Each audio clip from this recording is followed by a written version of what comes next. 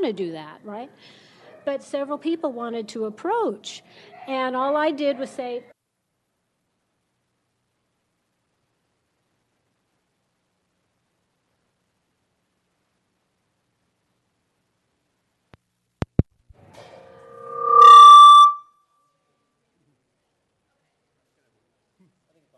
Good afternoon, everyone, and welcome back to the continuation of the Budget and Finance Committee's consideration of the Mayor's proposed budget for fiscal year 2018-2019.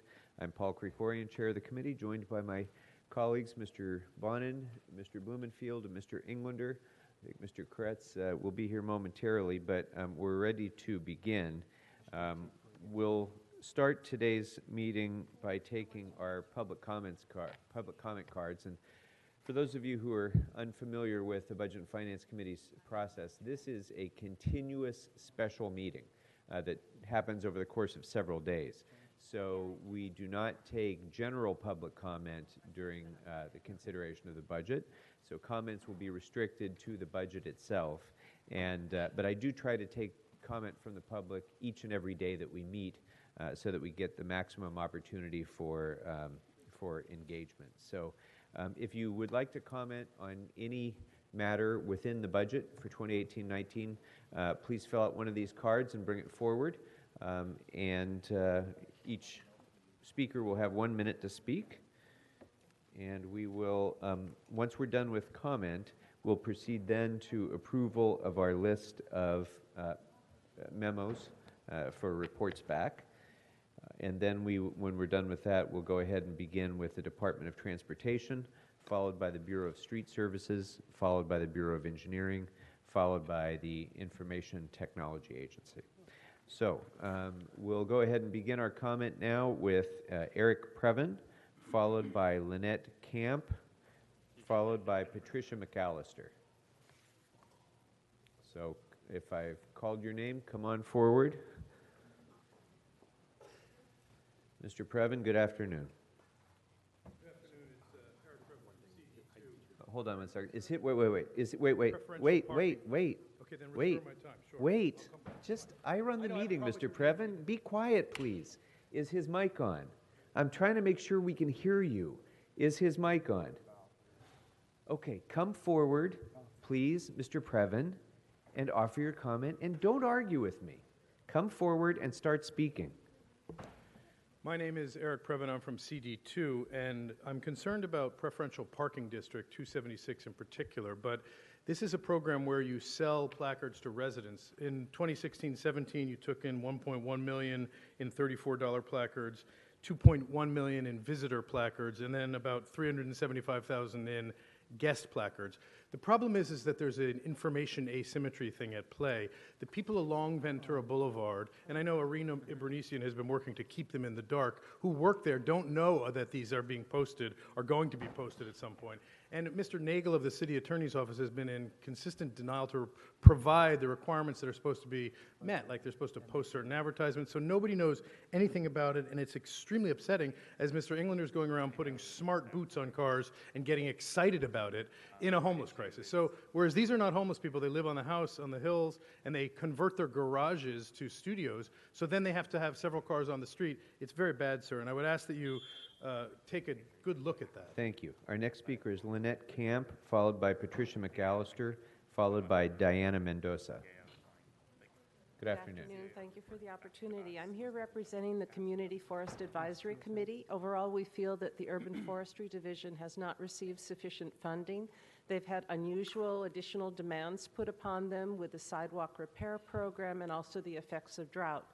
So what I am requesting is that additional crews be funded to do root pruning and stump grinding, which are directly related to the sidewalk repair program. So I would think that those funds could be pulled out of the sidewalk repair program.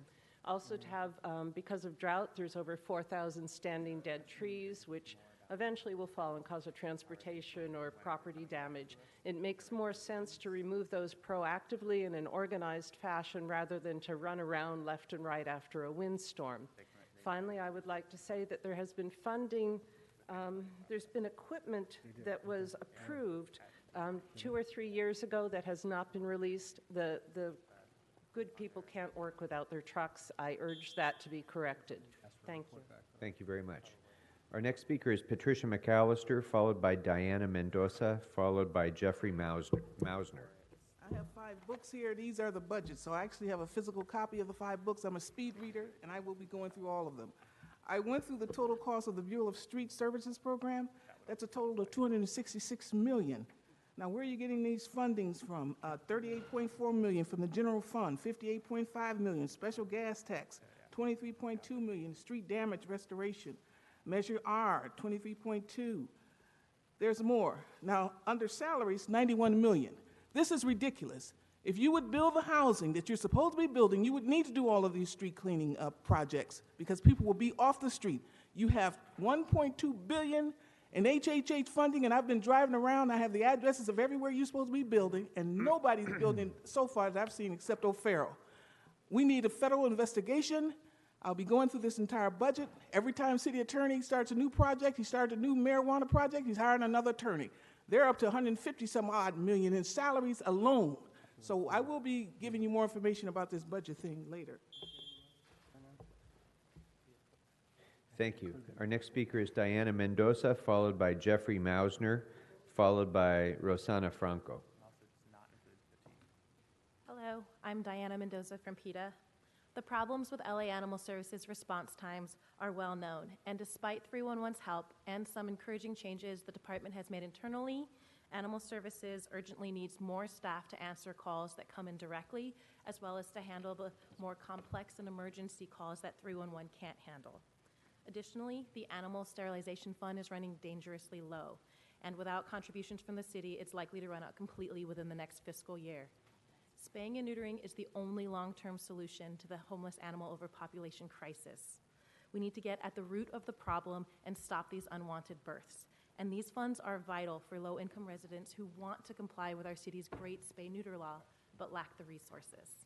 Please approve funding for more staff and reinstate the annual contributions to the Animal Sterilization Fund. The lives of countless animals and the public safety depend on it. Thank you. Thank you very much.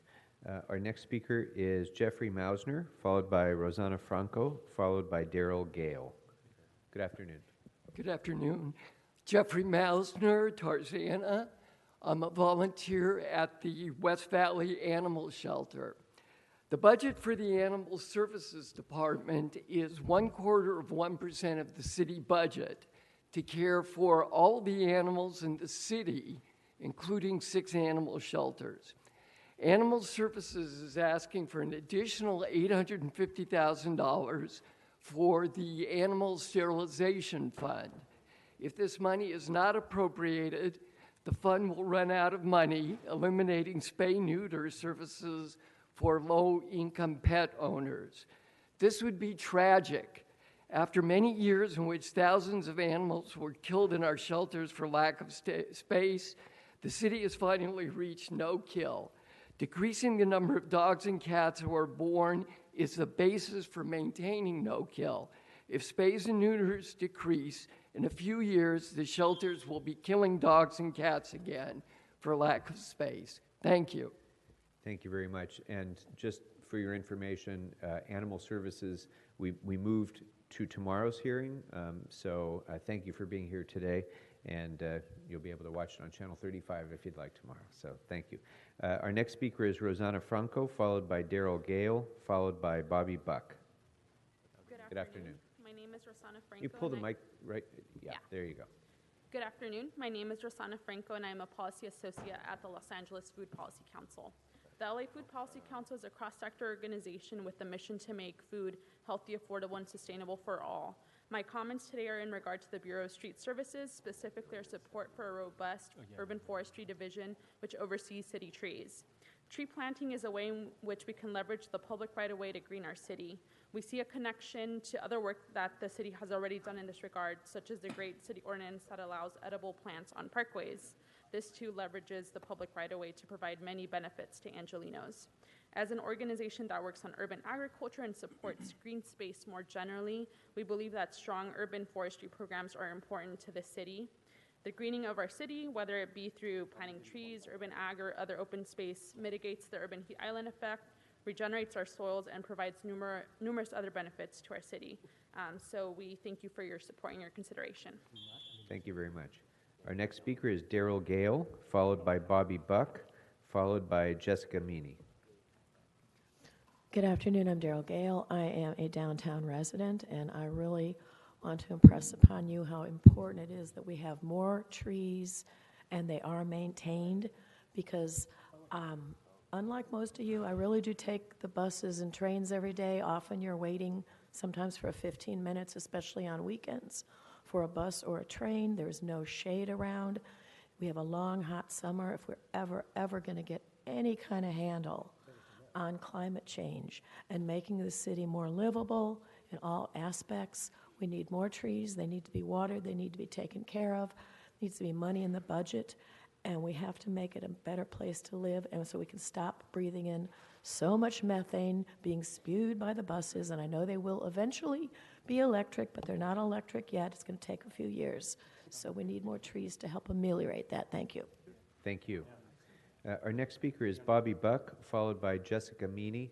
And as of this moment, that's the last card that I have. So if anyone else wished to if anybody else wished to submit a card, please turn it in right now, because as soon as we're finished, we're going to be done. So, Mr. Buck, good afternoon. Hey, good afternoon.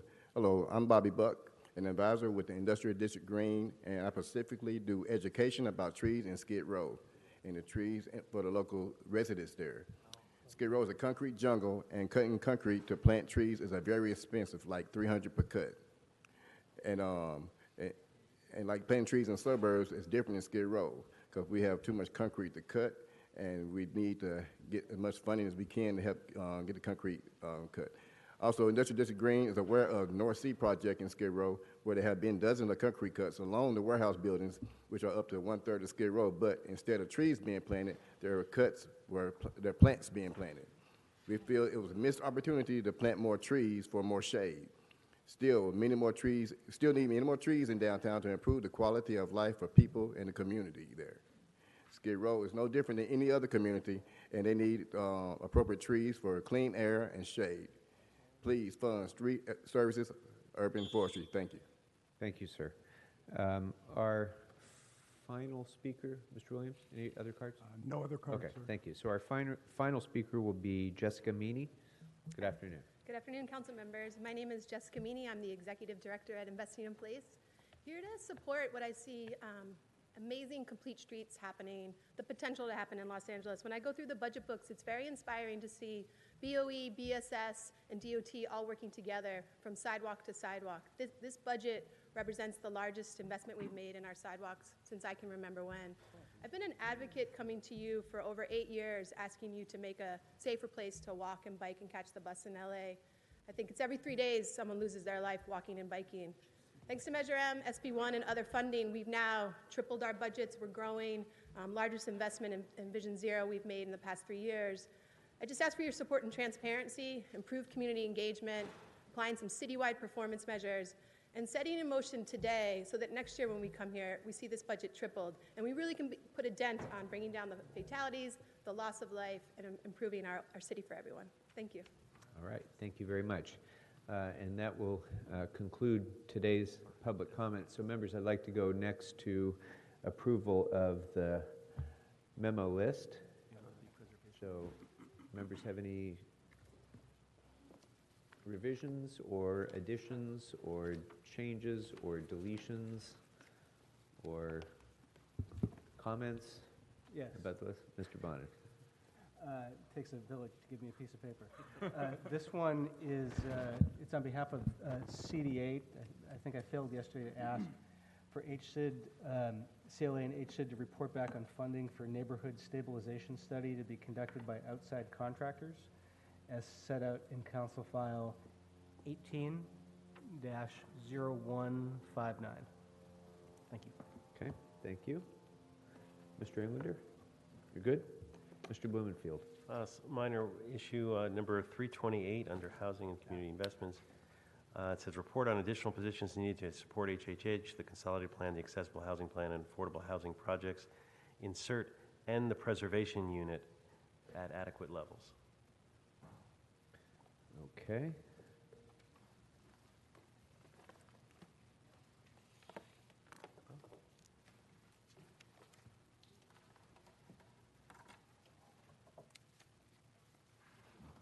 Okay.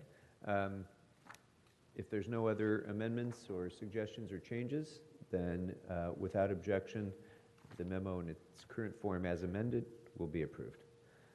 All right.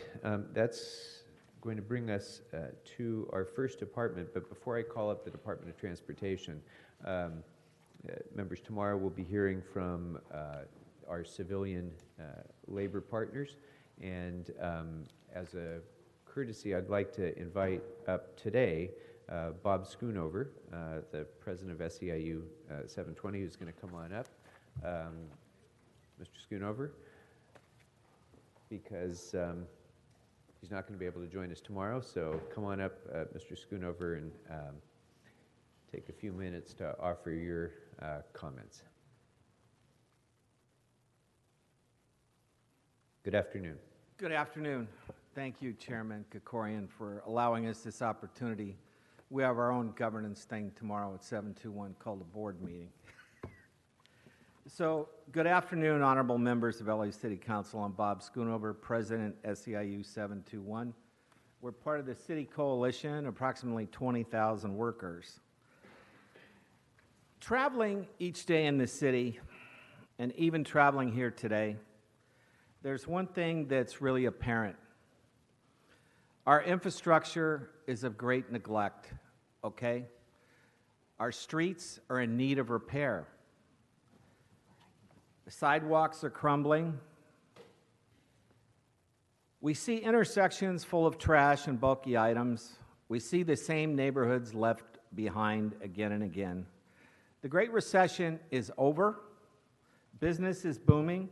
One look around the skyline, we all see all the cranes, we all see all the building. It's a boom in LA like I've never seen. The economy has recovered, but the fortunes of many Angelenos have not. It doesn't have to be this way, and a big part of the solution is in your hands. It's jobs, it's services, it's city services. They've been the backbone of the middle class and the entryway for a lot of the minority members in our community to get into the middle class for years. You know, during the last negotiations, there was a goal of 5,000 jobs, and I think we all know there's nothing close to that. Unlike Wall Street and the banks, the residents of the city of Los Angeles and the workforce of the city of Los Angeles was not to blame for the big crash. We partnered with the city in the time of real crisis in 2008. In fact, we partnered more than one time to be sure that we could get through this. We accepted hiring freezes and all that stuff.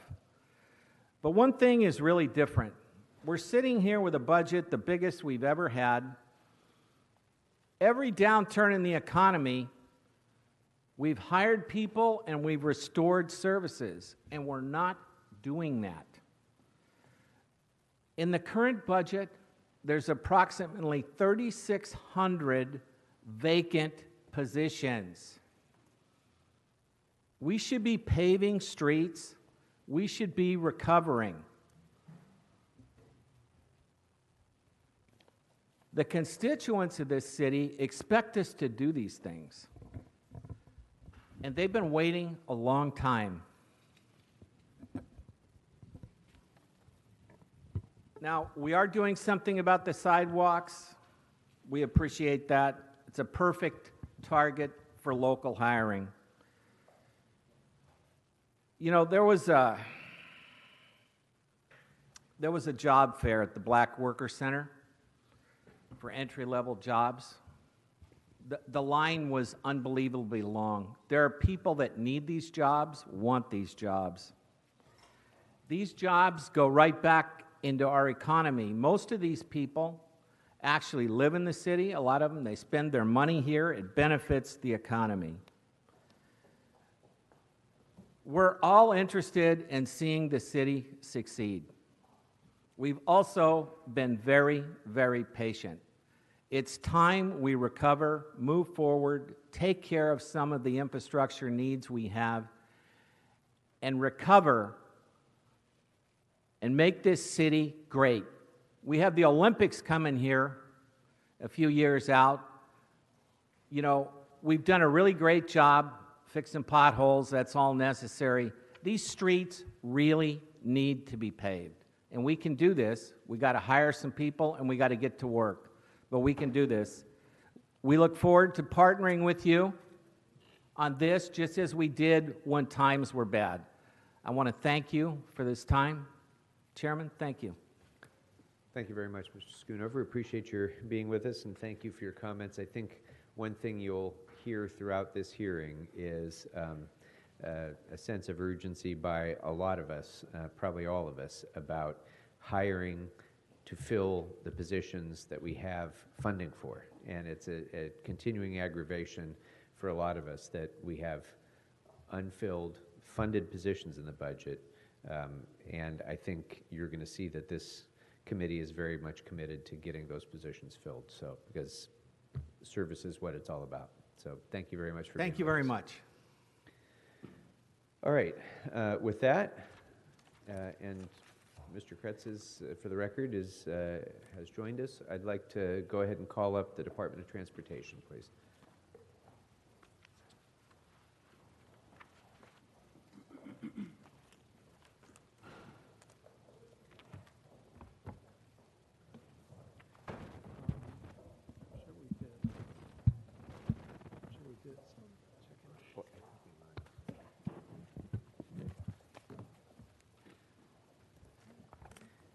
Ms. Reynolds, welcome.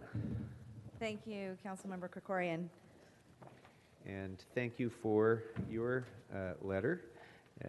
Briefer than in some years, and we appreciate that. So, but we've all received it, we've read it. Feel free to go ahead and open up and introduce your team, and we'll go straight into it. Great. Thank you very much. We appreciate the opportunity to come speak in front of the committee, and also want to thank the CAO and the Mayor's Budget Office for their hard work and working with us to really bring the budget proposal that you have before you together. We have Angela Baruman, who is part of is budget lead for LADOT, Dan Mitchell, Assistant General Manager for Project Delivery, Jay Kim, Assistant General Manager for Mobility Management, Brian Hale, Chief of Parking Enforcement Traffic Control, Bridget Smith, Chief of Staff, Monique Earl, who is Assistant General Manager for Administration and Field Services, all here ready to answer your questions. I wanted to just give a brief opening statement, if that's absolutely all right. So really appreciate the ongoing investment in transportation mobility and in the department that this committee has made over the last several years, and that the mayor has made in the department. Chief among them, last year you made a large down payment in Vision Zero, which is our goal to get to zero traffic deaths. We took that investment to heart, improved over 1,100 locations throughout the city, and are really pushing hard to see those outcomes and see those numbers come down of tragedies that are impacting neighborhoods and families throughout Los Angeles. But we didn't stop there. We know that safety is something, and quality of life and neighborhood services are something that you also invested in. We filled the vacancies that we had in our permit parking division, and we have brought down turnaround times for pref parking, neighborhood pref parking, overnight parking, and oversized parking by 6 months, and we want to continue that. We also completed speed surveys, not just on the high injury network, but we are now at 71% of citywide streets that have now been surveyed. We were only at 35% this time last year, and we expect to have the entire 1,200 miles completed by the end of this year, because we want to see the high injury network shrink and not grow. This committee also made an investment in bringing back a really important tool for neighborhoods around speed management, which was our speed hump program. I'm very proud that we are now in the middle of the third cycle of that program. We've put in 120 speed humps citywide in over 40 neighborhoods, which is a tremendous sort of startup time for a new program that had been dormant, processed over 1,000 applications, and we're very proud of that work. And then the last thing I just want to point to is just our continued work in infrastructure. So we touch over 800 signals on an annual basis. Half of those are on the high injury network, but the other half are citywide. And when we go out and design signals, we pay attention to our Vision Zero work, but we also pay attention to where there are needs throughout the city and have continued to meet our goals for investment and delivery. Looking towards this year's budget, at the beginning of this year, the department put out a new strategic plan which lays out our goals and priorities for the next 3 years. That was really a collaborative effort of leaders and staff throughout the department that met over 5 times to really help guide how we are going to prioritize and balance the tremendous demands on the department. And this budget continues investment in those priorities. It continues an investment in Vision Zero, which will help us finish what we started on the high priority corridors and make a down payment on the next set of them. It also makes a focused investment in helping the city prepare for the next generation of transportation services and mobility. We just launched the nation's first EV car sharing program in a low-income community, and we have money to expand, and this budget is going to help us continue to do that and expand the choices that Angelenos have, no matter where they live, citywide, to help solve some of the tremendous mobility challenges. The other areas that we are focused on are project delivery. The voters, in their wisdom, gave us $120 billion to really double down on the build-out of the light rail system in this county, and DOT has a key role to play in making good on that promise. So we are focused on that. We are focused on improving project management inside the department. And we're focused on continuing our role in supporting the effort around solving homelessness in this city. DOT has a role to play. We are a support role, but we have a focus in our strategic plan on how to continue to do that. And we also want to continue to do our part around the targeted local hire program. So identified classifications inside DOT that would be a good fit for that, and have started bringing those folks into the department and are committed to continuing that. And with that, I'm happy to take your detailed questions. Terrific. Thank you very much. Thank you for a great presentation about a lot of important progress that's been made to keep people safe. So we're going to start with Mr. Bonin, but members, just to keep things moving today, because we have some very significant departments before us today, what I'm going to ask politely is if we can each take 15 minutes. And it doesn't mean you have to exhaust everything, but I just want to rotate turns in 15-minute cycles so that we can come back around, so that we keep things moving, keep things lively, keep everybody engaged. I have accumulated time from the past couple of days for the departments where I passed? I'm afraid not. I will give you my time, Councilmember Bonin. But we'll give you as many cycles as you need. We Right. could, I guess that would make you a cyclist. So go right ahead, Mr. Bonin. Yeah, So. well. Speaking of which, we have had quite a year together, your department and I. No idea what you're talking about. Yeah, and I want to thank you, and I want to thank your department. I have really come to love the Department of Transportation. I love being chair of T Committee and working so closely with you. It's a department that has vision, that has empathy, and that has an incredible work ethic. And I want to just single you out for that acknowledgement. I got a bunch of questions, and now that I have a time limit, I'm going to talk really fast. I want to You don't have a time limit. cover 13 minutes left. all right. I also have a short attention span. Neighborhood services, street safety, and mobility, generally. First of all, let me hit neighborhood services first, because it's our bread and butter and it's where we live. You touched on a little of this, but I wonder if you could explain to me what the budget does to improve LA DOT's capacity to respond to constituent requests, specifically on, you mentioned speed humps, parking districts, sign installation, and signal installation. So I appreciate the question. You know, we had specifically in the parking team several vacancies that we have filled. We've got 3 of those vacancies filled, and you can see right away the improvement in the turnaround time that neighborhoods are experiencing when they're asking for things like preferential parking districts and so on. About 90% of our speed hump budget has been expended, and I believe this budget contemplates an ongoing investment in that program, so we anticipate being able to continue to perform at that level. In the past, we have been able to get additional engineers in the district offices through different budget efforts. This year, we did not request additional engineers in the districts. We focused our priority investments around the areas that I articulated because we understand that there are tough choices at hand, and we wanted to focus on the things that were most important.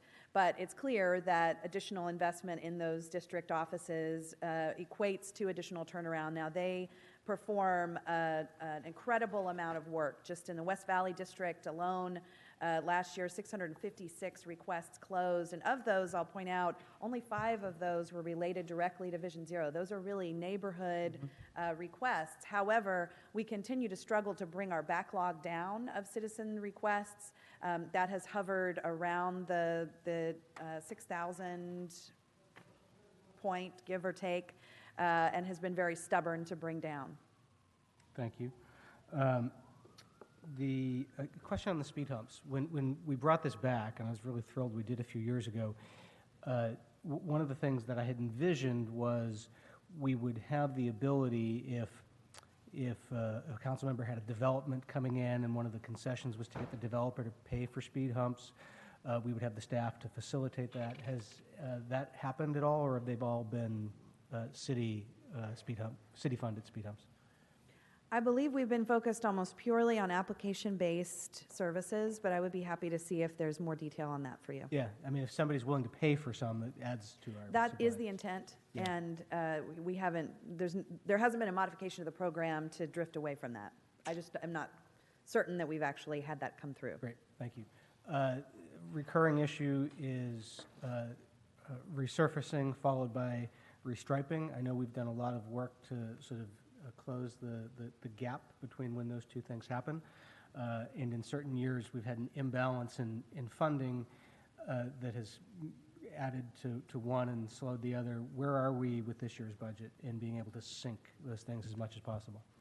We've had a fluctuation, so we track that on a sort of an every other month basis, and we look at what our contractor is able to do and what our crews are able to do. We have been able to meet our goal, which is a fewer than 10-day turnaround in terms of having the street fully restored.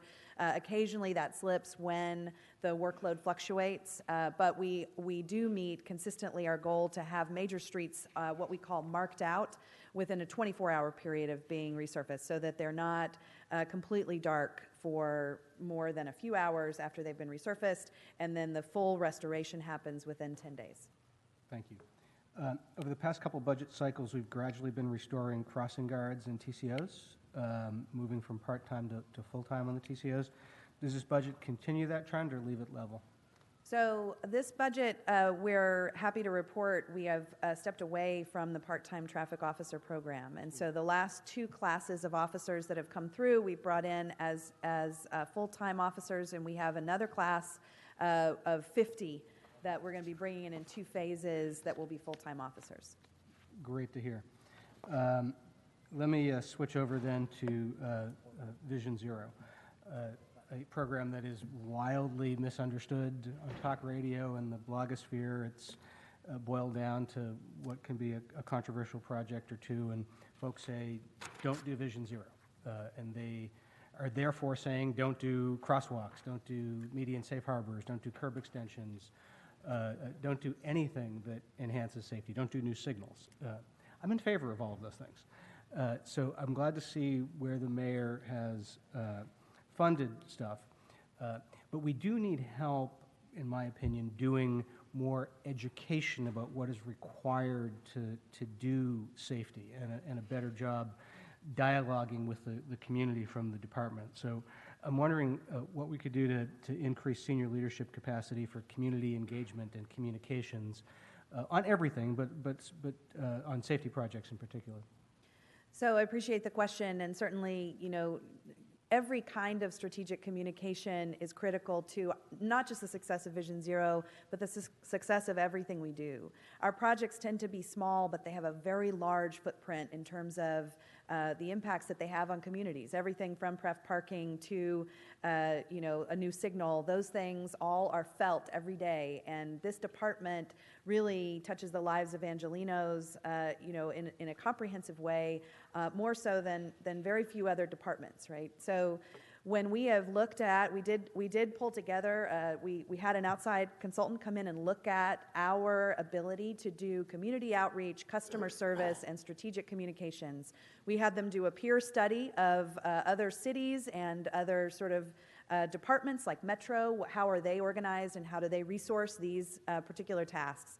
And what we came back with was a clear need for somebody at the executive team level to be accountable for these functions department-wide, and for them to have those things consolidated under their leadership. So we have a recommendation that came out of that work, really trying to be very thoughtful, because I think that the results and the outcomes of many of the investments that we made are very positive, but sometimes we snatch defeat from the jaws of victory because we get the communication wrong. And we need somebody who is a leader, accountable, and has those skills to continue moving the department forward across everything that we do. And so that was a request that we would like to make, is sort of investing in that leadership position. Well, of the lessons I've learned over the past year, the need for that position, it would certainly be one of them. So I'd ask for a report back from CLA and CAO on the budget impact of fulfilling the Assistant General Manager of External Affairs request. Obviously, DOT being part of that, they may have ways to use their funding for it. Also wanted to ask about the streamlining of delivery of the permanent Vision Zero improvements, such as concrete curb extensions and pedestrian refuge islands. So, DOT is really accountable for those kinds of safety improvements, not just in the Vision Zero network, but citywide, right? New crosswalks are one of the #1 requests that we get from communities. They've got a library across the street from a school, and they want a new crosswalk. And we're really the department that needs to deliver it. But more and more, those projects are more complicated and more robust than simply paint. We can go out there and say, yep, this is a great place for a crosswalk, but the curb ramps are not up to code, and so a lot of people won't be able to use it, and we can't legally put it in. Or we really need to put in a pedestrian refuge island here in order to make it safe. We have great partnerships with our friends in the bureaus of Public Works, but we know that the scale of their projects and programs is far larger than ours. We have small capital projects. They range in size from $15,000 to, let's say, $3 million. And a lot of times, a simple thing like a crosswalk can take a lot longer and be more expensive than it ought to be, because we are doing it in an inefficient way across multiple departments. We don't have any interest in taking on the workload of a Bureau of Engineering or Bureau of Street Services. We think those bureaus do an exemplary job at the tasks they've been given, but we also think that there is a smarter, more leaner, nimble way to deliver those small capital projects by bringing some of those skills into DOT. So specifically concrete skills, not to build curb extensions, not to build large medians in the middle of the road, but really light touch concrete work that can go along with these small capital projects that we think will help us deliver them faster and potentially more efficiently. And you're talking about stuff that is just from the perspective of Public Works is relatively nickel and dime. And it sounds like to me it's the kind of stuff that it requires a council member calling a general manager or something to elevate higher, because it's vital to the community. So my understanding is that you guys can actually do that a little bit more cheaply too. So I'd like CLA, CAO to report back with DOT and Public Works on the budget impact and project delivery implications of moving the Vision Zero concrete crews into LA DOT. Then I will move to autonomous vehicles. They're here. They're sort of revving their engines at our borders. What does this budget do to help us prepare for that, and what investments do we need to be making? So the department requested about $3 million of a down payment into creating both positions and new products and services to help us manage the influx of both autonomous vehicles, but also all kinds of other mobility options that are showing up on our streets. It's not efficient for us to continue to, on an ad hoc basis, program by program, business by business, try and over-regulate the explosion of private mobility options that people are getting. So we had a plan that we created that laid out short, medium, and long-term actions for the department to prepare. And we had looked for investment specifically in things like data. So very simple things like being able to have ATSAC predict and solve for congestion that varies day to day and week to week, right? One day the trip takes you 10 minutes, the next day it takes you an hour. How can we go in and isolate those locations and troubleshoot for them to give people reliability when they're driving around Los Angeles? Examples like that, launching new services like EV car sharing and expanding that. We asked for $3 million. We got about $1.5 million. We're happy with that investment. We can make a lot of hay with that investment, but that's what we asked for, and that's what we got. Okay, thank you. I have two report backs I want to ask for, and one comes with a question, so I'll ask for the report back first in the interest of time. I was instrumental at LA Metro in getting a policy passed that will allow cities to use what would otherwise be their 3% payback to Metro for projects, to keep that 3% and use it on first mile, last mile stuff in the city. So rather than give Metro money, I'd rather we keep it here and improve stuff. So I'd just like a report back from CAO and DOT on what we're doing about that, if we have plans to keep it, if we have it budgeted, and I just want to make sure we're not giving away money to Metro we don't need to. That's just a report back for now. My final question is DASH expansion and microtransit. This is mainly for CAO, I guess. Last month in T Committee, CAO's office committed to presenting options for funding the expansion of DASH service and helping us do some microtransit pilot projects. Is that factored into the budget? And if not, when are you going to be giving us those recommendations? So thank you for your question, Councilmember Ida Rubio with the Office of the CAO.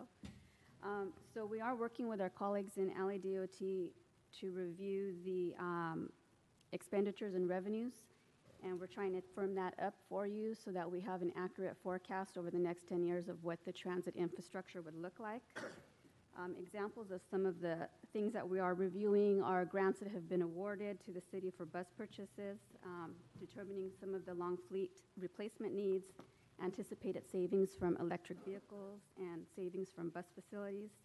And our goal is to come back to you with a short-term and long-term financing strategy that looks at some of the cash flow needs in order to support some of these things. And I'm hoping we can have that to you by July. Okay, all right. I'd like to get at least a preliminary thing for the budget process, knowing that there'll be more coming later. I just want to sort of get a window of where we are. So, Mr. Chair, I think I might be a minute short. I have a few more questions, but I can wait till my second round. I've got a stopwatch going here. Oh, look at you. Don't start that on me. Thank you. All right, Mr. Kretz. Thank you, Mr. Chair. Let's see where to start. How about permit parking? I think it's important because it helps us achieve a balance in our neighborhoods. But this has been a division that's been backlogged for quite a while. And over the past several years, we've gone from no new permit parking to an 18-month window, I think. What's the window today? So it was 2 years, and now it's down to 18 months. What's turnaround time? What's our goal for it? What's the reasonable, quickest time period? Originally, we were aiming for something much shorter, and we were hoping actually to focus on the Transportation Commission as a way to have public hearings for those requests and move it more quickly. We ran into a little bit of an administrative hurdle around that, and now we're sort of trying to work that out. So our goal, we were trying to get it down. We were trying to cut it in half. We were trying to go from 2 years to 12 months. So we made it to 18. but we're hoping to continue to push and get down to 12, and then benchmark that for a while and see if we can get it even shorter. Well, I certainly support whatever funding is necessary to help move this along more quickly and expeditiously. And I appreciate the efforts to create mini districts around the expo line for that emergency. On the other hand, it's been a little on the slow side to consolidate those districts to where they should be. So I don't know if there's anything that can be done to help kickstart that, perhaps even before the next fiscal year. We will take that to heart and circle the wagons, get back to you. Okay. Also, I was personally a little surprised to see $1.2 million included for autonomous vehicle demonstrations. I don't think the technology is anywhere near the state of readiness that it should be for us to roll it out anywhere soon. We had a fatality in Arizona a little over a month ago, which I think is one too many. And I think we should wait until the technology has evolved to a place where we can explore it as something we believe is safe on our streets. So I'd like to have us look at moving this item to the UB for future study and discussion. So just for a point of clarification, on April 4th, the Department of Motor Vehicles in California allowed companies to apply for permits to have autonomous vehicles on the streets of California with no human driver, no steering wheel, and no gas or brake pedal. And all they have to do is notify the local agency that they are going to be deploying in their cities. And no concern about public safety from my point of view. So absolutely, and as we think about whether or not, and how we want to see those things come into Los Angeles, our sort of request was that we have a strong role to play in making sure that we facilitate those things happening safely. So from our perspective, it's not a question of being able to sort of sit back and wait for some future moment. These things can come on our streets now. We have very little regulatory ability to stop them. And so this was one of the efforts to invest in not just autonomous vehicle pilots, but actually transit pilots and investment in our infrastructure, like our signals, to be ready to sort of manage and facilitate those things safely. So that was really the intent of the request, was for the city to have a seat at the table. Well, I think this concept, at least, is highly controversial, and there are some very broadly divergent views on council. So I think it's perfectly reasonable to move it into the UB for further study and discussion. And if there's a consensus on council to support movement in this direction, then that money could come out. I am requesting that as a report back, but with budget implications, obviously. Also on, let's see, what should I do next? Well, I do want to take a moment to compliment the great work of your district office staff, and particularly Mo in the Western office. And my staff are somewhat devastated that he is expecting to leave at some point. We share your devastation, council member. But that whole office we found to be very responsive and great problem solvers. Sometimes we find ourselves in an urgent need for DOT mitigation tools, and we find that sometimes their hands are tied because there's not enough funding for it. And sometimes I wonder whether we're pouring too many resources into Vision Zero with the exclusion of other similarly critical needs. So I don't know if we could get a report back on creating some sort of a fund for other urgent safety needs that districts that are not necessarily heavily Vision Zero funded could also access some of that. So if we could get a report back on that, I would appreciate it. And I will let you go on to the next round. I'll come back and ask a few more questions. All right, thank you very much. First thing, you mentioned the completion of most of the necessary speed surveys across the city, over 70% now, and I first and foremost want to thank you for that, because that's a very important step forward. And if you could just take a minute for folks who might not understand why that's important, explain the importance of having up-to-date speed surveys in speed reduction. So in California, the way that the law is written requires every street to have an up-to-date speed survey, and a speed survey is just what it sounds like. It's when someone goes out with a radar gun and measures the speed of traffic past a particular point in a corridor, and whatever the prevailing speed is, 85% of the drivers driving at that speed or slower, that is where we set the speed limit, and that is state law. Our hands are very much tied. Every 5 years, that speed survey must be updated in order for that speed limit to have regulatory power. In other words, LAPD cannot enforce with radar speeding on streets without an up-to-date speed survey and an appropriate speed limit.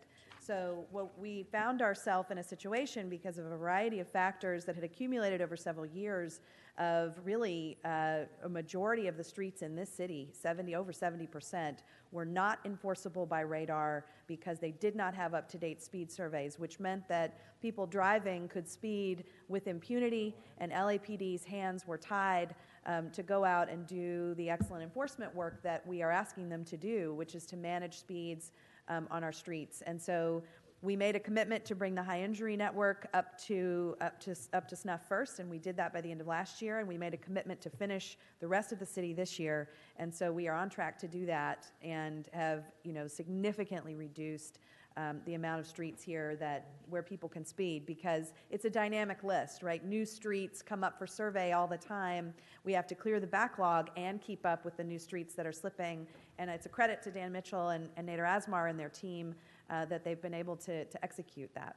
It really is, and this is an example of the sorts of issues that Mr. Bonin was talking about earlier, where I think there's a significant misunderstanding on the part of the public, who many neighborhoods get very worked up and concerned when they hear that a posted speed limit might have to be increased by 5 miles an hour. And there isn't sufficient understanding that by doing that, you're then able to go out and actually do speed enforcement, which you could not do before. So a 35-mile-an-hour zone with people driving 50 in it with no enforcement is a lot more dangerous than a 40-mile-an-hour posted zone where you have enforcement. And so I just wanted to applaud you on that, because it's been an important priority of mine for many years, and we're getting there.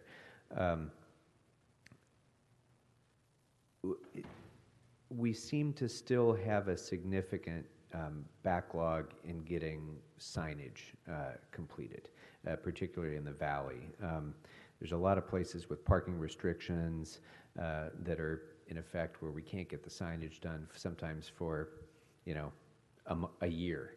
We've had high priority requests in my office that, took many months, even when it was a public safety issue. So, and this is an issue that has come up almost every year in the budget, and I think part of it has been an equipment issue in the sign shop, and I think have solved that. So, what are what are some steps that we need to take to speed that up? Number one.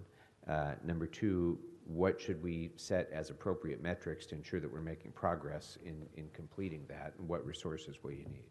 So I will say that this budget does make an investment in some additional sign crews, and I would turn it over to Monique Earle, who oversees field services, to give you a little more detail. Thank you, Council Member.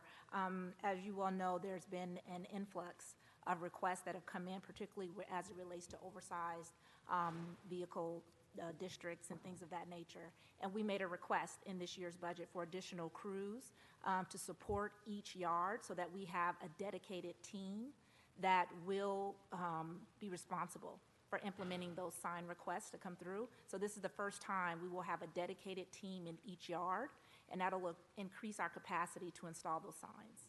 Okay, very good. With regard to restriping, again, this is one of those issues that comes up every year. We invested a lot in long striping vehicles and took some other steps over the last few years. But there still is delay, especially with regard to crosswalks. And I think you touched upon, Ms. Reynolds, one of the reasons for that, which really isn't a matter of the painting. It's a matter of the engineering and some of the other things. So I think I wholly support the idea of moving that small contract repair, concrete repair into DOT so that we can have one agency responsible for the entire job and one agency to hold accountable for it, for getting done, and I think that will help. But that being said, I just want to highlight we still have a lot of crosswalks that are being backlogged that need painting, and that's someplace that I hope that we will make continuing progress in the coming year. And likewise, abandoned vehicles, this comes up every year as well.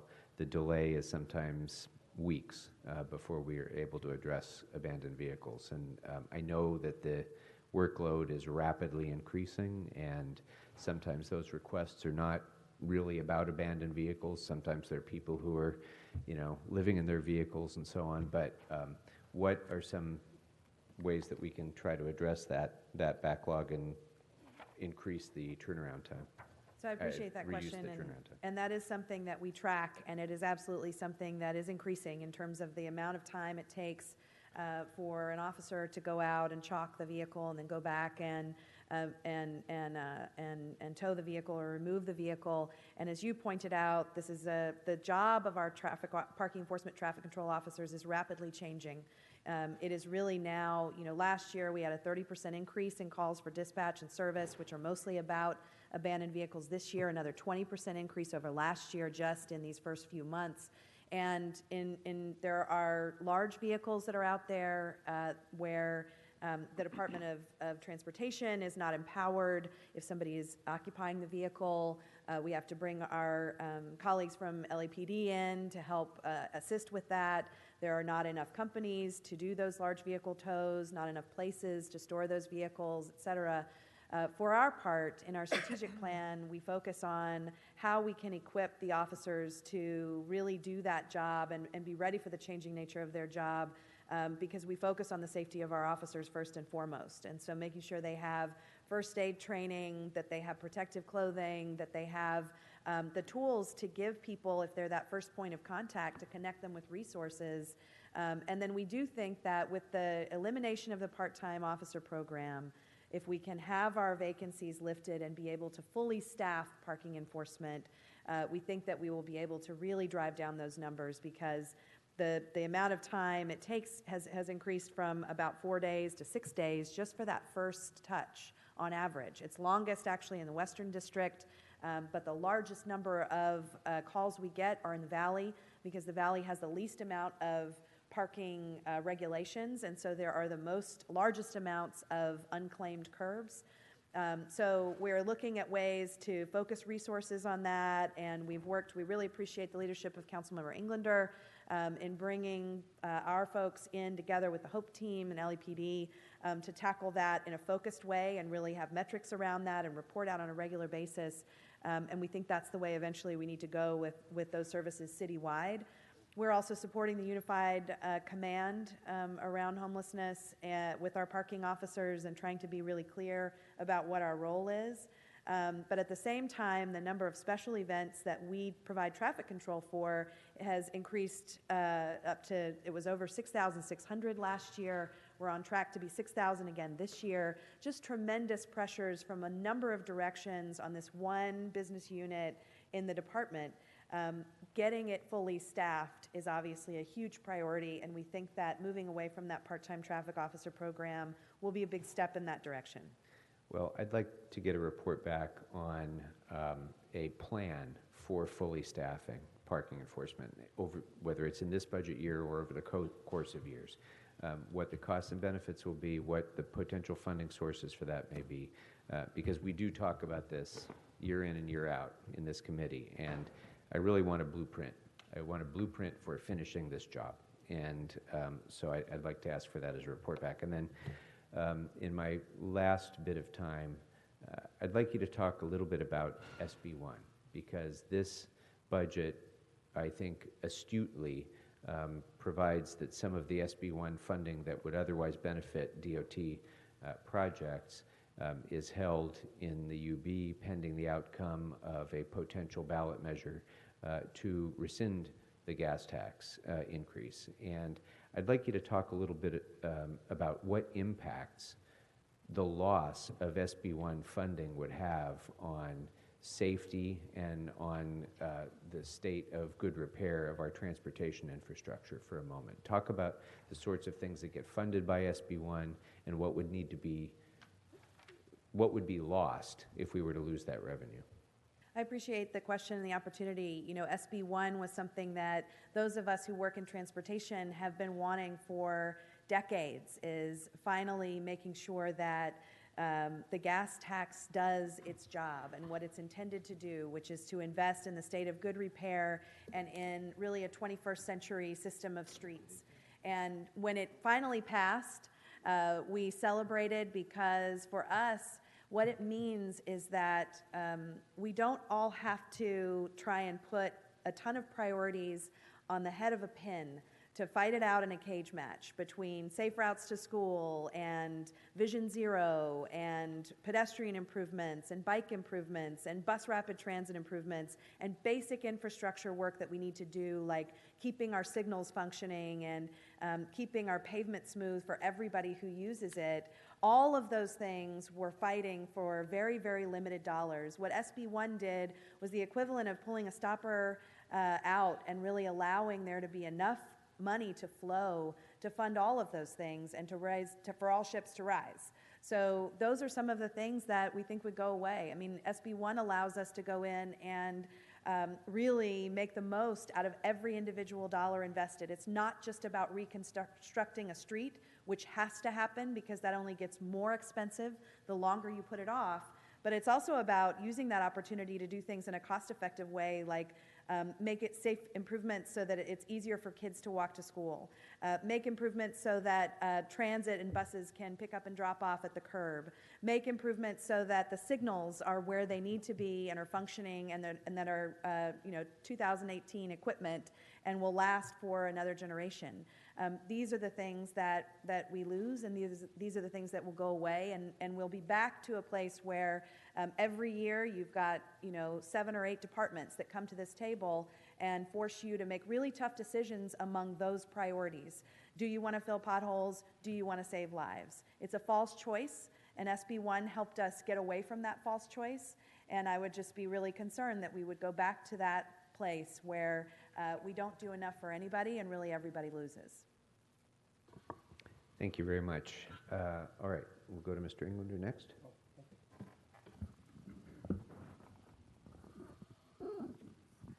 Good afternoon. So I want to start off by thinking we've had a really unique partnership on a lot of new pilot programs and different things happening, certainly in my district this year alone. And Salita and Monique, I want to make sure that we recognize those folks out in the field as well. Ken Feruzman, Silva, Dan Mitchell, of course, who's here, and Chief Hale, and so many that have done so much, because we've been thinking outside the box a little differently this year. And with our Innovate 1.8 project and how that's taking place and taking shape, from all of the things that you went through in complete streets, and not just infrastructure and paving, but also signalization and movement and mobility issues, and looking at a lot of different changes. And so we've had you guys on speed dial probably more than most, and partnering with our traffic enforcement as a great example, with our HOPE teams. And we've been doing that for months now. I'm aware we're still the only ones in the city doing that. I'm glad you're here reporting back that it's actually working and working well. And then we've also found new obstacles through that process that we've been able to tear down and find additional lots and work with our OPG partners and so many other unique things that we're working on. And so I thank you for that. It has been a year where I've had you on speed dial late at night and on the weekends on many different issues. And there's still a lot more to do, clearly. In going through the budget, I think some of my colleagues touched on a lot of the same issues. One, I do want to see a report back. I know we have the one for my district on all the Vision Zero projects that are to be funded this year, but I don't have a citywide one, and I'm sure it's readily available. I'm sure there's probably a link you can just send me rather than a report back, and if it's that simple, that's fine as well. So I'd like to take a look at that in the most updated. One of the things you had here was customer service, 89 new positions in customer service. I don't know, and that's customer service and project delivery. And I don't know what that entails. And so if you could just give me a breakout of what those are. It seems like it's either a really small number because the department is just massive, or it's a really large number. I'm guessing that's a large number, and while customer service and project delivery is probably one of the most important, and I know you're scrambling to look for it, so you can report back on it, and that's fine. The added funding for transportation technology strategy, the data collection, it's about $3.2 million. That seems like a number where I want to see a report back on exactly what that is, and just spelled out with specificity and some detail. And those would all be budget memos back. And then one of the, I think Mr. Corrett's already touched on the $1 million for the automated, the infrastructure for autonomous vehicles, so we'll wait to have that discussion. One of the last things that I did want to mention is is trying to figure out, well, before I get to that actually, speed surveys, I wanted to mention that. For years and years and years, I was that one, it sort of became crying wolf. I was the lone person that kept pushing for speed surveys and trying to push everybody to get them done and do more, and they were expiring, and trying to educate and inform and get different speakers in from both traffic enforcement, LAPD, traffic officers to explain why it's so important. And now we're finally doing them. And I really appreciate it. Not doing them, you've been doing them, but they're not expiring. They're actually getting through committee, going through council. I want to thank you for informing and working with the different constituencies that we hear from. There is a bill right now that's pending in the legislature. I encourage us to do as much as we can to get that bill through. I heard it's got some hangups, and it's being carried by Laura Friedman, but we really need that bill passed. But the speed surveys are a key to safety, which is just the opposite of rational thought. If you increase speeds, it's going to save people, and people don't hear that. Speed limits, and not increase speed, but the speed limits. Right. And they don't understand that. And so it's one of the most difficult things to explain to people that we're not increasing speeds. We're just adjusting it to what everybody's driving so we can actually enforce. By taking enforcement away has crippled law enforcement and made it a free-for-all for anybody to do anything at any time on every major corridor, and that's where we've seen a dramatic increase over all these years. I believe is one of the root causes, and certainly not the main cause, distracted driving, so many other issues that we have, and we can't enforce our way out of it, but if you take that tool away, it's one of the worst things we could do, and that's what we've seen happen. So I love it now. I'm seeing traffic officers everywhere, or much more often than we did, and so keep up that great work.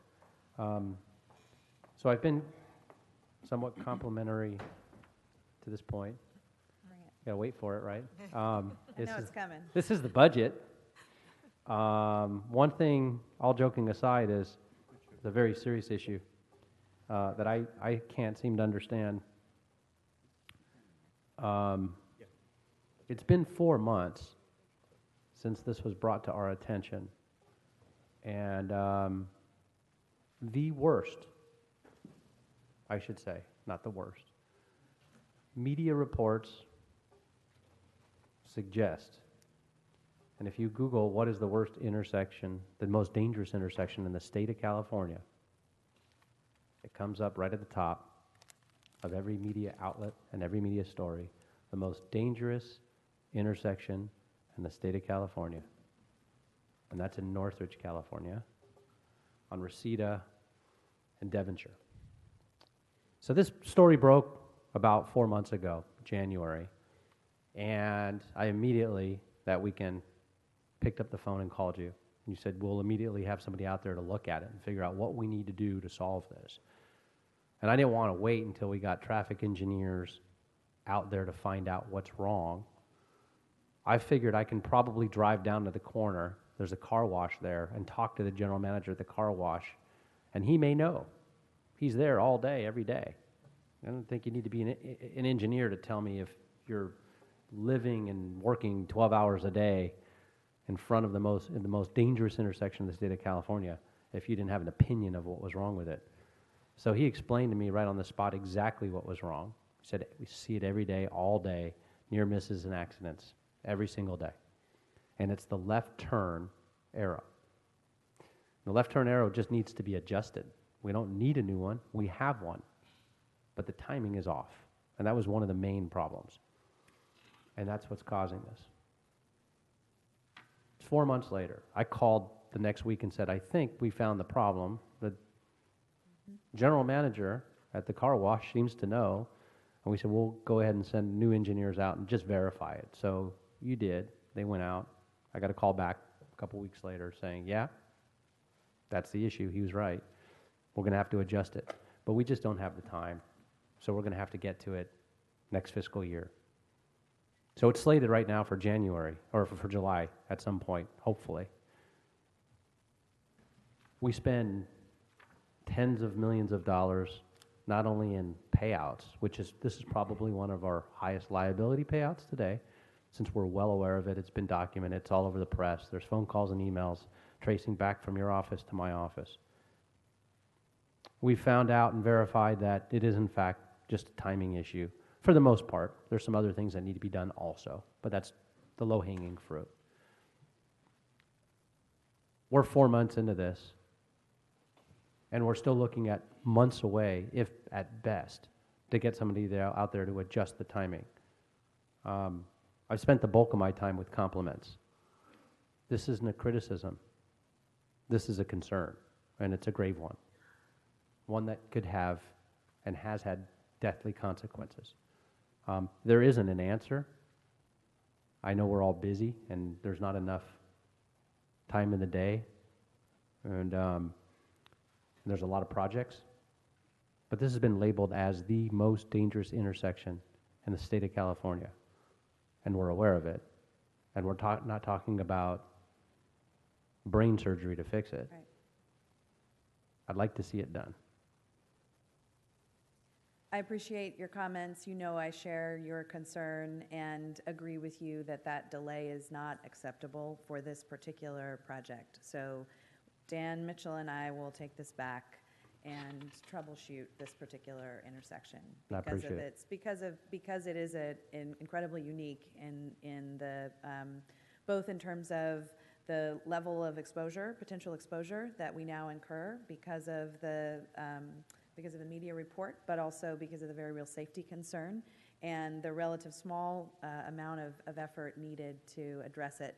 You know, we started out by talking about the tremendous amount of work that the signal shop puts out, and they do 800 signal retimings on an annual basis, and so there's no reason why we can't take a second look at that timeline.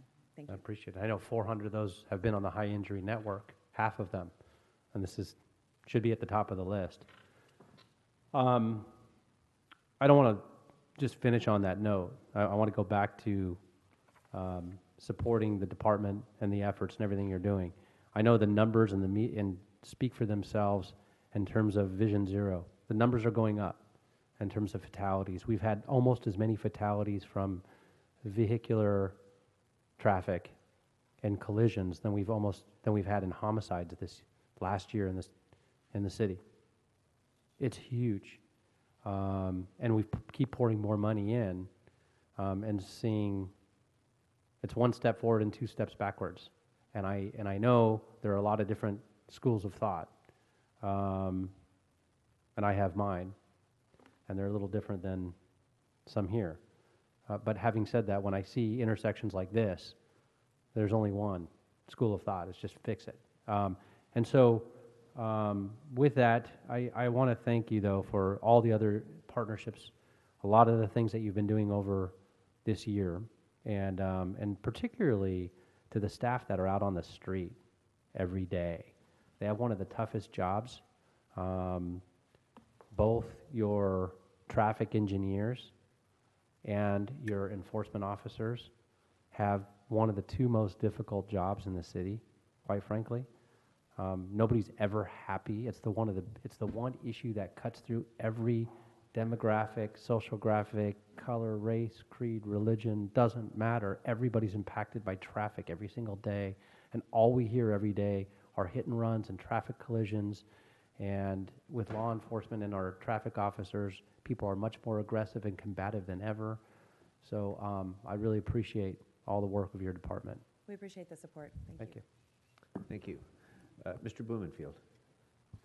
Thank you very much, and I want to echo the support of my colleagues. Appreciate the good work that you and the department are doing, have been doing, particularly your commitment to trying to lower traffic deaths. I mean, as Mr. Englander mentioned, across the city, it's almost the same as homicides. In the valley in particular, you've got a greater chance of being killed in a traffic accident than through a homicide.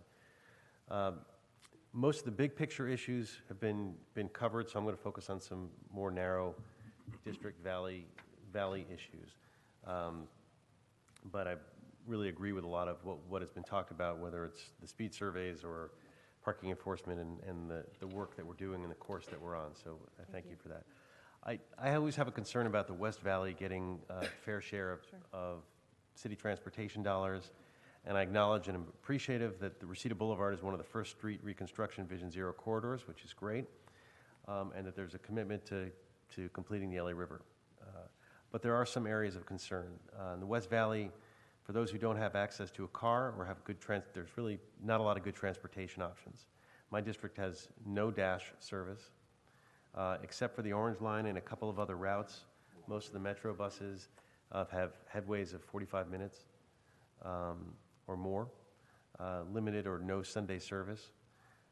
We spend a lot of money in the city, and appropriately so, on multi-layered transportation options, but in my district, we have none of them, and I'd like to see that change.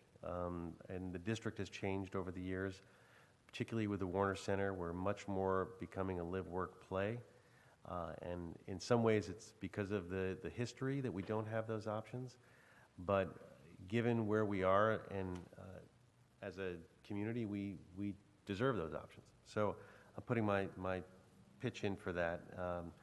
So the other thing is the 3rd District has no dash service. I mentioned that. A Canoga Park dash is proposed as part of the Phase 2 expansion, but as I understand it, that won't be implemented, certainly not in this budget. So toward that end, I want to request a special study regarding the long-term solvency of the city's transit funding sources. Given plans for citywide dash expansion and other projects, to get that study. As a council, we need the ability to see the longer view in order to make these annual budget decisions. So while that's not a budget decision report, it's very much impacts on how we make these on an annual basis. So I want to get that look and have that long-term view.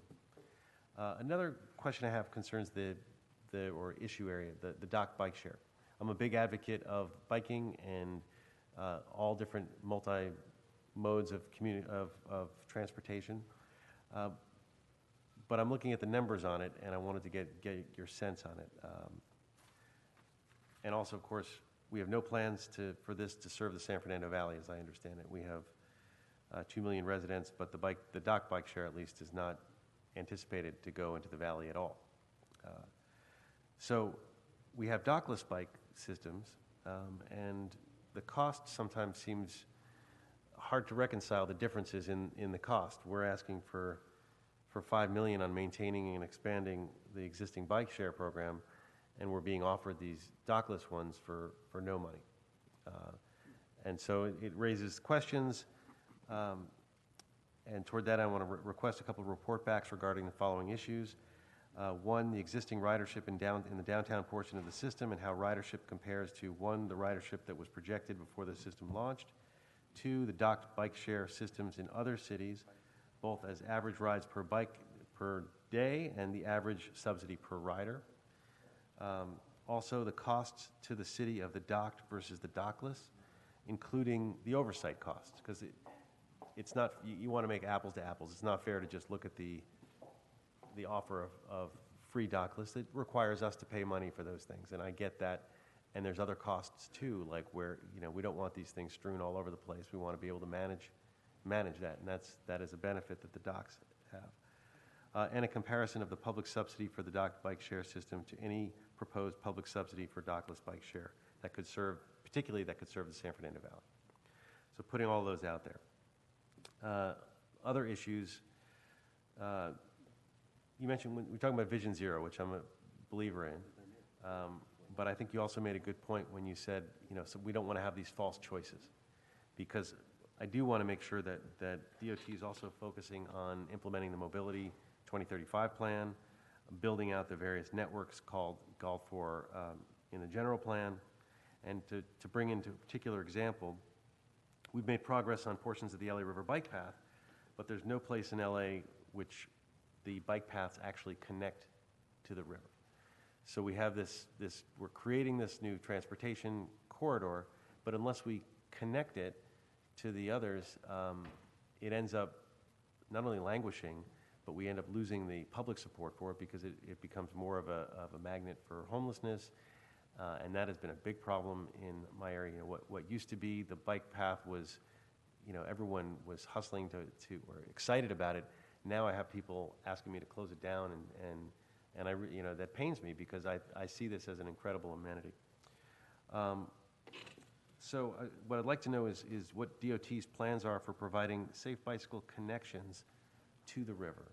And if you have an answer for that now, or I can take that as a report back. We could do a report back on that for you. Great, because I'd love to see that put out there. A last issue, also kind of narrow casting, because we've covered the big stuff. In May of last year, almost a year ago, a bicyclist was run down and killed on Winnetka Avenue while riding home from his job. He was a dishwasher. I'm sure you remember the incident. He was killed by hit-and-run driver, particularly where a half-mile gap closure project could connect the Orange Line bike path, the LA River bike path, and Pierce College, connect them all to the existing bike lanes that are further north on Winnetka. My staff was working with DOT to close this gap before the fatality occurred, and we've been working with the department ever since. But I don't have yet to see a plan how we're going to actually close that gap from the department. So I'd like to ask for a report back on a plan for how that gap gets closed, when it gets closed, and what it takes to close it. Certainly. With that, I know I did a lot of talking, not so many questions, because you really answered all of the major questions. Thank you. With my colleagues. But with those report backs, thank you. Appreciate it. Thank you. Back to Mr. Bonin. Thank you very much. I don't have too much. First, before I forget, because I forgot during the first round, on behalf of Mr. Harris-Dawson, wanted to mention his district has, as others have said, an uptick in calls for parking enforcement. A lot of habitual offenders in the west part of his district that don't pay attention to the parking signs. He'd like to get a report back on the resources necessary to ensure the sufficient afternoon and evening enforcement in the west area of CD8 and potential sources of funds to staff any necessary positions. Then I wanted to ask, you touched a little bit on homelessness strategy. Your department piloted a phenomenal project to help deal with homelessness, the CAP program, and it was so successful in helping people who are homeless or low income who had tickets and doing community service to work those off, that it was decided to expand that from a pilot into a regular program. I see it's funded for 6 months in the budget. Is there a reason it isn't a full year of funding, and shouldn't we be looking for a full year of funding? I can answer that question. All of the positions that are in the proposed budget that are new positions that are general funded are 6 months if there's no any type of fee reimbursement. Okay, we've So it's declared. not just DOT, it's all of the new positions in the budget. Okay, we've declared homelessness to be like a huge priority for the city, so I'd actually like a report back on whether or not there's a way to start this sooner, because it's been providing a lot of relief and helping people get stuff off their plate so it's easier for them to get off the street. On dockless bikes, I just wanted to mention, Mr. Blumenfield, at Metro this month, I believe, Metro will be considering a proposal to reduce the cost of the docked bikes in the Metro system by about 50%. So happy to keep you updated on that. Wanted to ask a couple of questions, sort of just to string out some of the conversation we've had a bit. A lot of folks outside the building have made much of the fact that made much of the fact of what the collision and casualty rates are in Los Angeles a couple years after the mayor made his executive directive on Vision Zero. I'm wondering if you could respond a little bit about what the rates are and where you think they will be and why they are where they are now. My own personal analogy is that, you know, in December of '41 we declared World War II, but we really didn't start kicking Nazi butt until D-Day, once all the resources started kicking in. And if you could sort of explain the moment where we are right now. As a history major, I really appreciate any history analogies to the department kicking butt at D-Day. But I will say that, you know, safety is a long game. Almost every single expert and researcher on safety will tell you that you need at least 1 year's worth of data, preferably 3 years worth of data, before you can say what we did worked. So it really wasn't until the middle of last year that we started putting engineering changes in the ground, on the streets, in earnest. So we haven't sort of hit our 1 year mark in terms of coming back and taking a look at the crash rates and the injuries and fatalities, where we actually have made the investments matched to the kinds of crashes that we were seeing.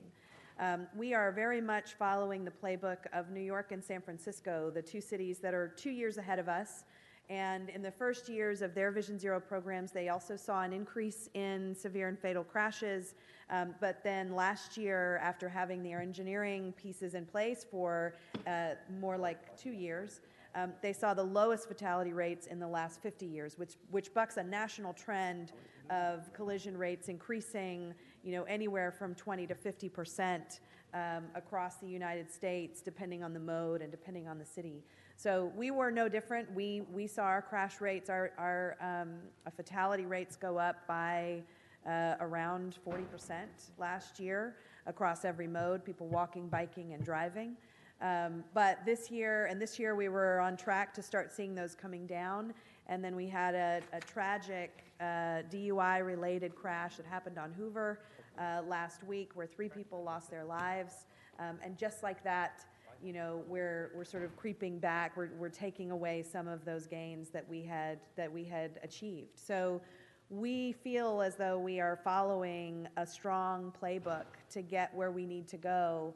But we appreciate that, you know, we need a little time to be able to say whether or not what we're doing is having exactly the effects that we want. We're seeing things move in the right direction, but we're up against a very significant national trend that's happening for a variety of reasons. One is that people are driving more. Gas is cheap, the economy is back, people drive more, and crashes go up when that happens. The second is that ZenDrive came out with a report that 80% of people are looking at their smartphones while they are behind the wheel of a car. We partnered with AAA on the distracted driving campaign, supported the excellent work led by Councilmember Krikorian on this issue, and continue to look for novel and creative ways to change that behavior through education. But, you know, as auto manufacturers put more and more tech distractions in the vehicle, distracted driving is a given, and this is a predictable outcome. So we think that we have a strong program. It's data-driven, it's targeted, it's proven elsewhere, and we expect to see those numbers start to come down, or we're going to go back to the drawing board and figure out another something to try, because we are not giving up. This is the right goal, and we're going to remain focused on it until we start to see progress. Thank you. So, just so you know, in my analogy, you're Eisenhower, by the way. All right. And I think I have better hair, but I'll take it. We've been training the armed forces in producing the armaments, and now they're finally coming online. So now is when we start expecting to see some deliverables. I will let my engineers know. Thank you. Another sort of Vision Zero related question. There were last year our Vision Zero investments were really almost exclusively, I believe, in the high injury network. There were some questions and some dialogue this year about doing Vision Zero and safety improvement expenditures in places outside of the high injury network. While I personally would be more than happy just to see them on the HIN, if either you or the mayor's office could talk about how this year's budget actually allocates a lot of the Vision Zero stuff in both places. I'll just respond to that and then certainly open for other folks to chime in. Specifically around signals. Traffic signals are a program where we have what we call a long list of Tier 1 signals that are on and off the high injury network. And these are signals that have met warrants and where the need is specifically a safety need. And many of them are not on the high injury network. It's a citywide program. And similarly, our Safe Routes to School investments focus around specific schools around the city that may or may not be on the high injury network, but we continue to be very successful, and the state continues to invest in our Safe Routes to School program, which is one of the largest in the nation. And so this budget definitely continues those investments, not just on the high injury network, but citywide where we know the issues are. Thanks. I'm glad you mentioned Safe Routes to Schools. I read somewhere, I can't remember what city it was, has a Safe Routes for Seniors program. Do we have something that's the equivalent of that? So we do not, but that is something that is called for in our strategic plan and something that we're committed to as part of the Mayor's Age-Friendly City Executive Directive. This would be a program similar to Safe Routes to School, where we identify senior centers, hospitals, places where older adults are likely to be walking or taking transit, and identifying safety improvements along the route, not just to make it safer, but actually to make it more comfortable and enjoyable to walk. Sure. So I'd like to get a report back on that. And then my final question is, I just wanted to go back to the autonomous vehicles question for a second. Mr. Koretz and I agree on a great number of things, environmental stuff, workers. When it comes to transportation and technology, we tend to sort of have differing opinions a lot. But on this one, I think our difference of opinion on autonomous vehicles is actually irrelevant because they're coming. We don't get to say no. The state has said they're coming, and they could be on our roads tomorrow, whether we like it or not. So to me, maybe I misunderstood. I understood the autonomous vehicle money as money that helps us prepare for that which we cannot impact, the arrival of autonomous vehicles. You know, if it's, I may not want it to rain, but I still want the opportunity to have an umbrella. So can you tell me what we will not be able to do or have if we don't use the AV funds that are set aside in the proposed budget? So the department spent about a year thinking through and bringing together all of the folks across the nation and the world who are thinking about not just autonomous vehicles, but broadly the arrival of technology in transportation. And I think that we see what happens when companies like Uber and Lyft show up in the city and we get caught flat-footed and we're not ready. We end up sort of on the losing end of the outcomes there. So we didn't want to get caught there around what we see coming because cities are not writing the rules. There is a bill in Congress right now called the AV START Act that preempts cities and states from doing any kind of oversight or regulation on these vehicles and gives broad permission to manufacturers to test, experiment, and deploy with hundreds of thousands of these over the next several years, right? So we wanted to know, how do we, the Department of Transportation, continue to remain in our role of protecting the public good when we know these things are coming and we know that we are thoroughly outmatched at the state and federal level in terms of lobbying and legislation. So we came up with a plan, an investment plan in 5 areas. One is around data, one is around smart infrastructure, one is around refocusing on rider experience, user experience, and how people move through our city. One is around how we create new partnerships with the private sector, because we are not, it's clear, we are not going to be able to legislate or regulate our way out of this. We are going to have to figure out new ways to form deep partnerships to make sure that these services come to our city and they serve our city in an equitable way, in a safe way, and we stay at the table, because if you're not at the table, you're on the menu. And the last piece was really about how do we start to deploy the best of these technologies in our own city fleets. So for example, we have funding to put on our Dash buses something called Mobileye technology, which actually scans and corrects for the transit operator's blind spots and prevents the transit operator from injuring or killing somebody who's walking, somebody whose dog or whose child is in the driver's blind spots. So this investment was really about, how do we bring some of those companies that are good actors, that do want to partner with us, that do have the same goals that we have around sustainability and safety, in to figure out what are the things that the ATSAC of the future needs to be able to do to provide for the safe movement of these things throughout our cities. Because it's not just autonomous vehicles on the ground.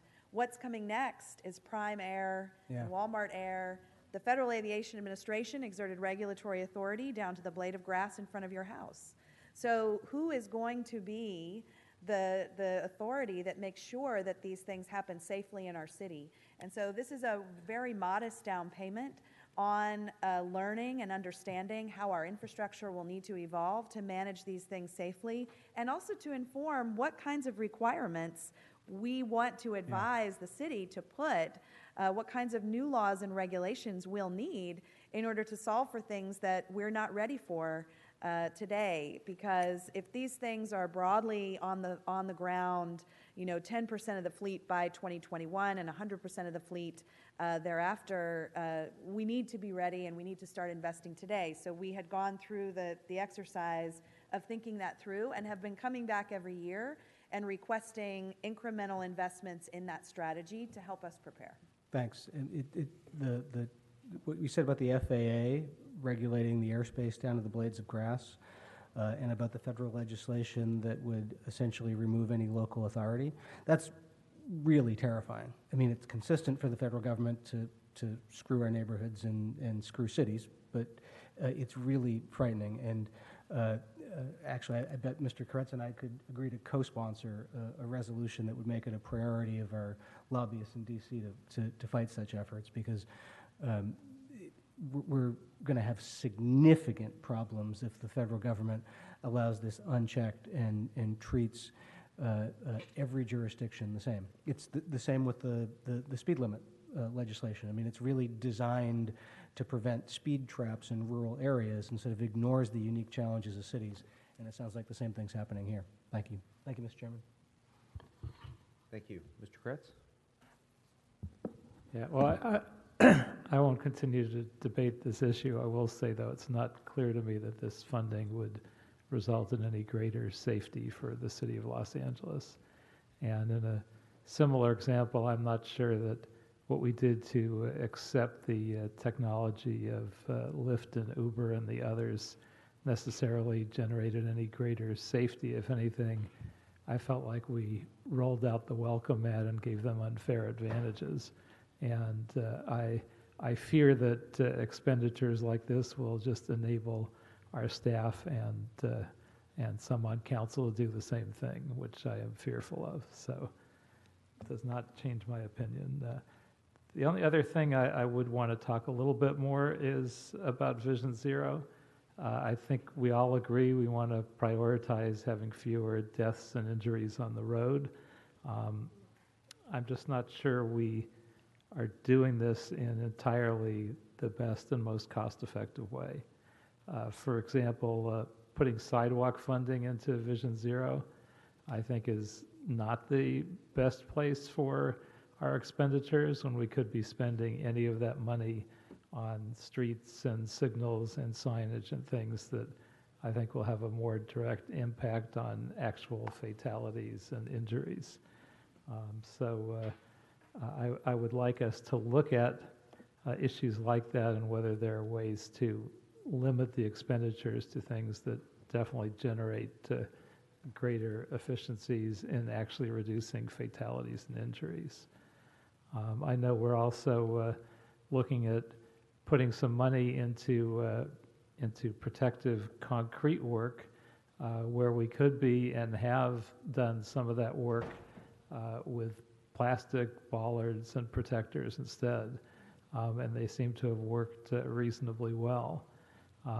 Might not last as long in the long term, but I think right now, with some major budgetary priorities, including this one, and including homelessness as the agreed number one crisis of the day, putting more into concrete and less into plastic, I think is not necessarily a good idea. And I don't think there's any correlation between money spent and fatalities. It's actually the amenities and the changes. So I don't know if we could get a report back on the financial difference between concrete barriers and plastic barriers on the items that have been allocated for in this budget. And just to clarify, we will do that on a life cycle basis for the plastic because they have to be replaced every 6 months. So we'll look at over 10 years what that sort of cost, how that sort of balances in terms of costs between them.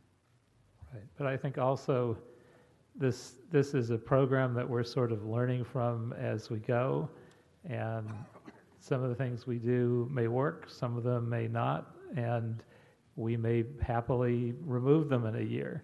So putting the money into the changes long term, especially when the funds in general for this budget are needed right now and could be used elsewhere for something more dramatic. I think we want to look at that pretty carefully. Also, I don't know if it's too soon. Have we done any analysis to see if there are any things that we've learned from the program already in the short time it's been in existence, or are we too soon to do that kind of analysis? We have done a year one report that details lessons learned. We do think that a lot of the improvements haven't been in quite long enough for us to say with sort of certainty whether or not they worked or what some of the unintended consequences are. But that is the intent, that the program comes back on every year basis and gives those lessons learned. Okay, and I wonder going forward if we could do one particular kind of analysis, which is a look at fatalities and injuries year to year from the year before we started and compare them to the high injury network areas where we've made repairs and the rest of the city. Yes, we are doing that. If I had to guess, I would guess that the high injury network gets better, as one would expect. It's obviously well targeted where there are natural changes that should be made, and that the rest of the city gets worse. And I think for obvious reasons that we've mentioned, more driving, which obviously we're not going to change except by better transit to compete. But I think where we're going to see an almost inevitable increase is from distracted walking and distracted driving. And I think some money, rather than just going into the high injury network and solving the problems in some limited areas, some greater money should go into both marketing, the dangers of distracted walking and driving, and walking may be something that we've underrated because you see people everywhere crossing the street, looking at their phones, getting themselves into dangerous situations, and drivers doing the same thing. And where the two meet, you have almost inevitable accidents. And also enforcement. I think we've sort of abandoned enforcement and acted as if enforcing jaywalking is an insult to the jaywalker, but we don't do it for revenue, we do it for safety. And I think we just have to be judicious. Where people have been stepping off the curb a second after it went from walk to don't walk, and we're writing tickets, we're probably not doing anything to help except getting tickets. But where people are crossing the street against reds with oncoming traffic looking at their phones, which I see a lot, and particularly in certain intersections for some reason, I think a focus on enforcement would actually be helpful. And not just enforcement, but publicizing that we're doing it and then doing it. I remember when we passed Joe Simidian's bill in the state legislature on hands-free driving. Within the 6 months after that, I heard about friends getting tickets, and I think there was really beefed up enforcement, and people were nervous about getting tickets, so I think they violated the law a little bit less. I think right now, I don't hear about anybody getting tickets for this kind of a violation, and I never see or hear anybody getting tickets for crossing on a red light with oncoming traffic and not paying attention. So I don't know if there's a way to look at that, maybe even not this year, but in the future, a significant budget for marketing the fact that we're enforcing these violations and actually enforcing them. So I think otherwise we're going to improve the high entry network and we'll solve that problem, and we're going to have many more fatalities anyway.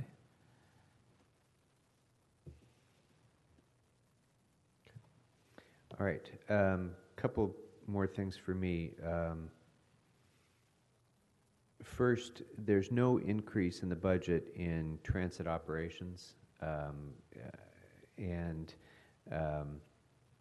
we are, I just want to make sure that we're still on track with regard to our DASH realignments and DASH increases. Phase 2, I think, is already in the works, but there's Phase 3 includes the North Hollywood line that I've been looking forward to. So where do we stand with that, given the state of this budget?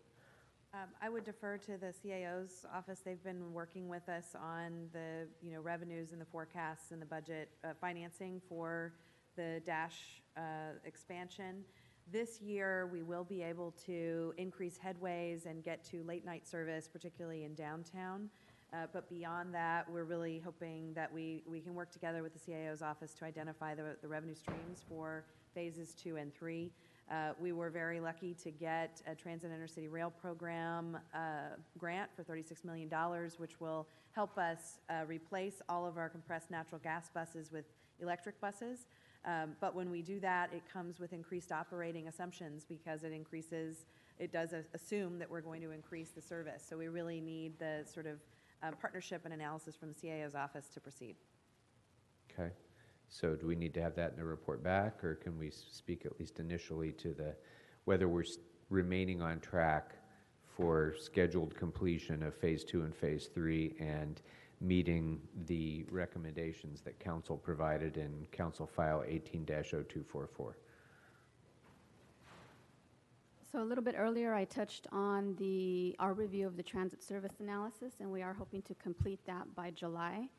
And my understanding is that Phase 1 is what's being requested as part of the transit service analysis. Phase 2 is the unfunded portion, and I'm not quite clear what Phase 3 is. Okay. All right, then let me just flag that then for a special study report back to ensure that over the course of the foreseeable future, we are on track to complete the council's priorities with regard to DASH service. And you raised a point, Ms. Reynolds, that hadn't really occurred to me until you just raised it, which is as we go to electrification, this has the potential for changing ranges and having to build fueling infrastructure, which might very well impact the alignment of the routes.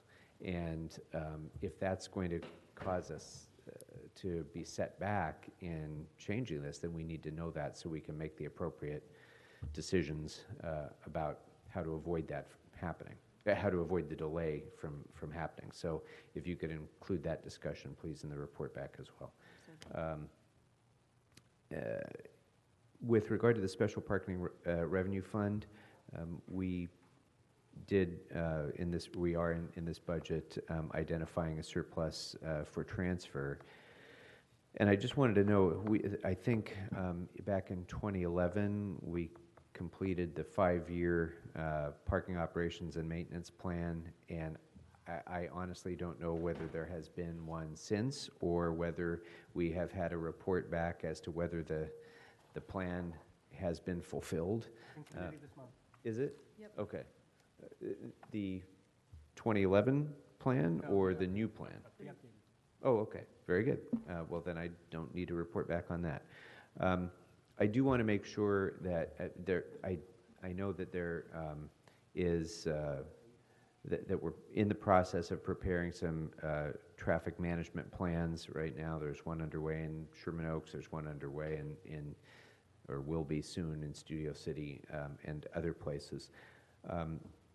This is really going to become increasingly important in light of the use of navigation applications, and that will increase geometrically as we move towards autonomous vehicles, because all of this data that's being developed by the navigation applications is being developed by the very companies that are going to be launching these autonomous vehicles that will utilize that very data to navigate their vehicles. And so if people think that they have a problem now in their substandard streets, buckle up and get ready. So I want to ensure that that you are adequately staffed and funded to be able to really do the kind of traffic management planning that we need to anticipate those impacts and prevent them and mitigate them, not prevent them, mitigate them as we move forward. So can you speak to that a bit? We did not request reviving what was previously known as the Neighborhood Traffic Management Program in this budget, but we have said that those kinds of plans can be completed by our bench of consultants, and we can have project managers from DOT be involved and engaged in those, partnering with council offices and thinking creatively about funding streams for those, because it's difficult to forecast and predict what we'll need.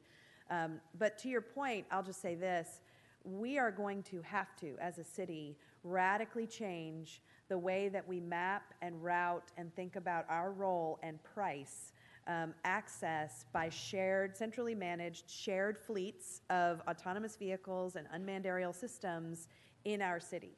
And when we talk about and think about needing, a GIS tech, or we need to make an investment in ATSAC 3.0, these are the plans that we have. We pulled together over the last 6 months a process to bring on board and pre-qualify 95 product and manufacturing companies, including every major auto manufacturer, artificial intelligence companies from all around the United States and the world, to come work with the city and work with the Department of Transportation on solutions to issues like this, because it is not going to be sustainable for us to chase these things all around our city with infrastructure, with concrete. Really, code is the new concrete, and we have to be ready to do that. And in order to do that, we have to have partnerships that we have not had in the past, and we have to be nimble enough to try and fail and try and succeed and iterate towards solutions with the partners that we have on our bench. So that has really been the way that we are thinking about it, not so much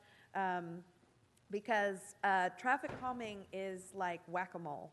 Once you start one place, and you can ask Councilmember Rue, quickly it is your entire district, because things are all interconnected and people's lives are regional. So for us, we think the solution is going to be more about rethinking our role as managing and controlling the mobility, particularly of these shared fleets, autonomous vehicles, and UASs in the future. And in order to get ready for that future, government is not known for being as nimble as a startup. We need to get ready. We need to start now, right? We need to be making those investments now so that 5 years from now, we are ready when those fleets really become a major part of the way all Angelenos get around the city. We absolutely do, and if we are entering into partnerships with some of these companies, so-called partnerships, those partnerships need to be a two-way street. And this is another one of those, excuse the pun, and this is one of those areas where, unfortunately, Mr. Bonner was speaking earlier to the wildly inaccurate discussion of these issues out there in the, talking head world, in the blogospheres and otherwise. And, I've had more than a few of, snowflake reactions to this, by people who think that we're trying to close down public streets to them, and it's rubbish. What this is about is managing the flow of traffic through our city in a safe and efficient way. That's it. Nobody's talking about closing off streets to public access or anything like that. It's intelligently looking forward to the impacts of technology and figuring out appropriate solutions for it. So thank you for that. So I think that's all I have, except to just remind Mr. Bonin that if my dad were still here with us, he would say that the Marines were kicking butt long before D-Day. So I just need to point that out. On a large scale. So, yes. As the daughter of a Marine, I could not agree more. Hoorah. Anything else, members? Mr. Blumenfield, Mr. Engluder? All right. Very good. Thank you very much. So, because he has been patiently waiting since even before we called DOT up, I'd like to ask our city's engineer to come forward out of order, because I think this will be a relatively brief discussion. Yeah.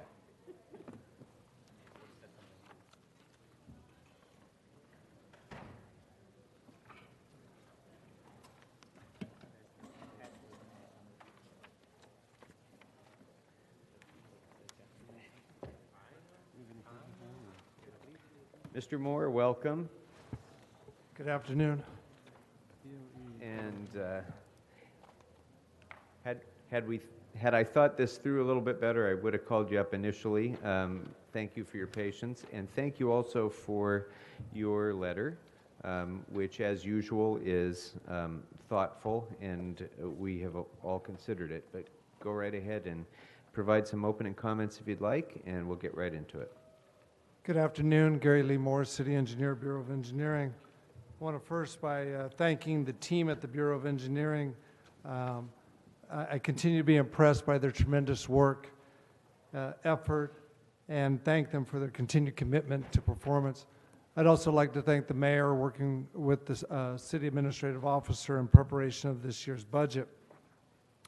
There's several new programs in this year's budget, and in our budget letter, we've asked for staff to implement those new programs. We've also talked about, you recently approved over a $5 billion project at the airport. And in my letter, I apologize, in the title I used the word landslide access modernization program, but we all know it's landside access modernization program. That's a pretty bad mistake for our city engineer yes, to make, I know I that. have to say. I know, we don't like landslides, we like landside. So the position in that one is fully supported from LAWA and will be paid for by LAWA. The public right-of-way improvements that they're anticipating will be over $800 million. We're also very encouraged by the Crisis and Bridge Housing Fund and look forward to implementing that. We want to work very closely with the mayor and the CAO to find some bridge funding to start this year, in this fiscal year. I know we're talking about fiscal year 18-19, but some of you have already identified sites, and we immediately want to start on evaluating those sites. And I believe the CAO has identified some funding that will be coming forward here, so we're very encouraged by this. And so that we're here with an excellent executive team to answer any and all of your questions you might have today. Very good. Thank you very much. We will start with Mr. Kretz. Thank you, Mr. Chair. And I'd like to first acknowledge the fact that you've been hiring so many women engineers. I think that's a great example. I think it's been around 50% since 2014. And hopefully we can promote this in ways that inspire younger generations of women to become engineers in the future here in Los Angeles. So I thank you for that. First, a few questions and report backs I'd like to ask for. One, does BOE have enough electrical engineering staff to support the funds in the budget allocated to solar and electric vehicles this year? And are you actively planning and tracking the drastic increase in electric vehicle production announced by various automakers? I think GM has pledged to phase out gas vehicles and by 2023 to have 20 new all-electric vehicles. Ford has pledged something similar. Daimler, if I'm pronouncing it right, the parent company of Mercedes-Benz, is opening a plant in Alabama just to produce all-electric SUVs, and the list goes on and on. So are we planning for that future? And maybe you can tell me a little now and then give us a written report back. Sure, we'll be glad to report back. I believe in the mayor's budget there's $10 million to implement solar. And one of the projects will be directly in our responsibility, and then we'll provide technical support on the other three. And we do have an electrical engineer assigned. We'll look in the report back to make sure that we have enough to support that. As far as planning for more electrical charging stations, public, that would really see where and who would be doing that, who would be installing those electric charging stations. Would they be installed by the private industry? Then they would be coming to us for permitting. As we would see that increase, and we would, since that would be fee supported, we'd come back to the council and mayor asking for positions. So we haven't seen an uptick in that yet. We've been able to keep up with all the partnerships that have been done with the Department of Transportation and the Bureau of Street Lighting to date.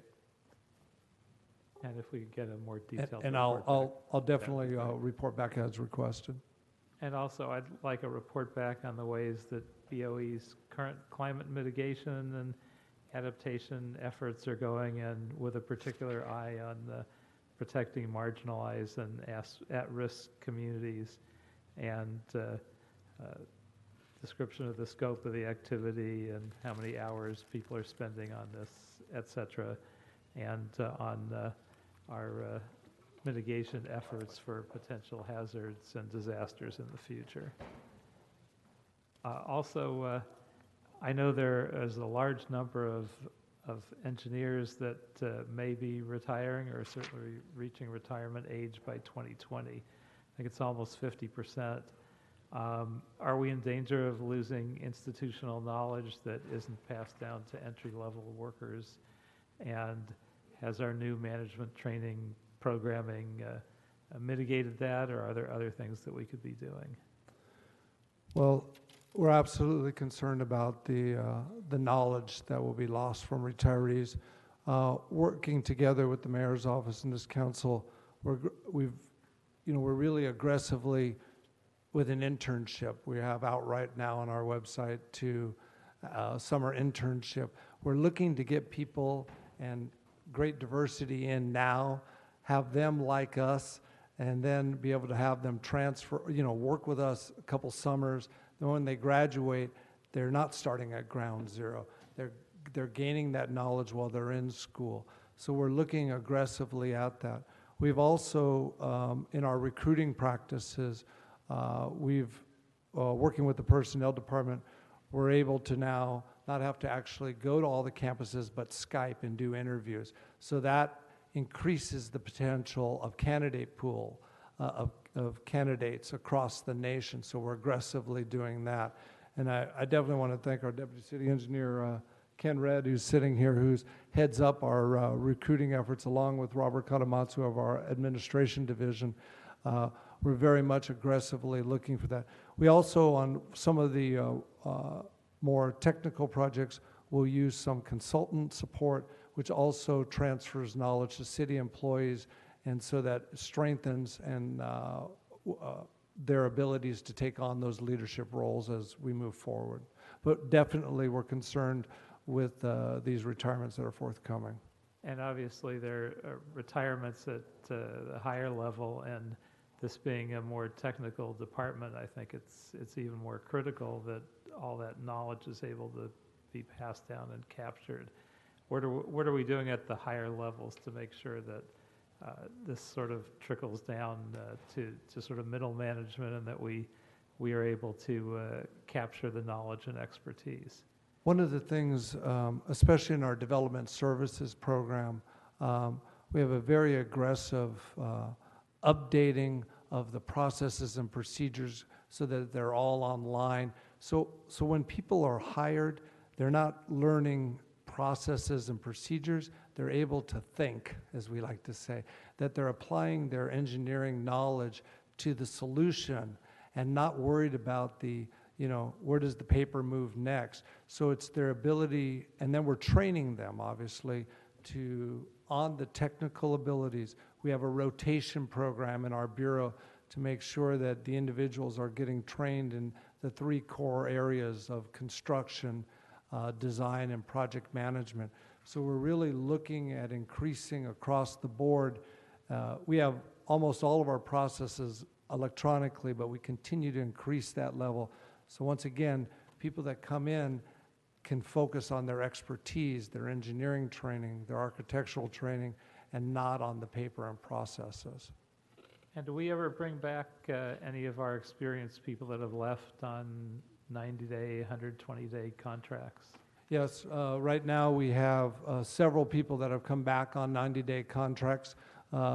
We also have several people who are not interested in, after they've retired, to come back. So it's a challenge, but that option is available.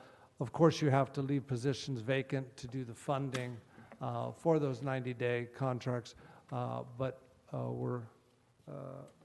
and then the last thing is our mentorship program.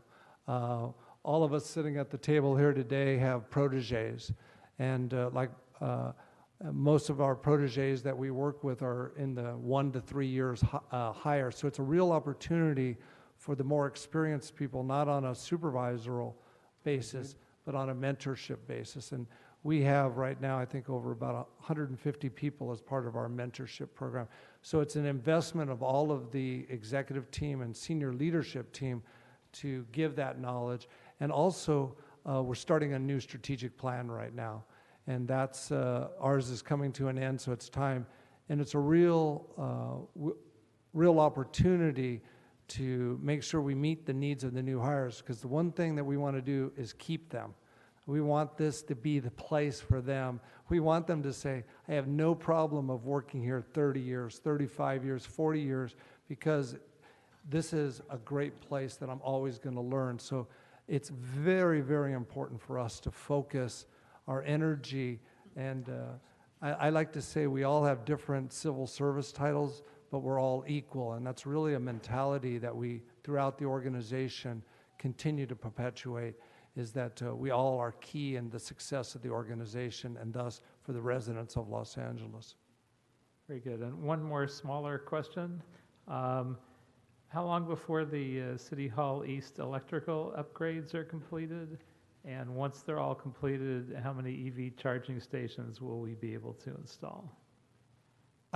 I'll have to report back to you. I do not have that specific knowledge on exactly those details. Well, I know right now that there aren't enough. I hear that if you don't get there by 7:30, you're out of luck. So hopefully we'll be able to meet the demand as it grows and be the example that we want to be for the rest of the city.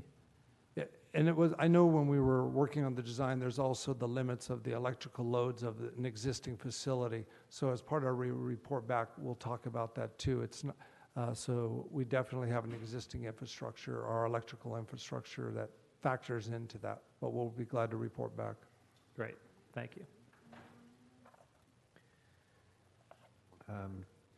Just a couple of sort of discrete things, Mr. Moore. First of all, in your requests for additional staffing for the stormwater, water quality projects, and the street improvement program projects, if this wasn't already covered by Mr. Kretz's requests, I would like to get a report back on those just so we flag those for future consideration. But also, I just wanted to know whether budgets for those positions were included within the project budgets. Yeah, it's our understanding, and working with the mayor's office, that, and we believe the funding is sufficient from within the projects to fund the positions. Okay. Okay. And with regard to the stormwater capture projects, is there sanitation special funding available for that? Or? These projects, currently as proposed in the capital improvement project, this is on page 203 of the capital improvement projects, they are all funded currently from the general fund, because these are not Proposition O projects. They're part of the projects that are required as part of the total maximum daily load projects.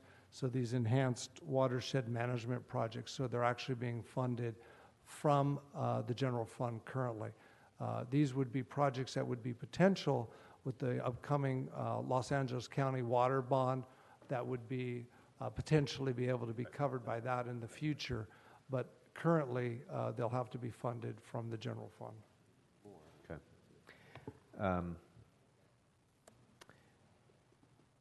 So there's a few things that are going to cause some upticks in your work in the coming year. One is the opening of new cannabis businesses, because as each one of those opens up, they're going to be required to do sidewalk, curb, ramp repairs, and so on.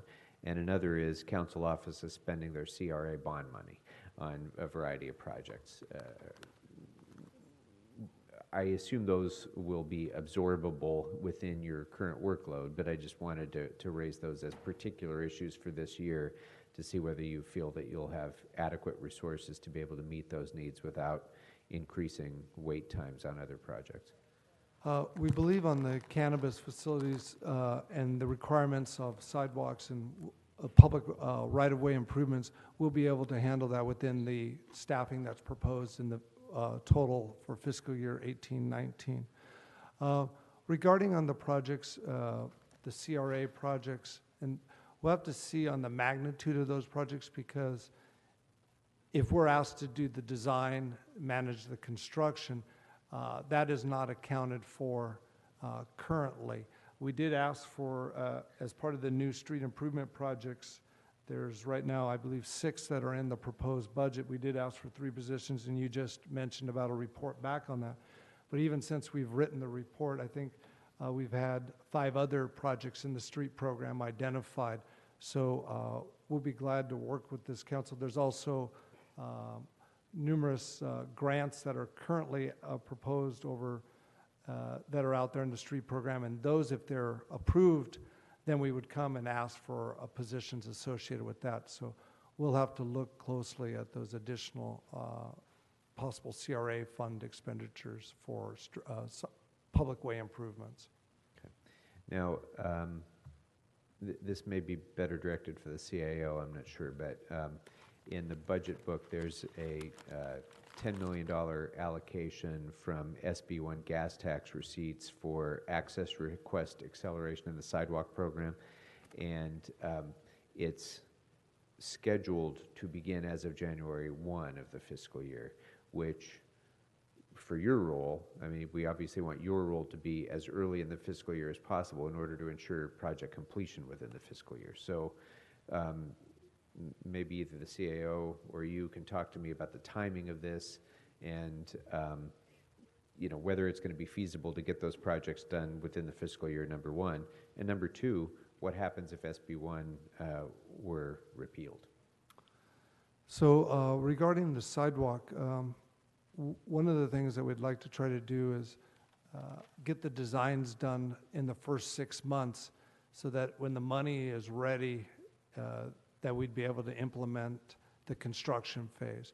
So we'll be looking to see if there's some money available to help with some of the design effort to do on that, so that the expenditure for the construction can happen starting in January. So really make an effort in the first 6 months to do the design.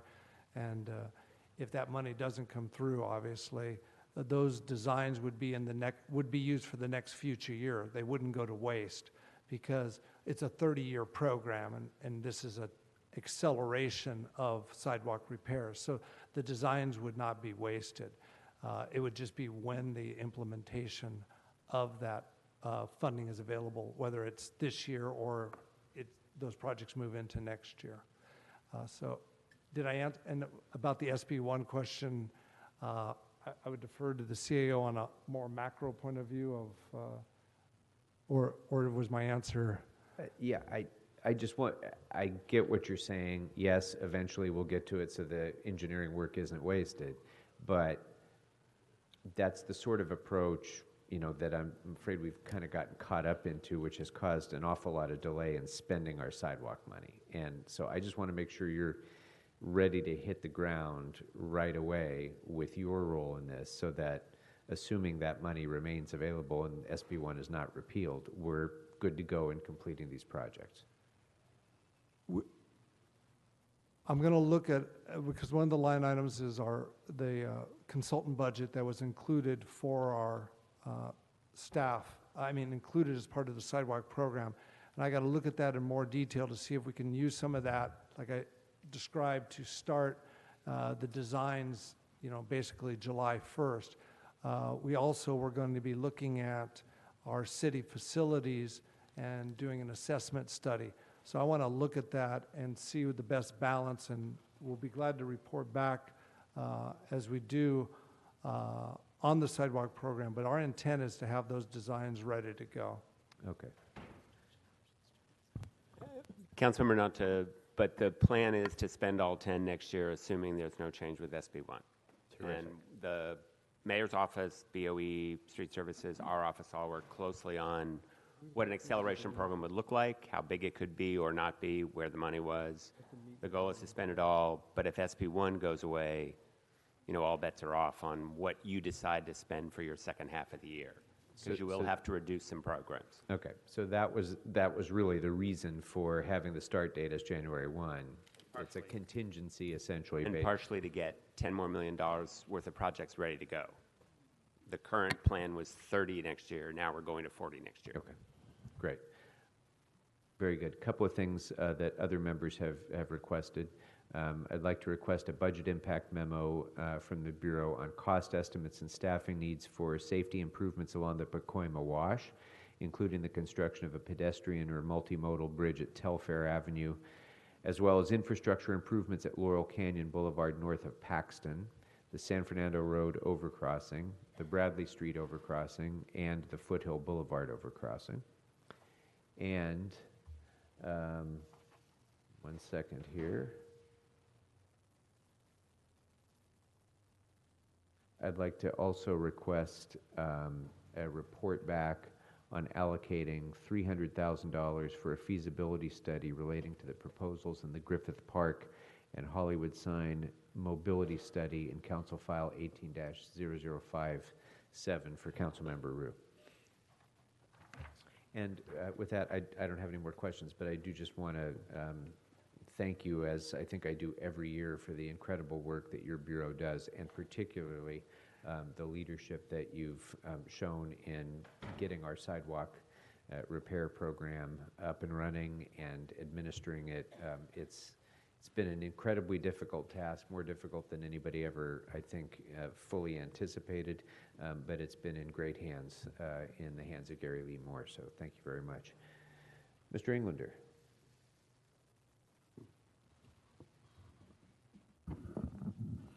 Great. Good afternoon. Good afternoon.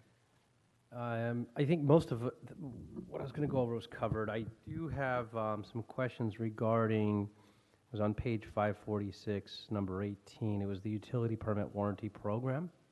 So, That is a new program, and I just wanted you to walk us through how you envision this working. Yes, currently, when a utility permit is issued and the construction work is completed, the work is to be guaranteed for 5 years, meaning that if there's a trench failure or there's some type of associated with that, the utility is required to go back and fix it. Currently, though, we don't have a proactive approach to review those trenches.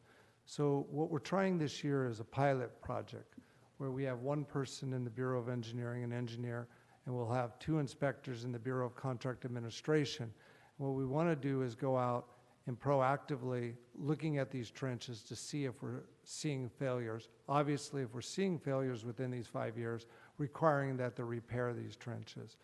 You know, when you drive around Los Angeles, the streets get a bad rap, but when you really look closely, there's a lot of failures associated in these utility trenches. And we want, you know, there's a lot of utilities that do it right, and we want to make sure that everybody's doing it right. And so this, we want to go out, we want to see the results. This will be fully fee supported from our utility permits. And we want to see and try to improve the conditions of the streets. And we'll have data with, you know, if we come back and we find out that 1% of the trenches failed, then maybe it's not worth the investment. If it's a higher percentage, then we can say, this is a good program, maybe we should increase it. But we're starting out with a very modest approach here. We issue over 13,000 utility permits a year.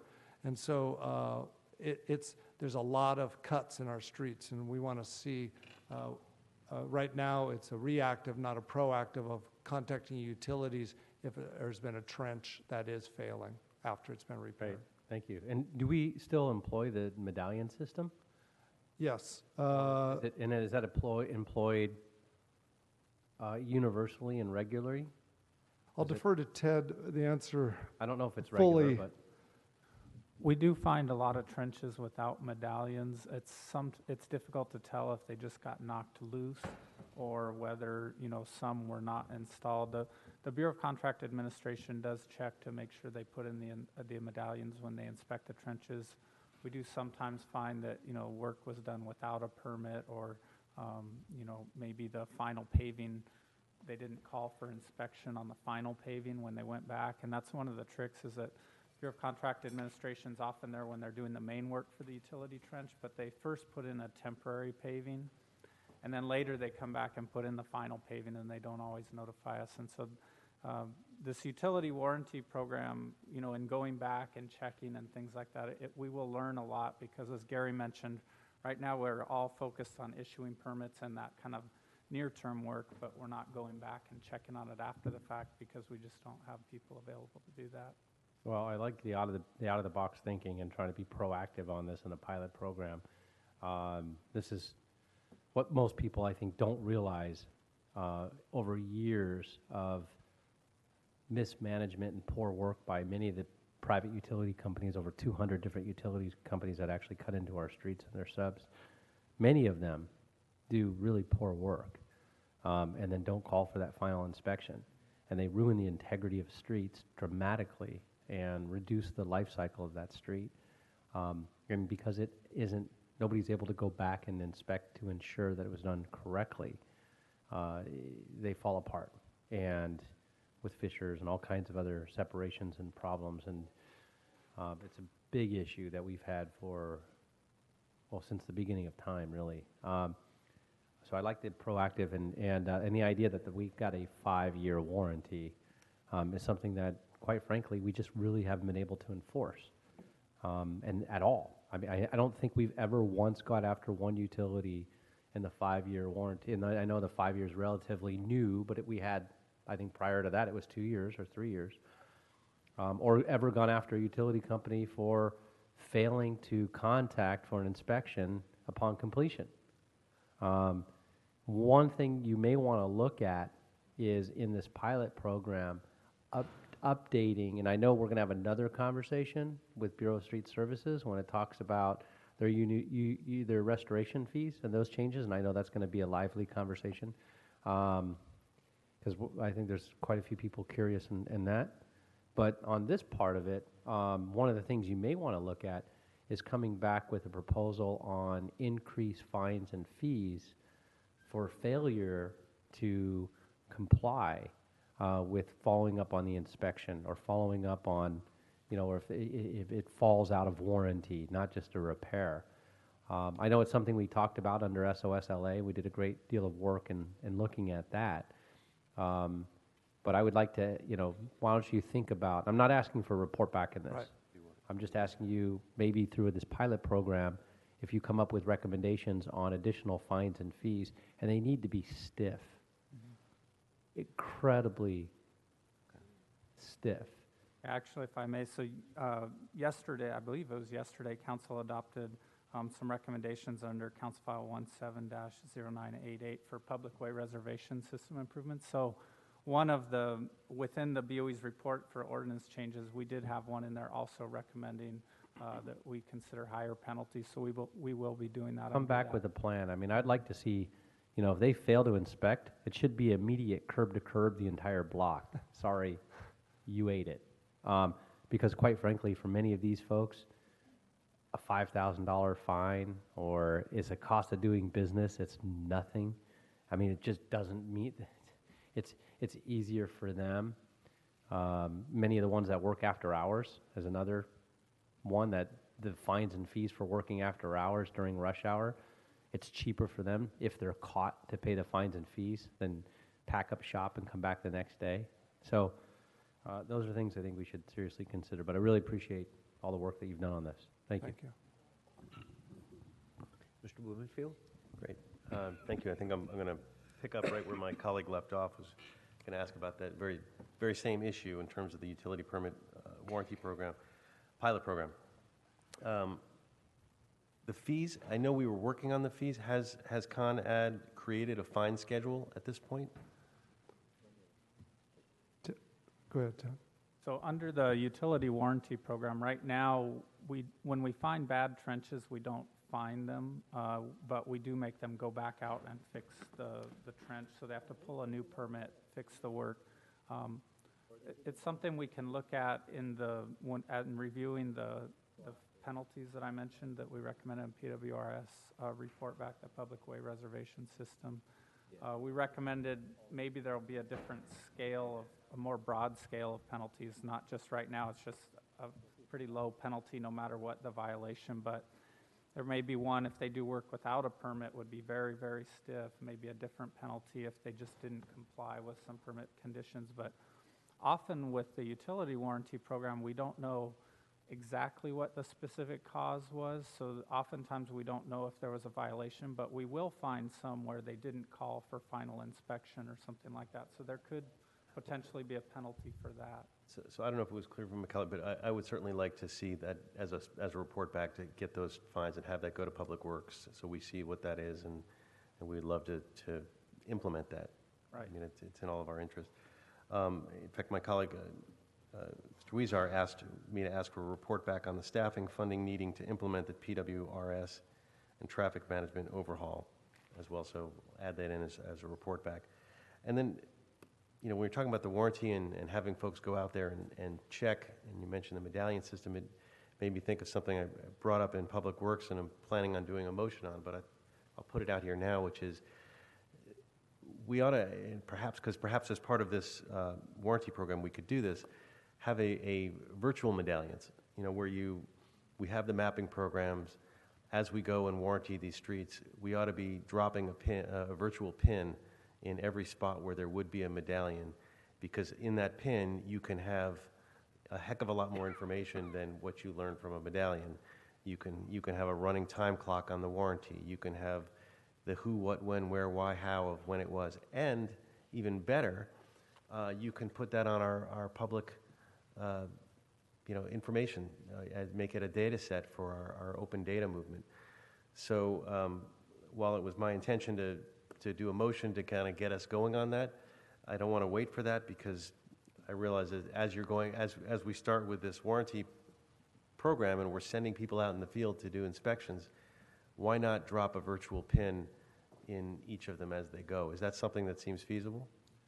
Yeah, and actually, we've been doing the kind of the virtual pins for some time, so you can find the utility permits in Navigate LA, but what we found is we were doing them, you know, kind of roughly, the staff would drop it in there. It wasn't close enough to find, was it this trench or this one a foot away when you're in the field? So we've put a lot of effort into making them much more accurate when we geocode them and show them in our Navigate LA system. And instead of just points now, we're actually drawing the lines exactly where their work is going. So for the more recent work we do, I agree with you very much. I mean, sometimes, because that doesn't get destroyed and knocked loose, I think the medallions are nice too if it's there when you're in the field, but it's nice to have both to figure out if the medallion's gone, and you can do the research. You could pull it up on your iPhone and see that virtual medallion, and I imagine there's an app that could get you a lot closer to the accuracy that you need without having to, you know, rely on the standard pin drop kind of thing.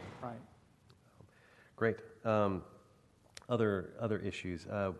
Just a technical one to start on the Bridge Home program. We're talking about additional funding, but it was unclear because was there money in the budget as proposed for BOE without the additional funding to do some of the additional work? There was not a specific allocation for the Bureau of Engineering to implement the Bridge Housing Fund program. So that's why we had asked for funding, and once again, working close. We need to work with the Mayor's Office and CAO. There's some bridge funding for the Bridge Housing Fund that should be forthcoming to start some of the work now, but there was not specifically in there for us to work on these projects. I certainly support and would get a report back on that funding to add that in. Now, there's a theme in your response letter of projects being funded without sufficient staff support. So the question is, does the department have a backup plan on how to move projects forward without the additional staffing? And I want to get a report back on the additional asks for the Civic Center master plan and the new stormwater quality projects in particular. But just as a general thing, I mean, how do you deal with it? Well, I think it's very exciting, the growth that is proposed in this budget. And I know a lot of work goes into the budget and revenue reviews. So I think it's a relatively minor request. The rest, the mayor's budget is very much supports the other programs and positions. I find these are just a couple spots that we need to, that's why we're requesting. So, but in general, you know, it's just a tremendous growth and investment in this city that this budget is asking for. So it's a great time to be in infrastructure. It's very exciting for us. Has the Bureau completed the feasibility study of the bike path gaps in the LA River in the valley? Yes, we have. Okay. And is there funding in the proposed budget to implement any of the recommendations? In the mayor's proposed budget here, there's money to do the design for a 3-mile segment of the Valley Bikeway. So we're very pleased to see that. Great. Maybe we'll also get a report back to the Public Works and Gangs Reduction Committee in terms of where the rest of it goes or how we move that forward. The sidewalk repair rebate program. I've brought this up before, but wanted to bring it up with you guys. How many people have taken advantage of the rebate? Has participation increased since last year?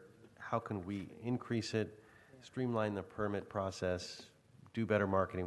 How do we make this a success? Yes, let me just, I was just looking at I look at it. Notes real quick. I'll ramble a little while you're looking at it. I mean, I look at the sidewalk, you know, this possibility is a way to really stretch our dollars. It's a way to leverage private assets to do more public streets, and it creates a win-win environment. That's why I want it to be a success, and I know that you do as well. And yeah, it's very exciting. Last year, in 16-17, only 44 people took advantage of the rebate program, and to date now, 142 people have taken advantage, meaning that we've actually issued checks. We have over 1,400 people that are on a wait list right now for this. The mayor's proposed budget has $1 million included in the third year of this rebate program. So we're seeing that obviously with about 100 issue and a $500,000, about a $5,000 rebate are issued to the homeowners right now. So I don't know if I answered your question. No, you did. And then the follow-up unit, the $500,000 rebates, how much is that leveraged in terms of sidewalks? I would say at least 2 to 1, meaning that we would have spent at least $1 million, if not more, because the rebate program isn't based fully on a 50%, but it's close to that. So we would expect to have spent $1 million where we only had to spend $500,000 on this. And do you think, I mean, we have a waiting list, so that's very positive. Do you think there's more that we need to do to generate interest? I think right now we're good on the waiting list. I think because of the process and we're not oversubscribing, meaning like when somebody signs up and we start the process with them, we set aside the maximum amount. For instance, residential is $10,000. So we actually set that aside. There's many places during the process where they can exit, but we don't oversubscribe to the amount of money that is set aside in the budget. So so somebody might be in the process for months and then decide to step out. So we're not oversubscribing. I mean, if it was your private business, you could say, well, I'll take a chance and with 3 people, but we don't. We make sure that we don't oversubscribe. And then sort of last major issue, where are we on our sidewalk repair requests and access ramps to deal with accessibility? Do we have the budget to address all the accessibility issues? The answer is it's a 30-year program, and we definitely have a backlog of access requests. This year, we'll complete another 25 miles of 5-foot wide equivalent sidewalks. So we are making inroads with the 25 miles last year and 18 miles the year before. So you're starting to see some of the impacts around Los Angeles. It's a 30-year program, and so we wish it was done. We're very encouraged that this budget adds $10 million towards that. And so, once again, we think we can get an extra 10 miles next year in the sidewalk program. Also funded as part of the sidewalk program are access ramps. And this year we've installed about 500 access ramps. They'll do a little bit more this year. So we're definitely, it's a 30-year program. We're officially in year 1, but the mayor and council have put money the last 2 previous years. So we're really, excited that the investments are made, and we're definitely looking forward to the extra $10 million in next year in the proposed fiscal year 18-19 budget, and so for a total of $41 million going towards our sidewalk repairs. And maybe this isn't exactly your, but how are we prioritizing the access, or the ones that need the most access? Right. We're doing it on a first in, first out basis, and using the settlement, but basically on access request, it is the first in on that. That's how we do it. Julie, hold on, Julie. This is Julie Sauter, Deputy City Engineer. With the Bureau of Engineering. For the access request, the prioritization is based on the settlement requirements, so it's very specific in how we approach the access requests. It's based on, obviously, what Gary had mentioned previously was first in, first out, or first in that we address, and also residential and locations that are adjacent to transit. And with those criteria, that's how we prioritize access requests. Okay, great. Well, thank you. So our access requests are one of the 2 kind of highest priorities, along with government facilities that we are under the settlement with your council passed kind of prioritization are happening as fast as possible, but there is a backlog. The 10 million will help. Well, thank you. And again, I want to echo my colleagues in terms of we just really appreciate the great work that you and the Bureau do, and do so much with stretching the resources that you have. And we all can tick off dozens of projects that are near and dear to our heart that we know that you're working on. But I won't do that here for the sake of time. So thank you. Thank you. Mr. Bonin? Thank you, Mr. Chairman. Thank you, Gary, and your team for everything you do. Most stuff has been covered already, and thank you in particular, Mr. Blumenfield, for asking about the access ramps. Before I forget, I'd like to get a report back on the resources necessary to ensure the sufficient, nope, wrong one. Report back from BOE, CLA, CAO on Mr. Harris Dawson's letter yesterday asking for identifying funding in the amount of $125,000 for engineering services related to the destination Crenshaw. Then also wanted to ask for a report back on BOE's request for budget impact of the addition of one position to support the land access modernization project at LAX, LAMP. And I don't know if anybody asked for a report back on your request for the need for additional positions to support the implementation of the street improvement capital projects.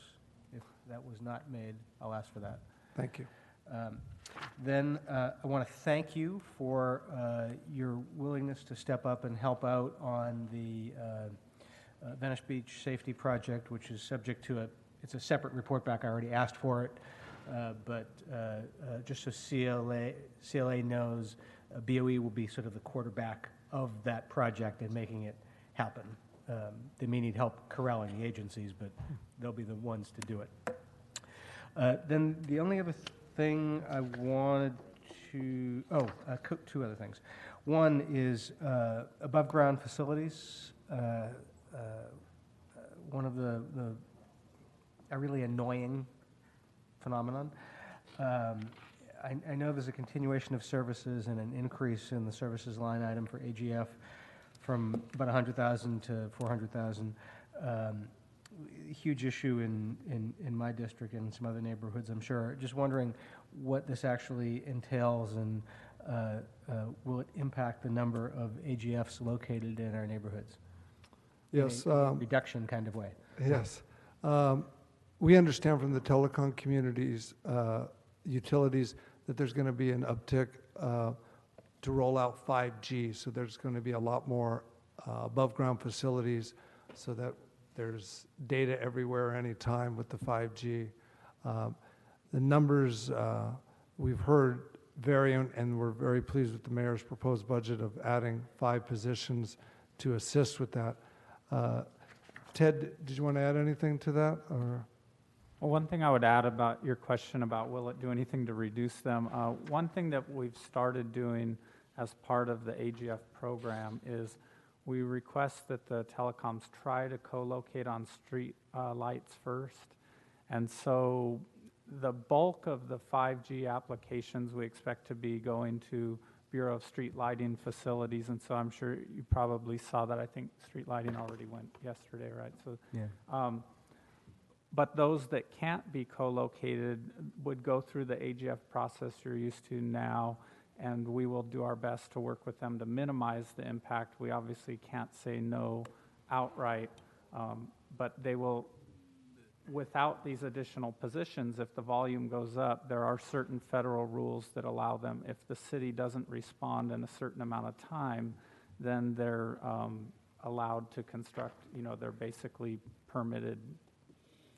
By default. Yeah, I'm blanking on the term the federal uses, but they're allowed to go construct without a permit from the city if we don't respond within that time. And so far, none of them have done that with the City of LA. We work well together, but we do need to be able to handle this increased volume within that time period as much as possible. Yeah. Okay. Then let me ask about the crisis in the bridge housing. I was enthusiastic by the mayor's announcement, enthusiastic by the proposed budget. And then I sort of freaked out yesterday when I heard that BOE's costs were going to come out of the 20 million. Because 20 million doesn't go very far when you're dividing it by 15. And so that raised some concern for me, because that's a pretty big hit. So I know there's been a report back asked about it, and I'd like the report back to add a couple elements. One, if it is indeed supposed to come from the 20 million, which I think is a very, very bad idea, how is that going to happen? Does the 1.9 get shaved off the top, and then we have 18.1 to divide by 15? Or are you billing individual projects based on the complexity of them? And if so, how the hell do we know before anybody's proposed anything that 1.9 million is the figure? I need some more meat on that. So part of my question, in addition to those questions, is, is there a way to cover BOE's costs through a different revenue source that doesn't take away from our 20 million? Keeping in mind that we started the discussion about the 20 million yesterday, or 2 days ago, with Mr. Szabo saying that we may need more than that ultimately, because the response has been so significant from council offices, and started yesterday's deliberations with Mr.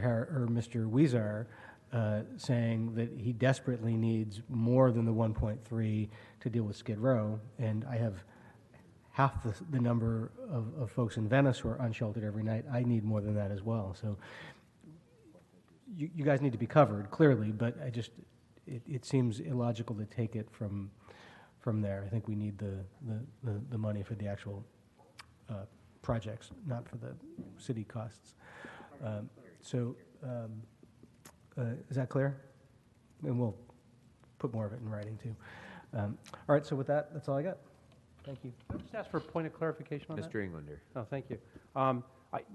My read on it, I had the same concern, and I know I talked to Gary before he came up about that. It was only in his request, not in the budget. Okay. And then I understood that that they're identifying other sources to do that, and that was only a part of the request, not part of the $20 million budget. Good. Just clarify. Yeah. So if you can just clarify that. We'll work together with the Mayor's Office, CAO, and CLA on that. Cool. Thank you. Okay. Anything else, members? All right, Mr. Moore, thank you very much. Thank you. All right.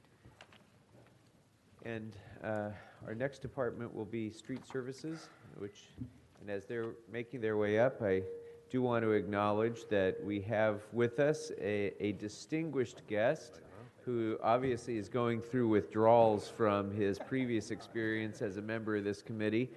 The Honorable Greg Smith is with us. Hey, and I wanted welcome, Greg. And I wanted to point out that when Greg sat in this chair, every single day these meetings went till about midnight, which isn't necessarily intended to suggest a causal relationship, but I don't know, maybe it is. Just say it.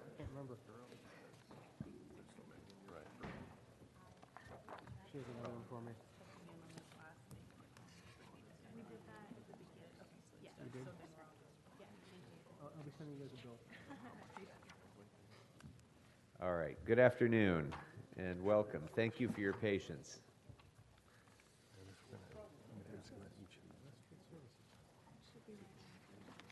Good afternoon. My name is Stephanie Clements, and I'm one of the 4 assistant directors over at the Department of Public Works, Bureau of Street Services. I'm here today with my fellow assistant directors, Greg Spots, Fred Musavipour, Keith Mose, and our chief management analyst over the budget, Victoria Villa-Augustine. Nazario could not be here today. He is out of town handling a personal matter, so I will be leading the budget presentation. So here at the Bureau, we know that there's a huge demand for our services, for street repairs, pothole repairs, sidewalk improvements, tree services, street sweeping, and street enforcement. That's why we are very pleased to see in the mayor's proposed budget millions of additional dollars earmarked for street, sidewalk, and safety improvements, including reconstruction of failed streets, complete streets, Vision Zero, large asphalt repairs, cool pavement, and additional funding to accelerate the sidewalk program. We look forward to continued partnerships with our sister bureaus, with the Department of Transportation, CAO, CLA's office, elected officials, and our stakeholders to ensure successful completion of these projects. But we do want to caution, though, that many of these earmarks are contingent upon new revenue streams being in place, such as SB1 and also increases from street damage restoration fees. As we all know, there is some uncertainty to those increased revenues, and if those revenues are not realized, not all of these projects and programs will move forward next year unless alternative sources of funds are identified. In terms of the Bureau's operating budget, I'm happy to report that the proposed budget includes an increase of $7.4 million or 4.5% from 2017-18 levels. The increase is mostly due to non-discretionary increases from our continuing programs such as tree trimming and related maintenance, Vision Zero bike lane repairs to minimize injuries and future litigation claims, Great Streets, grant-funded streetscape projects, and our sidewalk repair program, to name a few. In terms of increases, the mayor's proposed budget does include 1 new Vision Zero concrete crew for the Bureau, 9 additional positions, as discussed earlier today, to construct refuge pedestrian islands on major corridors. We are currently constructing these islands on an overtime basis this fiscal year and are very happy to get a dedicated crew focused exclusively on this important element of Vision Zero and look forward to continued collaborations with the Department of Transportation.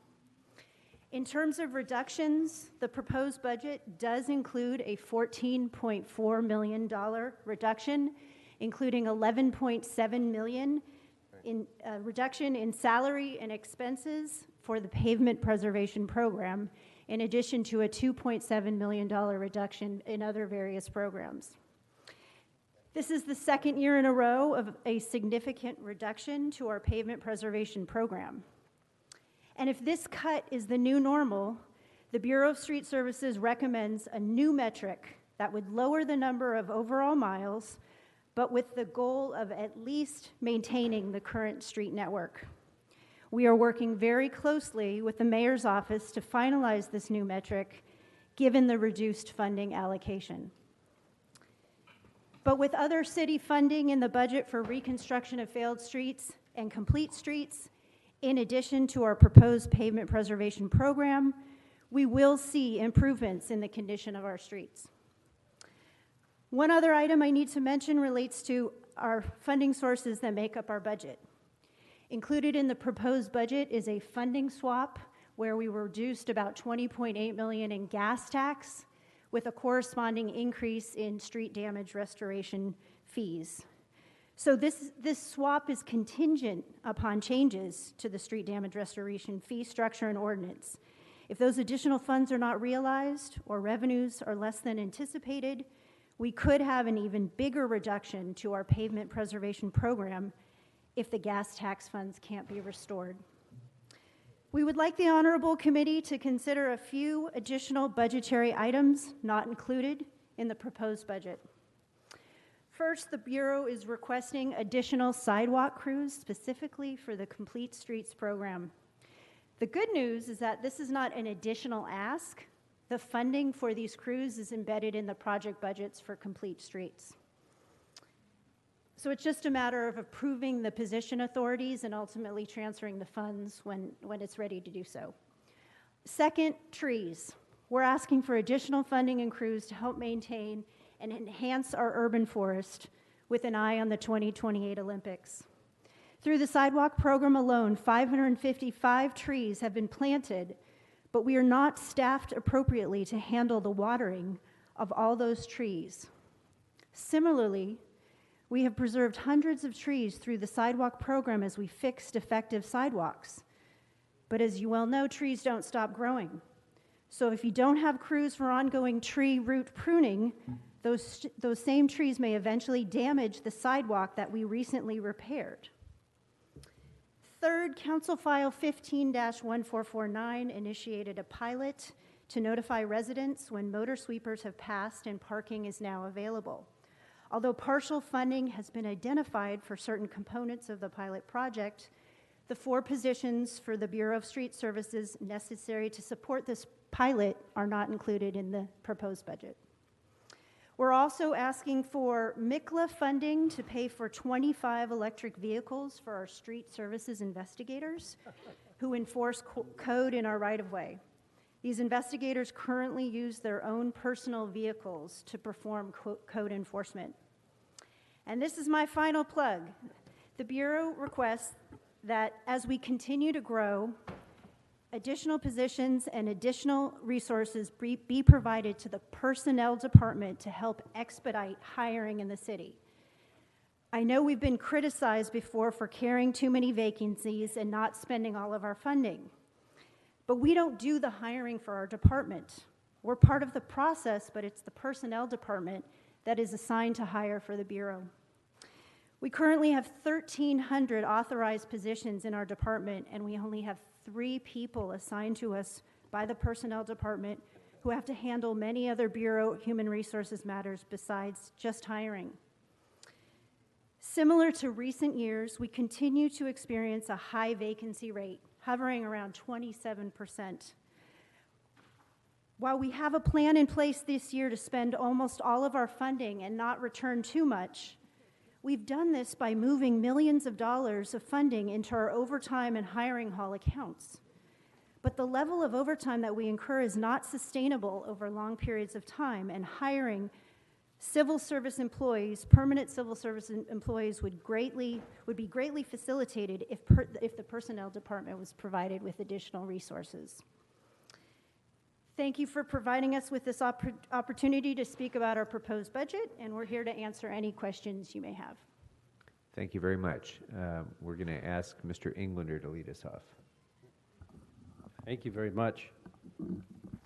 No can this year, so all good. Wait for it. So a couple things. One, I'll just jump in your letter first and then go into the department budget. We did spell landside correctly, Yes, just you for did. the record. And we were going to let Gary know that as well. Cool. Yeah, for sure. Yeah. So on the 25 electrical vehicles, do you have the infrastructure, the charging stations to support them? Actually, GSD is funded for charging stations, and we're currently working with the department on this. So I believe there's a separate allocation in the budget for charging stations citywide. Yes, we're working with them to install up to 17 charging stations. The vehicles we're interested in is the Chevy Bolt, which has a 230-mile range, and that allows us to share one charging station with multiple vehicles. So I'd like to report back on utilizing 25, is what you're asking for, 25? 25 of Yes. the LAPD BMWs to be transferred over to this department, and how we can do that? Did you take BMWs instead of Volts? Absolutely. The BMW has a range of about 100 miles, but if we were dispatching from where they're currently parked with their own charging, we could make it work. We've got the newer ones that have a higher mileage range, by the way, on those Very good. two. So those are the older ones. I do know that the leasing and financing agreements for those BMWs is specific to LAPD. Yeah, so they'll we have might to fix some of that. change, Yeah, yes. they have to report back on how, not that they can't do it, but to report back on how they can. Correct. There's always a way. Yeah. All right. If not, we'll have LAPD officers driving you around. Sounds good. We'll figure it out. Cool. All right. Increased visibility. Maybe reserve officers. I think Greg's volunteering over here. Greg? All right. On the, this is what I really wanted to talk about, was supplanting of funds and the concern that it's hinged on 2 very sensitive,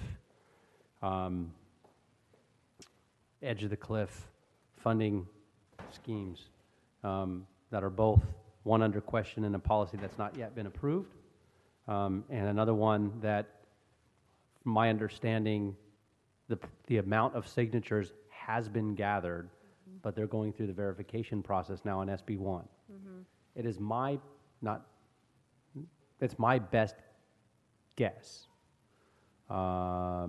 and from some polling that has been made public, that should that make the ballot, despite all the conversations we've had here previously on what those funds go towards, here locally, should that make the ballot, that the voters will strike it down. That referendum will pass. It will be repealed.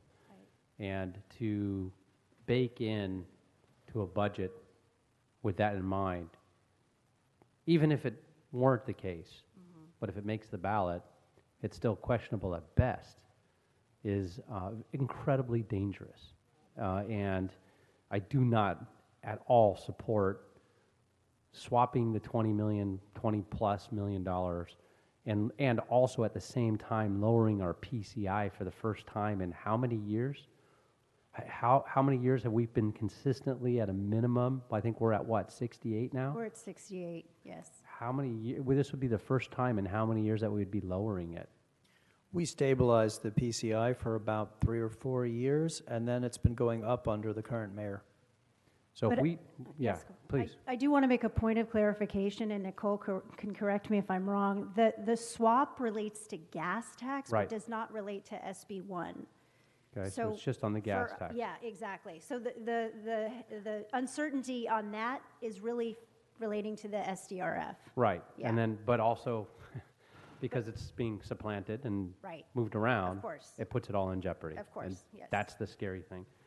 The other part on the SDRF is my understanding, and I'm not on the committee, so maybe you can walk us through sort of what's occurred and where we're at in a timeline. From what I've been told is that it's actually passed through commission and sent on to council. But it was done so prior to the full reports being made publicly available to the utility companies for review.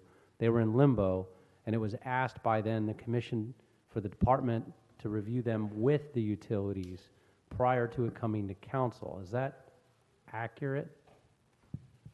Councilmember, you're fairly accurate, yes. So Okay. we are working with BOE, GSD, CLA, and CO on analyzing the new fee study calculations. We are meeting with utilities this month to explain the study and the amount of damage associated with trench work that reduce the functional life of streets. We're going to update the SDRF to achieve full functional cost recovery as follows. Earmark SDRF for reconstruction and inspection. Update the fee to reflect actual area of damage. Eliminate the age exemption. Include annual adjustment factors. Require standard repair for all concrete street cuts. Enforce the legal maximum warranty. And eliminate emergency work. So you are right, we're in the process of talking and discussing this with utilities and working out the fee studies with the city agencies. So a couple things on that. One, I'm all for cost recovery. We just had a discussion with BOE up at the table in having a pilot program for inspections and warranties. It's been years of mismanagement by utilities, and it should be not on the backs of the taxpayers, but of course it will be their ratepayers. Right. And some have to go through PUC for approval for those, I get it, or it'll be their shareholders. Right. But it shouldn't be the taxpayers. And I've been an advocate for making sure proper pass-throughs are done to utilities to ensure they're being done correctly. Mm-hmm. So my concern is that this is coming, we already have it programmed financially in the budget, once again, where we don't have an approved policy. To me, that's a problem. It pushes policy by budget, and I don't think we should do that. I think it's a grave mistake, and it's being done in a couple other places in this budget, and I don't think that should even be allowed by charter, but this is where we're at today. I also have a real problem with the fact that the reports weren't, and this isn't on you guys at all, but they were approved out of commission, put on the backs of the council prior to the utilities having any say or looking at those actual documents because they weren't readily available or made public or on the website. That's looking to be challenged, I'm sure, in some capacity. It already is to many of us. And certainly we haven't had time to review those either. This is too important. And to then supplant funds that are supposed to go directly towards the most important critical infrastructure with funds that are unknown is really a concern. So I'd like to see a report back to reverse this and do it right, because in my view, it's wrong. And I know if the voters of Los Angeles really understood or found out how this is being done, they'd be very concerned and alarmed. And so until such time, whether it's done in an FSR or later in the year, and we actually have a policy in place, and we can figure out what those true dollars up are, and we can true up them, and change it to the intent of what the budget meant to do on this, then it would make sense. But I don't want to jeopardize these funds and pave less streets and fix less streets because this shell game was created, and we were the ones inheriting this. So I'd like a report back to reverse it and actually prioritize where our taxpayers want their funds to go, if that makes sense. Okay.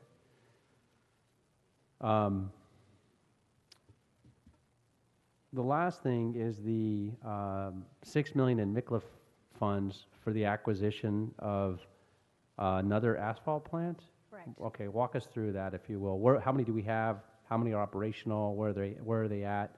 What will this do? Is this a update or an acquisition? If you could give me a thumbnail on that. Councilmember, currently we have 2 municipal asphalt plants in the city of Los Angeles. One that's in the Boyle Heights area on Olympic and Santa Fe. The other one is in the North Hollywood area, which covers the Valley region. The All-American Asphalt plant is a new acquisition. We currently use them as a vendor to purchase 50% reclaimed asphalt pavement as part of our normal resurfacing operation. Currently, we are rebuilding Asphalt Plant 1, and that's going to go online in later this year, 2018, November, December. We are doing some retrofits to Asphalt Plant 2 currently, and currently we're waiting for it to go back online in end of this month. The acquisition of this new asphalt plant will guarantee a supply of asphalt for anticipated street reconstruction, things of that nature, and will supply majority of the material for the Valley region. And so we'll have 3 asphalt plants. We'll be able to schedule maintenance at any time as far as one asphalt plant is down for maintenance or other work. We also have 2 asphalt plants running at all times. This will guarantee us an ample supply of material that is not dictated by the market of asphalt vendors selling material to us. And this will give us control to do whatever we like as far as when it comes to street resurfacing, pavement preservation, and other needs. Okay. So well, it's still dictated by price and petroleum. Correct. But, in aggregate, right? Correct. But I'm more interested in the ROI on this and the cost benefit than the supply, because we've never really had a major issue with supply, and while the other issues are the other 2 plants being upgraded, and I imagine if with the acquisition comes the operation. Yes. Okay. And oftentimes when we operate, there's pros and cons, right? So I'd like to see a budgetary impact report on an ROI, so on this, and a cost benefit to spell out what the actual cost of acquisition and operation is versus our actual ownership and versus a vendor relationship that we've had. And I'm sure you've already got it and done that due diligence. Otherwise, we wouldn't be moving forward. It wouldn't be in the budget. So if you could just provide it, I think that'd be very helpful. Just as a preview regarding the return on investment, the plant that we're proposing to buy, we have an option to buy that plant. I believe it's on city land, but a private company, AAA, built the plant on city land. And so we have an option to buy the plant at a highly depreciated low cost. We're spending more than $30 million to build our new plant, but this is a $6 million plant that we can buy to make 50% recycled asphalt. So it's a very good opportunity for us because a lot of the value already depreciated. Yeah, you don't want to get me started on the $30 million to build a new plant. And private companies in the same space all over California build those at about a third, but that's a whole nother conversation. And I know it's not the department building it, so, but it's 3 to 4 times higher than what anybody in the private space is building that same size footprint and operation facility in today's dollars is. Which is why I'm very interested in this one at $6 million and what that would mean, and looking at that. Would we also be able to utilize, and can we utilize the pile in Nuri's district and finally start depleting that pile? The answer is yes. Okay. We're also working with an outside vendor currently right now that would basically take the material off our hands for free and use it for, say, 85 to 100% recycled asphalt. So that's something we've been working on for a few years now. Great. And so we finally found somebody that's willing to truck it out of there. PCI? Excuse me? PCI? The company? Yeah. I believe that's their name. I have to double check, but yes. The 1781 mix? No, Yeah, I no, follow oh, the stuff a little bit. PMI. Or PMI, yeah. That's a different mix that we're exploring, different mix designs for, say, coal patch type materials that we can, say, use for alleys, for instance, with 100% wrap. Okay, great. Excellent. Thank you. Thank you very much. Mr. Blumenfield? Great, thank you. Appreciate, Ms. Clemens, your presentation and all that the department does. I guess I want to start out sort of agreeing and also disagreeing with my colleague on something in terms of the budgeting, particularly the SDRF.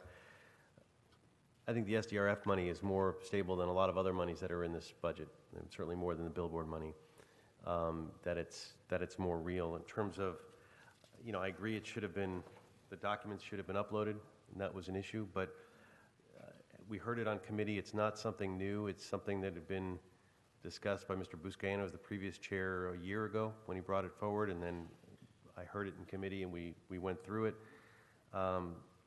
And the only issue with the uploading of the documents, as I understand from the city attorney, is whether or not we have to open up public comment when it comes to council or not. So I don't believe that there's any legal liabilities, and the city attorney can chime in, but if there were, or we found that there were, we could certainly take it back through committee. But either way, I don't think that makes the money less, more vulnerable somehow to the budget. In fact, what I was told, and maybe I'll get you to repeat this, because I think this was a key decision point for all of us, why we unanimously adopted this in committee, was that even the amount of that we're proposing, which was the middle ground on your street damage restoration fee chart, doesn't actually do full cost recovery. It's not even, the full cost recovery would be a heck of a lot more, but that this was sort of a very minimal attempt to get at cost recovery. It doesn't include the indirect costs, and it doesn't include the structural and the functional cost. It doesn't get us to the $237 million number. Could you explain that for my benefit, but for my colleagues as well? Because I want us to be comfortable with the number that's in the budget.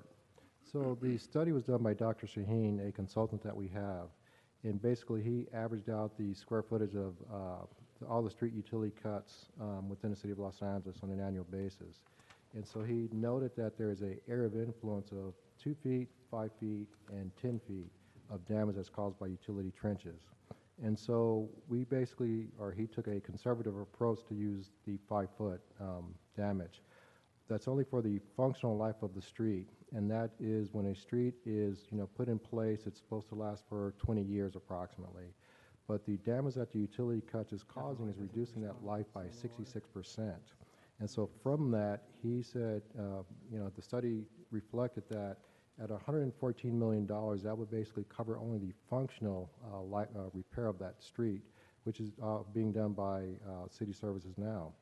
So if you add in functional and structural, basically we will go with thicker pavement designs to cover all the costs for it.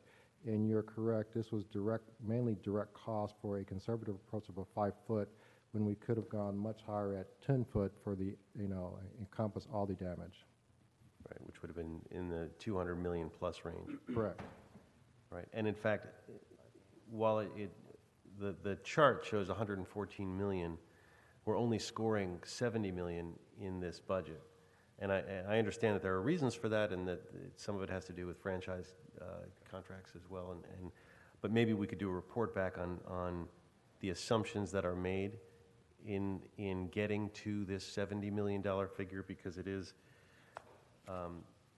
some could look at it as too low, some could look at it as too high. But I know that there was a rationale to get to that 70 that you described as being conservative. So if we could have a report back on the rationale, just to make everyone comfortable with that. And I guess I'm more comfortable with the fact that I understand, budgeting is always about, I know we all understand this, is always about, probabilities and trying to make assumptions about what our revenues will be and what our costs are being. They're all moving targets. So it's as much of an art as it is a science in some ways. But we do the best that we can, and certainly the SB1 risk is very real. And I agree with my colleague on that, and we have to plan for that as much as we hope that it doesn't happen.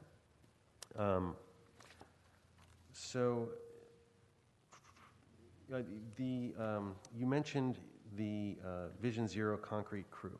Yes. We heard from the Department of Transportation that they wanted to have that concrete crew put into their budget. You've asked for it to be in your budget. They gave their reasoning for why they want it in their budget, primarily saying it's a small pimple on the scale of things, and they need that for being able to be nimble and to be able to achieve the goals that we want them to achieve. Could you explain why you think it should be in your department? I'd like to take that. I sit on the Vision Zero Executive Steering Committee for BSS, and we work very closely with our partner departments. DOT decides where a pedestrian refuge island is needed. BOE designs it. The design is uploaded on a shared Google Doc that we all have, and then we build it. There's no coordination issues whatsoever. This year we built 7, and we're going to build 3 more on overtime. We can build 20 if we have a dedicated crew. We have a lot of efficiencies by having more than a dozen concrete crews already.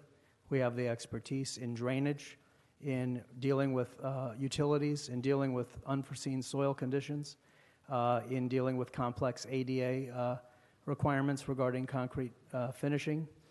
And also we have a lot of equipment, so that if a piece of equipment goes down or if cement finisher is off duty today because of he's on vacation, we have other people to backfill it. Furthermore, it can be quite difficult to hire the right people in a classification when you only have a few of them, because people don't tend to want to take a job if there's no career ladder there. So we have an excellent career ladder for people in the construction trades and concrete, and we'll continue to attract the best cement finishers and concrete supervisors because we have a very large set of opportunities for them to move up. So we believe that we can be the most efficient provider for those pedestrian refuge islands. And is there any sort of hybrid, or, I mean, that makes a lot of sense to me in terms of, particularly having the staff to be able to move around and the difficulty with having just a couple of people on staff. But is there any way to create a hybrid so that they get the nimbleness that they need, and you're able to take advantage of the efficiencies that you have? And if you don't have the answer to that, we can do that as a report back. But obviously, if we have to, we make the decision of where it goes. But we'd always prefer to get our departments on the same page and to try to figure out a mutually beneficial arrangement that can be made where you get to take advantage of those economies and not have those potential downsides, but they get what they need, which is they want sort of a quick action team that's dedicated to their work.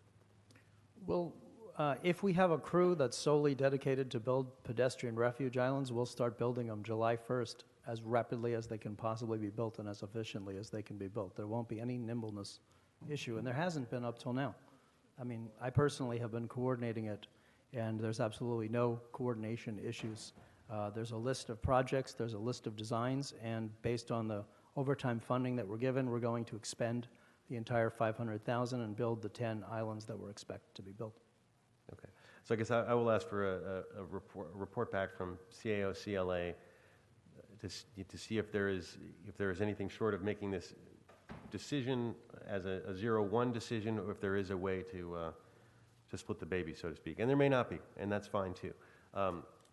So move on to trees. Well, actually, before I go to trees, the vacancy rate, that was shocking to me. 27% vacancy rate is what you said. Yeah, on average, correct. We have 1,300 authorities right now, and we have actually currently, it's about 300 vacancies. It's a lot of vacancies. We're struggling. That is debilitating, and we need to figure that out. I mean, that is, everything else we talk about comes in second to getting your vacancy rate up. I mean, it's just, I don't know how you function that way, but thank you for functioning.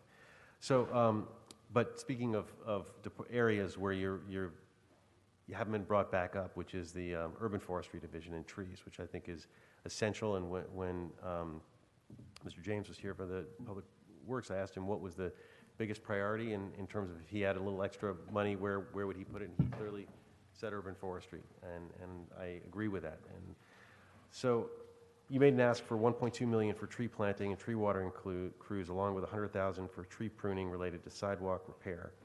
You also confirmed that the urban forestry division has only been restored to 30% of what it was before the recession, which I believe is probably the only the department that's been least restored compared to any other. Is that true? Do you know? I would say that we've restored about 30% of the urban forestry positions that were cut during the budget crisis. So to what percentage would this take UFD if we were to give you the $1.2 million? How far up would that get you? There's not a lot of positions in those budget packages. It's a total of 15 positions. So you're still going to be close to the 30%, or it's not going to put a dent in that number? It'll put a very small dent in that number. However, it will do a lot for the newly planted trees and the mature trees that were preserved in the sidewalk program. So the sidewalk program was, when it was getting started, not a lot of trees were being taken out and not a lot of mature trees were being preserved. But now that we have 5 crews working all the time and the rebate program, we have 555 trees that have been planted for the sidewalk program, and in several hundred other trees that have been mature trees that were preserved in place. So the sidewalk program has matured to the point where there's a large amount of ongoing tree work needed to water the new ones and root prune over and over again the preserved large ones so that they don't start messing up the new sidewalk just like they did the old sidewalk. So this is really sort of a normal request at the sort of 4th year mark of the sidewalk program as it's gotten big enough to need these resources. And we have currently 154 positions authorized in urban forestry. So if you added 15, about 10% increase in existing staff. Okay. Well, I certainly want to get a report back on getting those funds. Now, is it true that it now costs more to contract out tree services than it does to do it in-house? Yes, it depends on how you define the costs. Our current bids for contracted tree trimming are approximately $200 a tree now.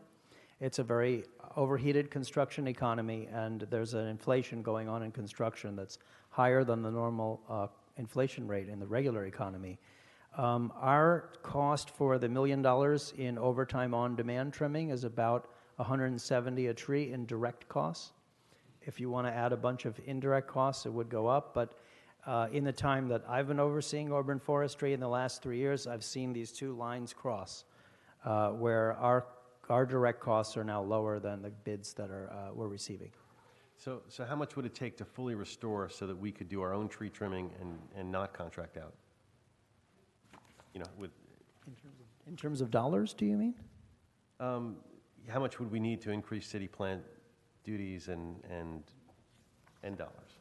So I'm going to try to do a back of the envelope calculation for you. We're contracting out about $4 million of work.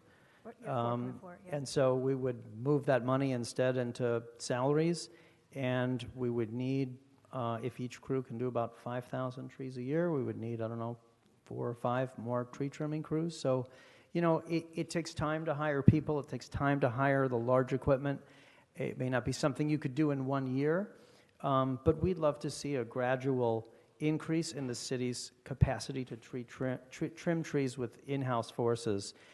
There may be some benefit in having some kind of contractors in the mix somewhere, but we think right now we're at about 30% city forces and 70% contracted, and we'd love to see that shift towards more city forces.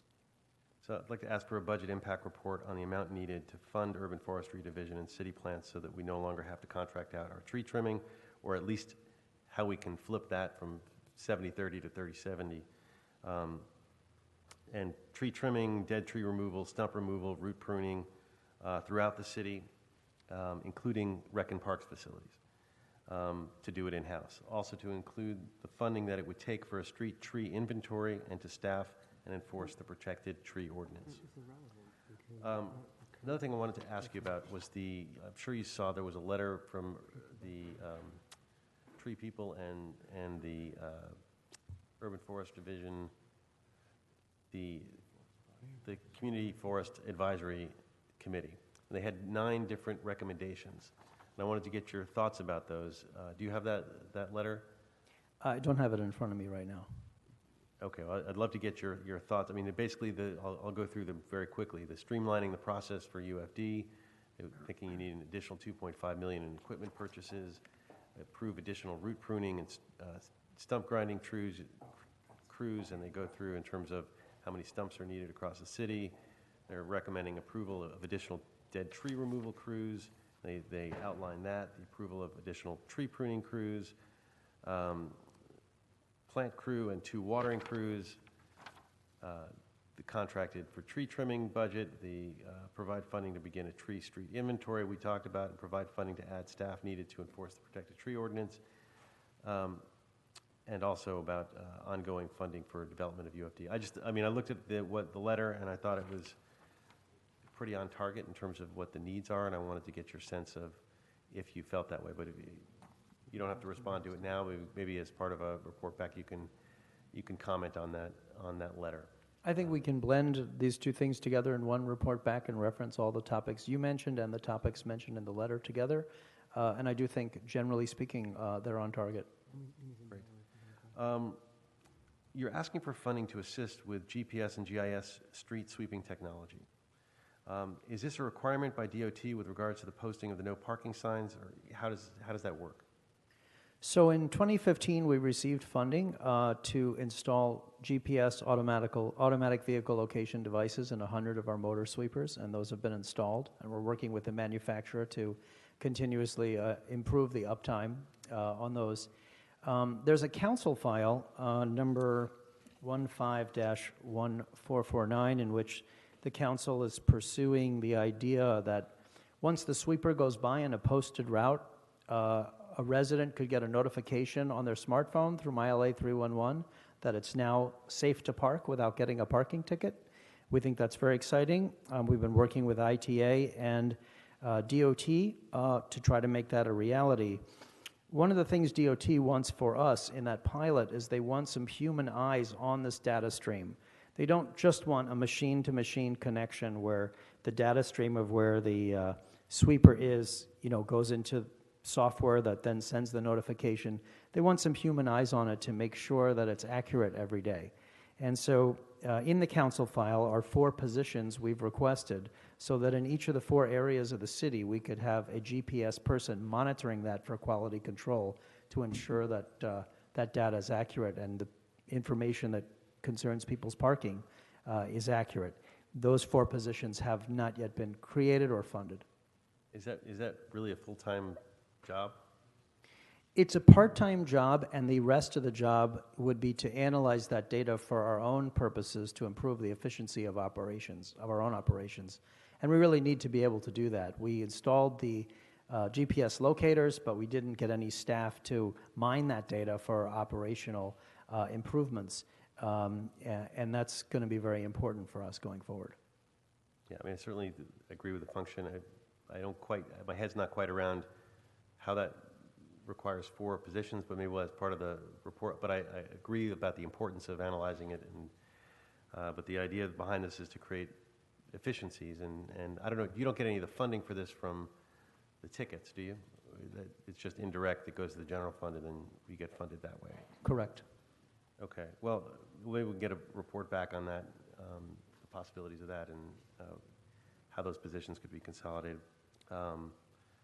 Reporting on funding, including DOT and ITA, to implement the GPS program. So we want a budget impact report on where the sources of funding could come from as well.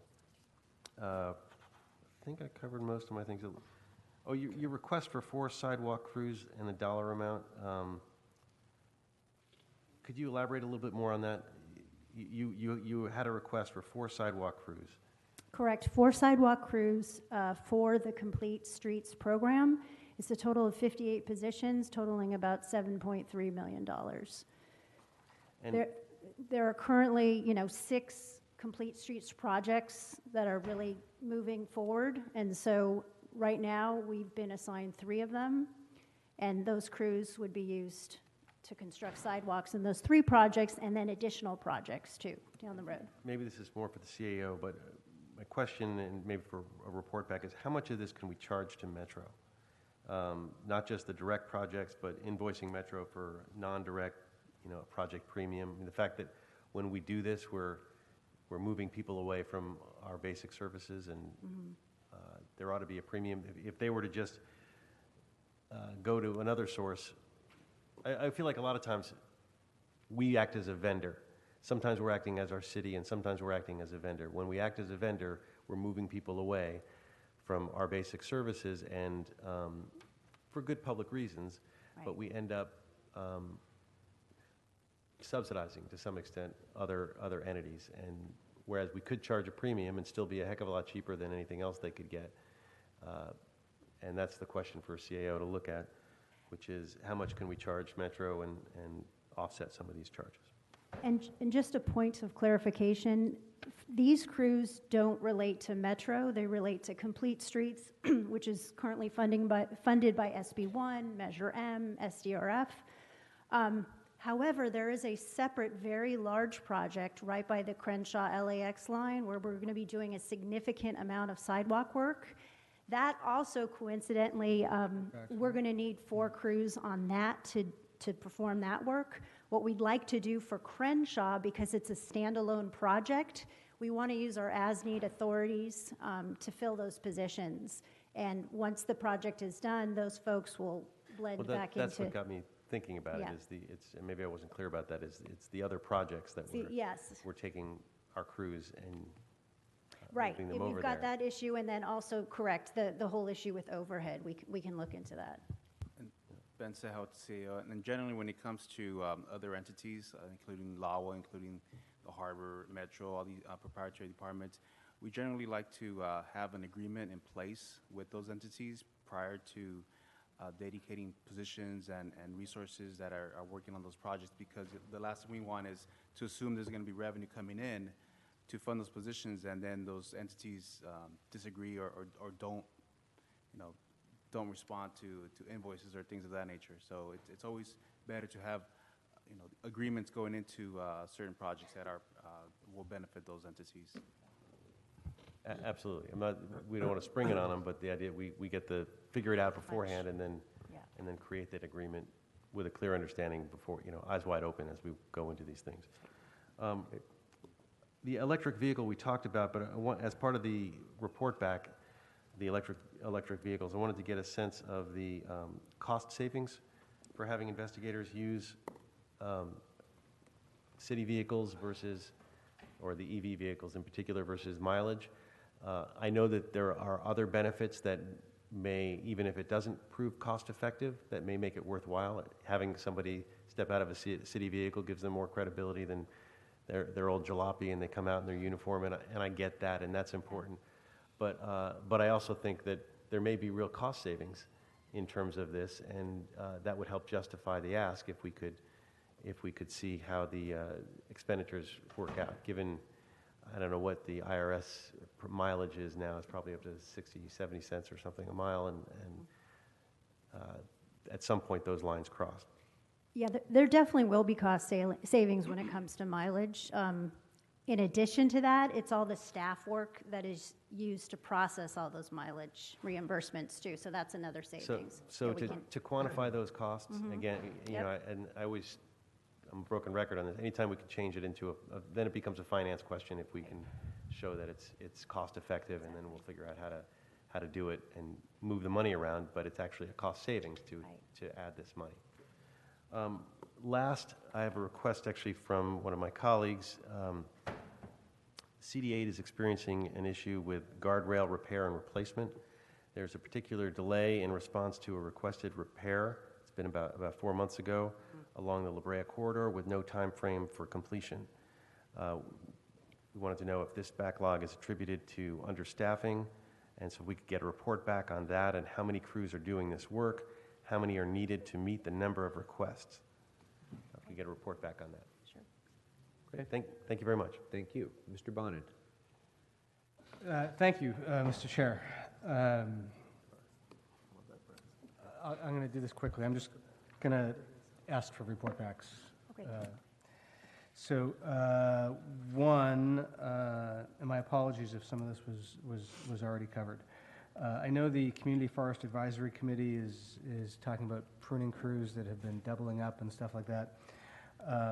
What I'd like is a report on the budget impact of BOSS's request for additional tree planting, tree watering, and tree pruning crews.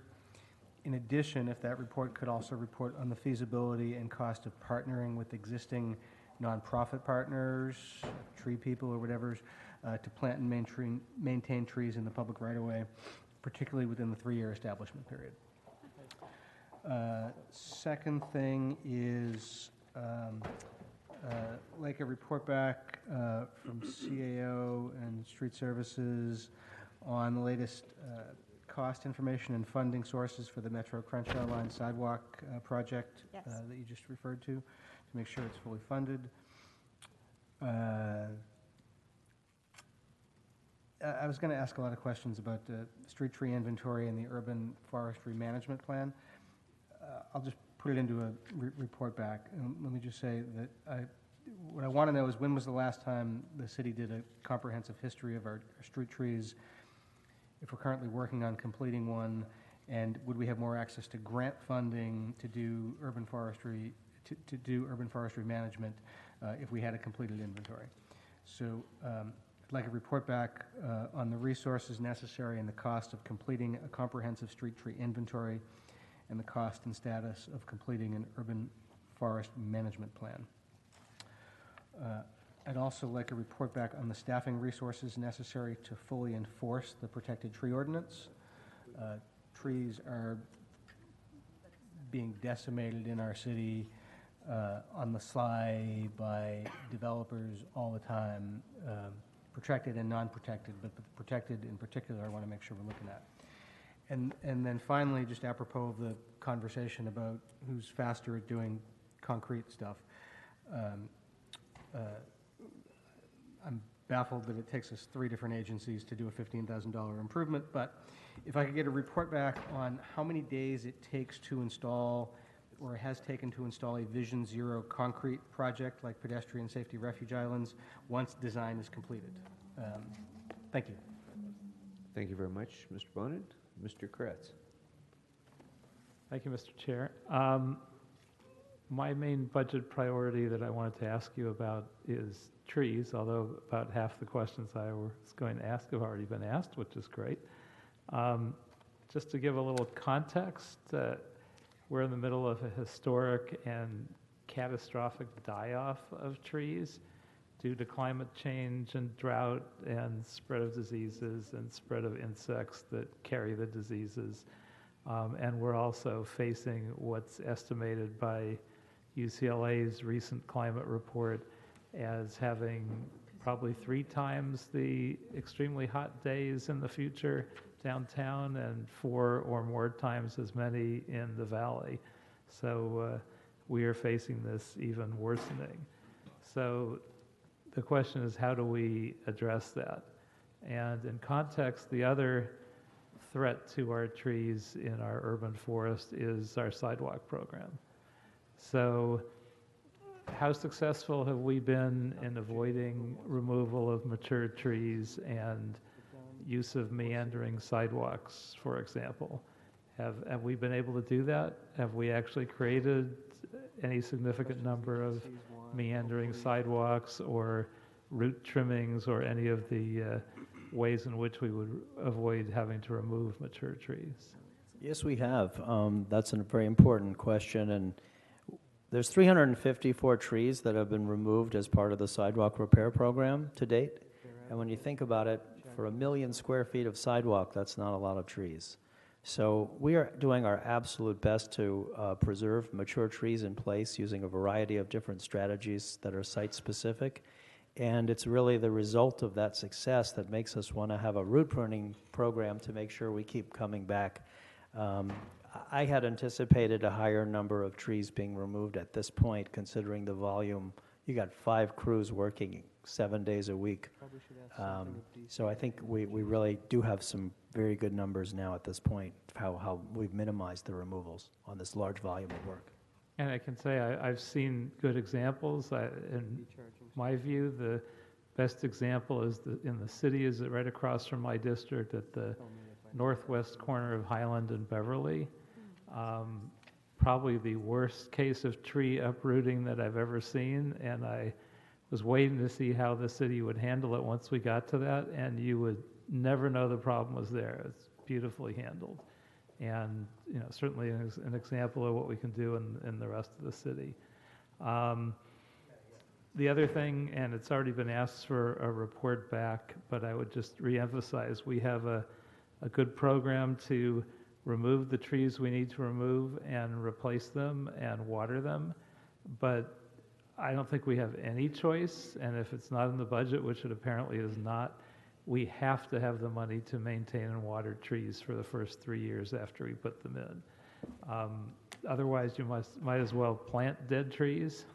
There's no reason to put live trees in there and then remove them once they're dead. So I think of all the things in your budget in particular, I don't think it's an option. I don't think it's a question. When we get that report back, we have to put that back in the budget.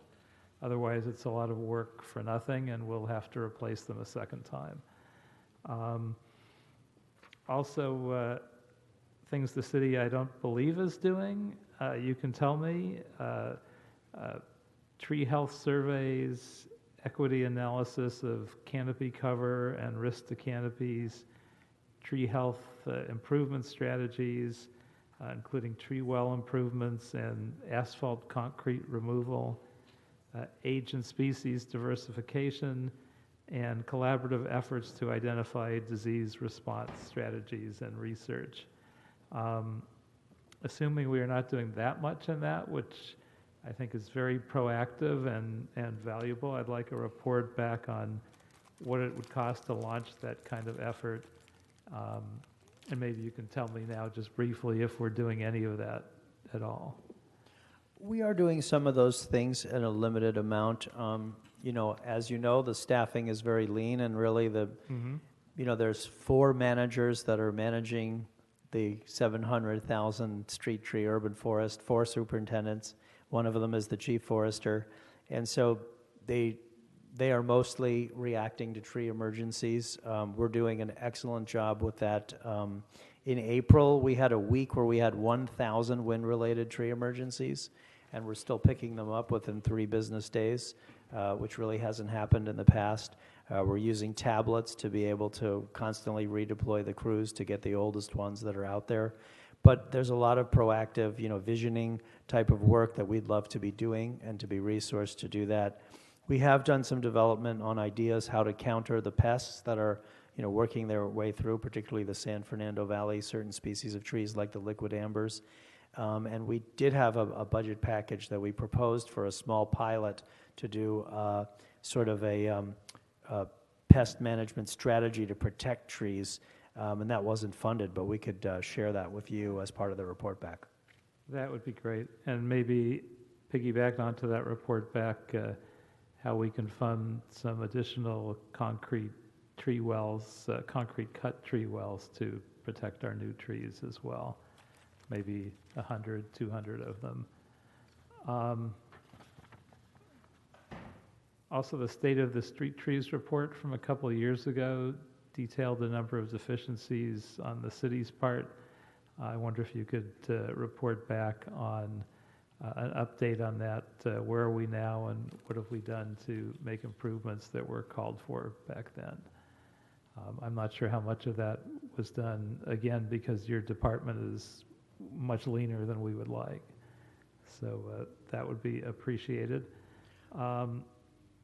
Also on the enforcement end, I know there are a number of illegal tree removals and illegal prunings, and I wonder if we should be looking at increasing penalties, which would help increase the revenue for other tree programs, and if we could get a report back on that concept.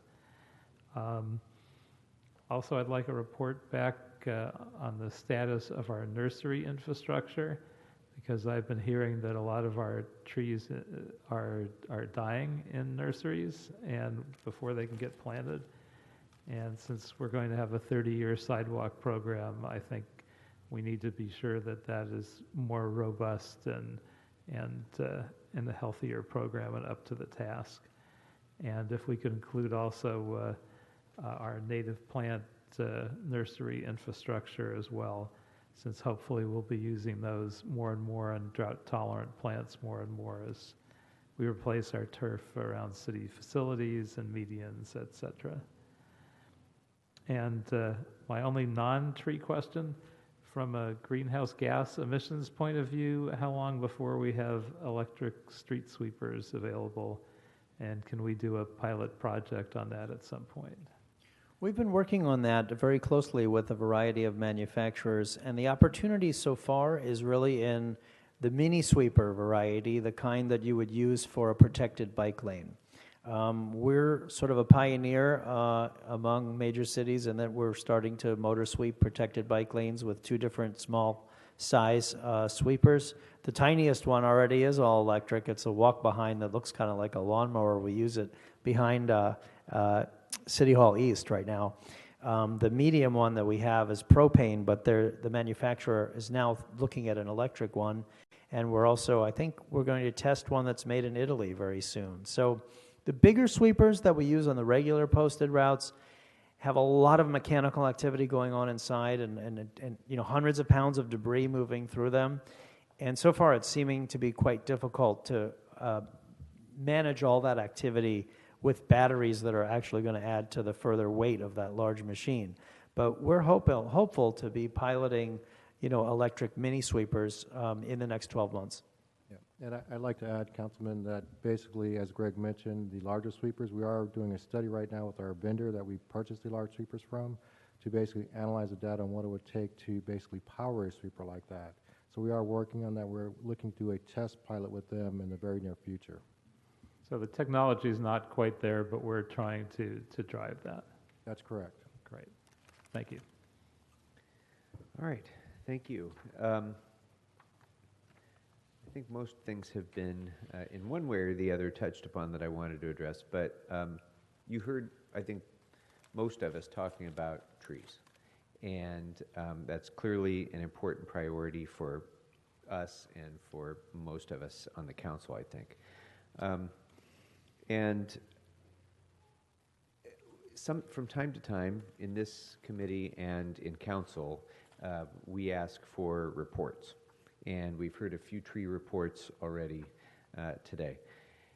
The reason that we ask for reports typically is not out of idle curiosity, but it's to lay a foundation for a budget appropriation or for a policy change that's actually based on data and research and not gut feelings. So I want to join in my colleagues' requests for these reports on urban forestry management plan and so on.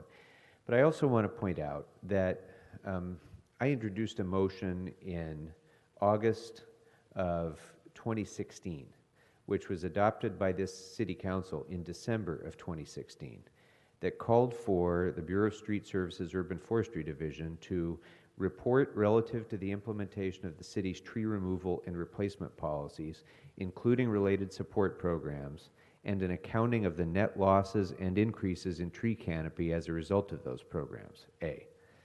B, Develop and report with an urban forestry management plan backed by relevant data that will result in a more sustainable urban forest with greater diversity and resiliency, encourage increased plantings in neighborhoods lacking tree cover, and produce a significant net increase in tree canopy throughout the city of Los Angeles over time. Now, that was a year and a half ago, and I have not had a response to that motion, file number 15-0467-S6. In 2015, the City Council adopted my motion. By the way, that first motion was seconded by the then chair of the Public Works and Gang Reduction Committee. In 2015, I asked for reports. I asked for the Bureau of Street Services Urban Forestry Division to revise the tree replacement policy to require new 15-gallon trees to replace street trees removed due to new driveway cuts, and to work with a variety of other departments, and to report back in 30 days with recommendations for increased fines and penalties for removing street trees without permits.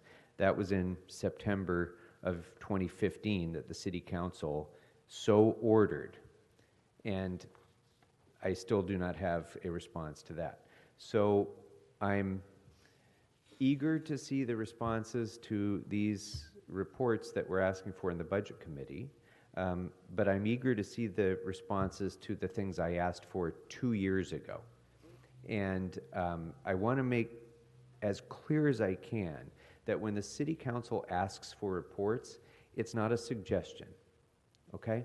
So with regard to I'm going to ask for a report back in this Budget Committee, a budget impact report that sets aside 100% of the funding for urban forestry in the UB until I get responses to my requests. And we can have further discussions as we move forward, but I want that report back as a budget impact report. So, and the reason, and I say this not to be obnoxious. I say this because we want to help you. All of us want to enhance urban forestry, but it's a two-way street, and I have to get responses to my requests, or else we can't justify that. So that's what I would ask with regard to that. Also, a member of the public mentioned, and I don't, because I don't have my reports, I don't know whether this is an accurate statistic, but mentioned that there are 4,000 trees in the city of Los Angeles that are in need of removal because of the drought and the other conditions that Mr. Kretz mentioned that are dead. And I know that that is far more than urban forestry could possibly, deal with right now. So I'd like to know whether that is in fact the case, whether we do have that much of a deficit for tree removal, and if so, what is the plan moving forward to achieve the removals of those dead trees? Because it certainly presents a risk management issue when we have trees that are dead that haven't been removed, every bit as much as it does when we aren't trimming those that are still alive. I can answer that right now if you'd like. Please. 2 budget cycles ago, we produced a new budget package looking for a dedicated tree removal crew or 2. And at that time, we estimated there were 8,000 standing dead trees in the city. The council and mayor funded a crew for us, and I'm happy to report that crew is removing 800 to 1,000 dead trees every year. And in our other operations, we're removing another 1,000. So we're removing about 2,000 a year.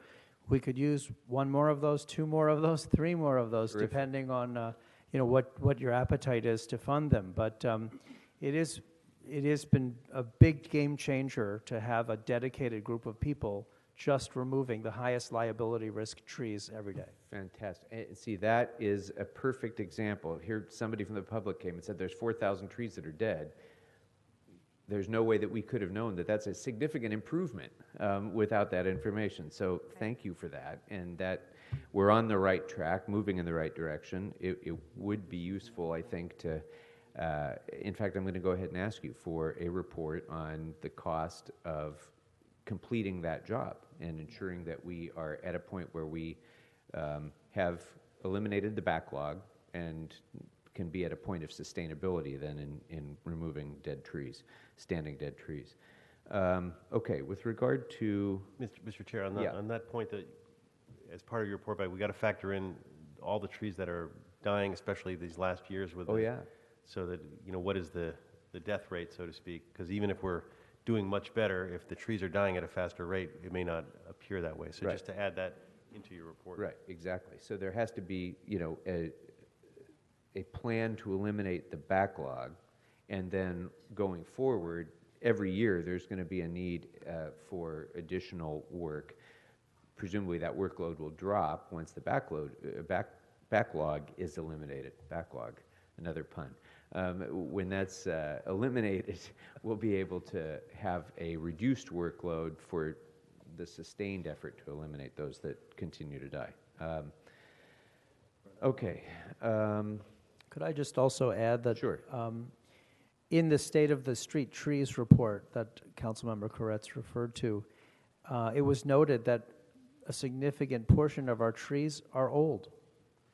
Just like our workers here at BSS, in the same way we experience a lot of retirements, we're experiencing a lot of street tree retirements as well. Many of them are in the senescent phase because many of our subdivisions were built at the same time. So we have a lot of neighborhoods that were built at the same time, and the living infrastructure that was installed is nearing the end of its natural service life.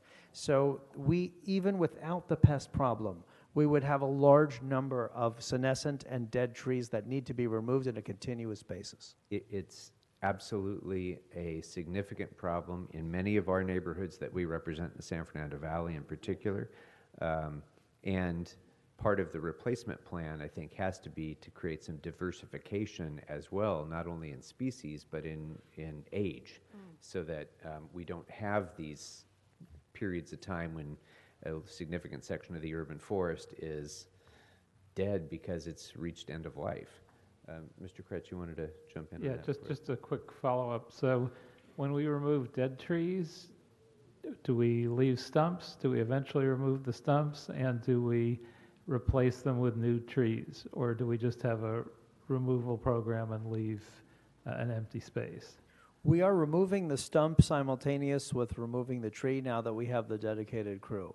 However, we aren't funded to plant trees in those places or anywhere else.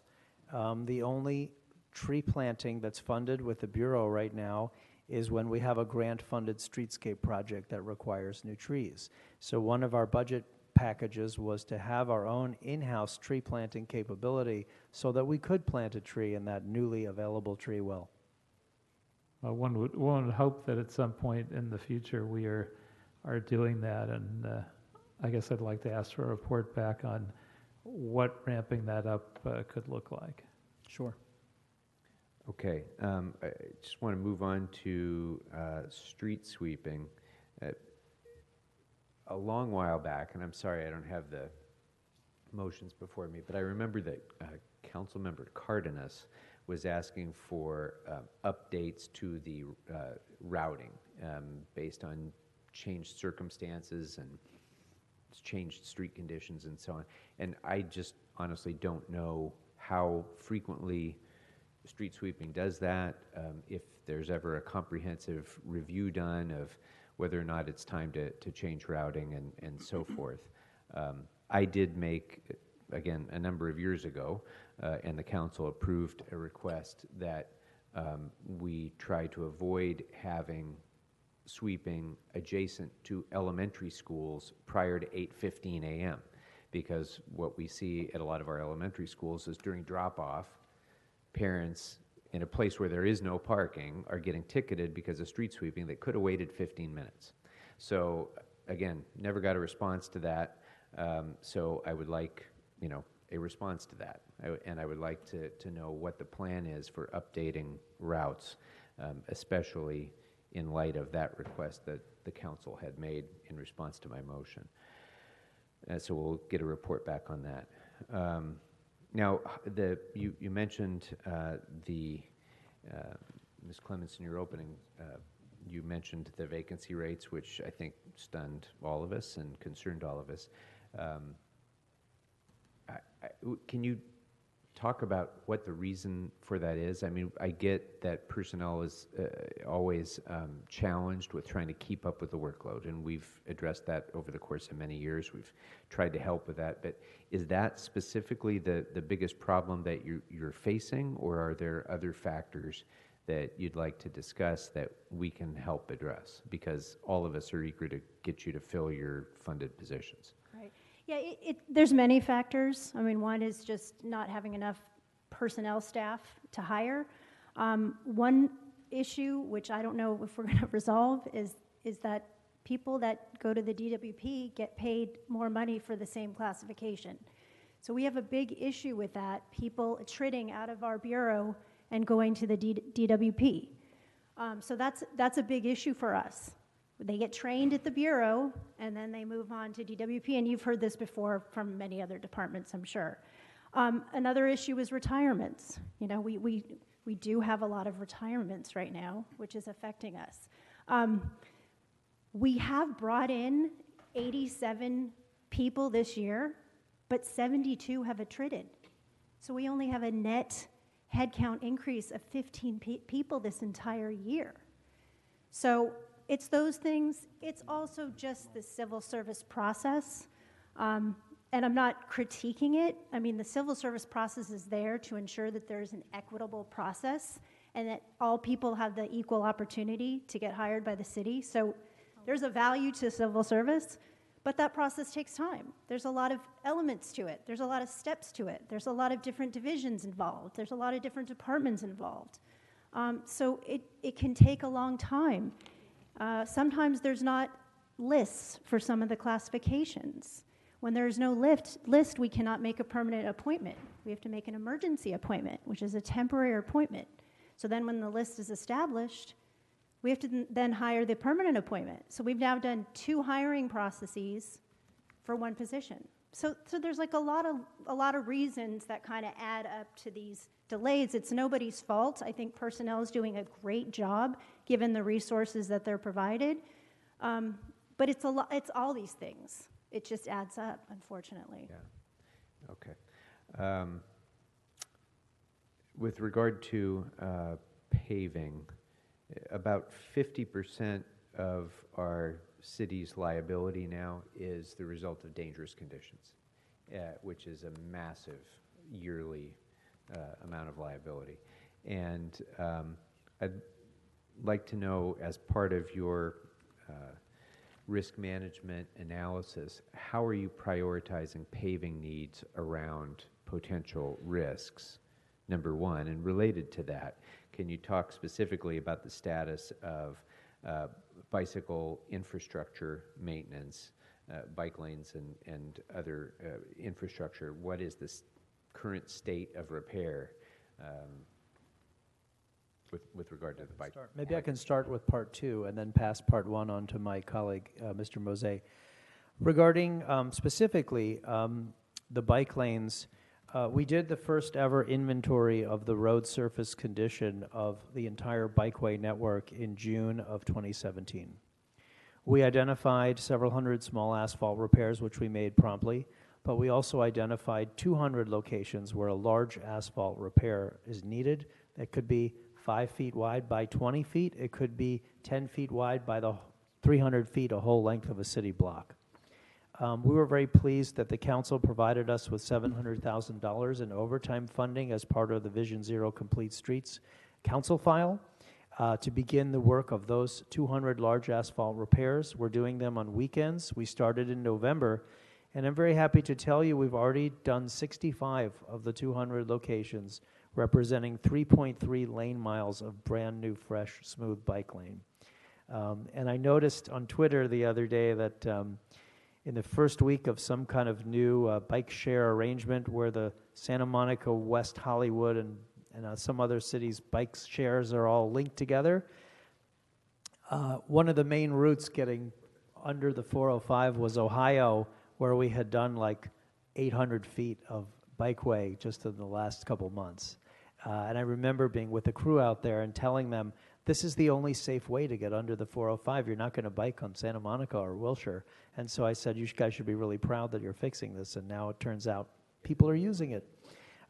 Separately, we received the 12 most important liability locations from the city attorney. And we received those in September.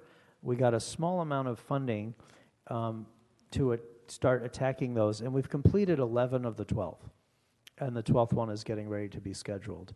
So that's our sort of two-prong effort on spot repairs, and Mr. Mose will talk about the larger pavement preservation program. So, council member, by default, if you resurface a street in poor condition, you'll improve safety, reduce liability by default.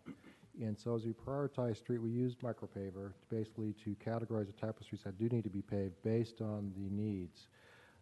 In years past, in the last few years, we haven't been doing a lot of street reconstruction. However, going forward, in order to improve and maintain the network, we are looking at doing failed streets in residential neighborhoods along with streets on, say, major arterial streets. And so we are working with others to identify locations where there are problems or liability to where we can address those more readily, quickly, and basically reduce that liability. Unfortunately, there are, as you know, a lot of locations, and we can't be everywhere at once. And so we do, as we get these requests, they are put in our database.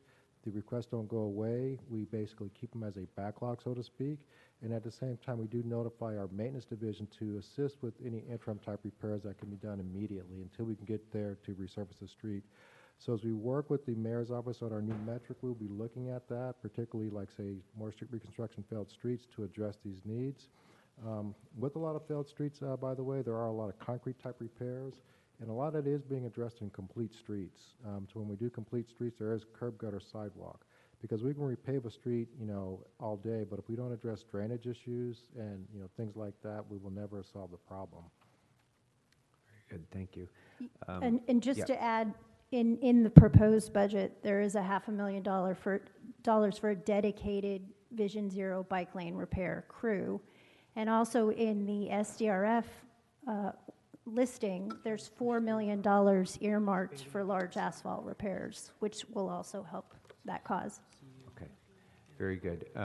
Finally, I think several of us already asked for the report back on the sidewalk repair crews. I think the more we can do, the better, and the faster we can do it, the better. I would just say it would be my hope and expectation that to the greatest degree possible, the targeted local hire program is used to fill those crews. This is a 30-year repair program. Right. These are jobs that somebody could, have a career in, or at least launch the beginning of a public service career. We will never stop running out of work when it comes to this. So I would really urge and hope, and will want to monitor the utilization by the Bureau of Targeted Local Hire to fill those jobs, because when the mayor and several of us stood out on those steps and talked about this program, we talked about having people who were sleeping on sidewalks fixing the sidewalks, and I want to see them fixing our sidewalks. So I'm just going to leave it at that. I don't need a report, but just want to emphasize that that's something that's very important to me, and I think all of us. And we are a big proponent of that program. For Complete Streets, we recently hired 50 people. 15% of them came from Targeted Local Hire. So great. Big supporter. The caveat is there's only certain classifications you can hire, which are entry level. So we can't hire all of them via Targeted Local Hire. But yeah, we're a big proponent of it. Yeah. Are there any changes that are necessary in terms of the classifications for the sidewalk repair crews that would facilitate that? We could look into that. Let's vet that, and we can report back on that. Please do. Yeah. Please do that as a report back. Okay. Anything else, members? For Mr. Kretz. Oh, just one word to follow up on that. 15% is encouraging, but that also sounds like there's room for growth. So whatever we can do to help encourage you in that direction, I think we're all very actively in support of that. Great. Thank you. Okay. Anything else, members, for street services? We good? All right. Thank you all very much. Thank you. And that will bring up our final department for the day, ITA.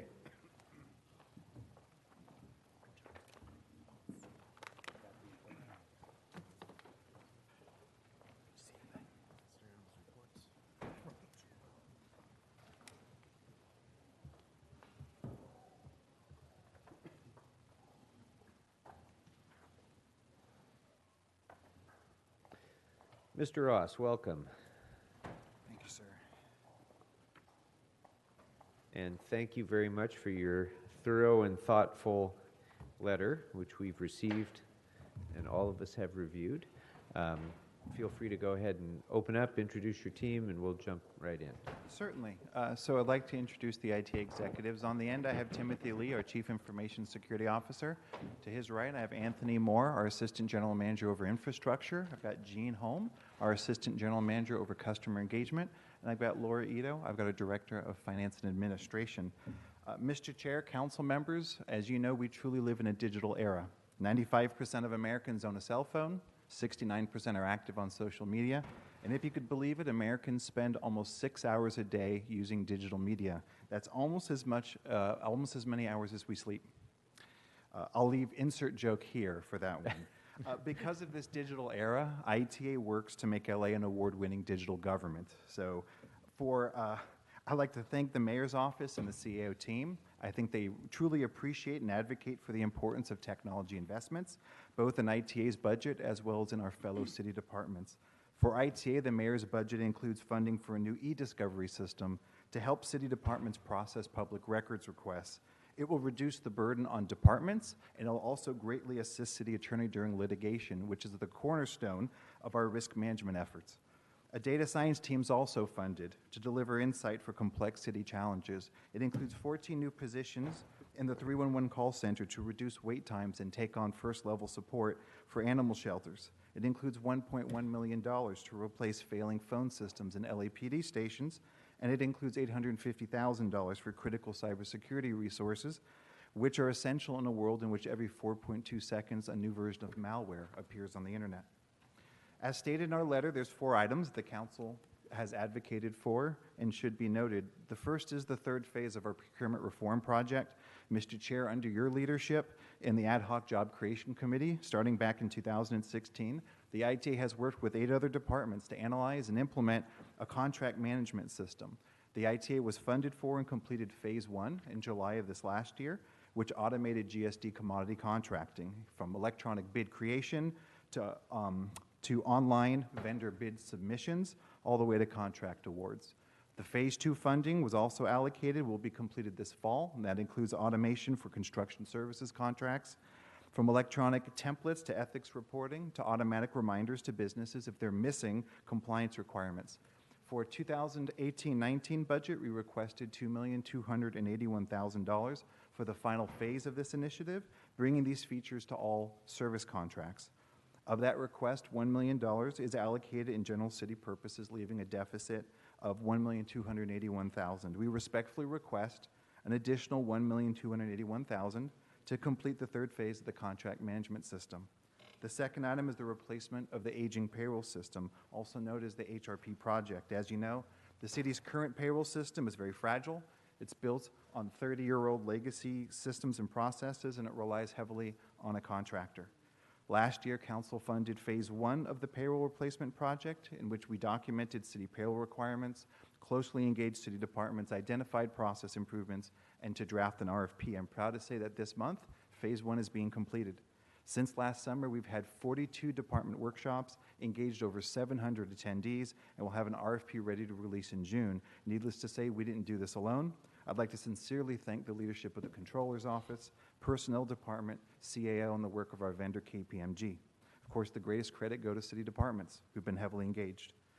Based on the market research of KPMG, cloud-hosted HR payroll solutions can cost $10 to $15 million. We requested $6 million for this budget year. $2 million was allotted to the project in the unappropriated balance. We respectfully request an additional $4 million to begin building the much-needed payroll system replacement, subject to a competitive RFP process. Third is the critical LAPD and LAFD radio site repairs. Last year, both Police department and fire department had radio site failures that impacted their calls. Diminished PD and fire communications is certainly a matter of life and death. The mayor's budget of $1 million greatly helps, which HVAC and cooling issues at 2 important sites, Mount Lukens and Washington. However, critical issues persist at 4 more sites. We respectfully request an additional $1,136,000 to perform critical LAPD and LAFD radio site repairs. And finally is authorizing the CISO position. We may be the only department who's making a request that has no general fund impact. Our current Chief Information Security Officer is the very definition of a CISO. He's been in the position for 5 years. He oversees citywide cybersecurity. He represents the city to the Department of Homeland Security and FBI. This request simply puts the ITA CISO at the same level as the CISO's proprietaries. There's no general fund impact, and we respectfully request a regular Chief Information Security Officer position authority for the existing employee at no cost to the general fund. I sincerely appreciate your time. I appreciate your leadership when it comes to technology investments, and I'm certainly open for any questions. Thank you very much, Mr. Ross. Before we go to Mr. Blumenfield to lead us off on ITA, I realized that with regard to street services, I had forgotten to ask for a report, which I'd like to do now. We'd like, on behalf of CD9 and CD13, I'd like to request a budget memo from street services on the need for funding to enforce new policies on street vending. And for CD13, I'd like to request street services to produce a budget memo on budgetary and staffing requirements to implement the First Amendment program along Hollywood Boulevard. Can I add one more? Oh, yes, and Mr. Kretz for street services? No, but it's already delayed, so I might as well do it while you're doing yours. Okay. I want to request a report back from the CLA on behalf of Council District 8 to work with the Department of Cannabis Regulation to identify funds to cover social equity contractual services to complete an RFQ or RFP for the social equity program. All right. Sorry for the interruption. Let's go to Mr. Blumenfield. Great. Thank you, Mr. Chair. Mr. Ross, everyone in the department, you guys do a great job and have really, over the last 5 years, I've watched very closely how we've really turned this city around, and it's you guys have been at the forefront of that. So start out with a thank you. And toward that, I want to request a report back for the addition of the position authority for the Chief Information Security Officer position. That makes a lot of sense, and so I'll just put that in as a report back. Then just to move to a couple of questions. I don't have a lot of questions this year, but one, in general, I know that you do a lot with LAPD and LAFD. Do you get any reimbursement for that work? Generally speaking, I mean, it comes into 2 categories. There's a lot of services that we just do out of our funding sources. There's certainly some aspects in which we may need to do, let's say, a mobile command post, and sometimes we'll receive some reimbursements for those items. I'm going to look to Laura Ito, who has to handle all of our finances, to say, what are the items that we do that get reimbursed? Because I think it's a much shorter list than the ones that...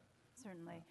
Our installations for the fire department vehicles when we're installing communications equipment, that is all reimbursed. We do it using hiring hall staff, and all of that is 100% reimbursed. Other than that, we really do not receive reimbursement from police or fire, other than perhaps for communication services requests. So if they're asking for us to set up data lines or install new phones, we get reimbursed for that work. Yeah, I mean, I guess the sort of bigger issue is that you have, a relatively small budget, but you serve the whole city, and oftentimes as we look through this, I see a lot of our funding for some of the critical services basically being borne by ITA, when in some ways it'd be better if we could have it more proportionally distributed. I guess I'll just put that out there. We hate to become the bottleneck for anybody's services, but unfortunately the demand for technology continues to grow. And while we work very hard to try to be efficient and try to get rid of legacy and do what we can with what we have, invariably we end up in a situation where we're trying to support growing departments' demands, and our budget doesn't grow proportionally. And speaking of police, when is it expected that all the police divisions will be on VoIP? I ask this because neither of the divisions in my district are yet transitioned to VoIP. So we were able to complete 4 stations this year. We have requested budget that would cover an additional set of divisions, and so I would have to look and see. That would put us at about 12 if funded, as we are funded today, 12 at the end of this next fiscal year, which would still leave us about 10 plus short. Okay, and you think we'll get those done in the next, is there a plan to get them done within 2-3 years, or? We certainly will be asking for that funding in the following fiscal year. So we've received funding for these stations in this fiscal year, and we would look to complete the remaining in the following fiscal year. If it were up to us, we would complete them all immediately. But we know that we are under tight financial constraints, and so like many of the projects that we get, we'll get funding in bits and pieces, and so we'll implement it as much as we're funded. Okay, now, I've heard from a variety of departments about the procurement process for service contracts. If ITA does not receive the additional funding for the procurement reform project, will any portion of the service contracting reform move forward? No, it will not. Unfortunately, the $1 million, if you look at the cost breakdown, the majority would go to system development, part of the project management, but we wouldn't be able to afford department licenses. So we'd actually be in a situation where we wouldn't be able to go live this upcoming fiscal year for service contracts. So I'd like to request a report back on full funding for the final phase of the procurement reform project, and request a report back on moving the funding already budgeted from the GCP to ITA's budget. Now, replacement of the PACER program. It's been kicked down the road to the point that we can't delay it anymore. Now, I prefer to allocate resources toward the final project and not spend a lot of money on interim steps. Do we have an interim solution while the new system is being implemented? Is there an additional cost to this? Is there a way to leapfrog that interim step and avoid that payment? I sincerely appreciate the support of not only the mayor's office, as well as council when it comes to helping mitigate the risk that's associated with PACER. You're right, it's a tremendous risk. This last year, with the investment that we've received in this current budget year as well as last budget year, we are now at a point where 80+ issues that come into the PACER system are being resolved by city staff. They're less experienced, certainly, than the vendor, and certainly we run into issues when it comes to complex issues, MOU changes, et cetera. But the partnership we've had with Controller's Office and personnel to really freeze the system and limit it, I'm happy to say that we feel a lot more confident when it comes to keeping PACER running while in the process of replacing that. So with that being said, I think your point is very well made. Instead of us investing in the existing system, let's continue to freeze it, only make changes when we absolutely have to, and put that money into the HR payroll replacement project, which will be much better invested and give the city much more return.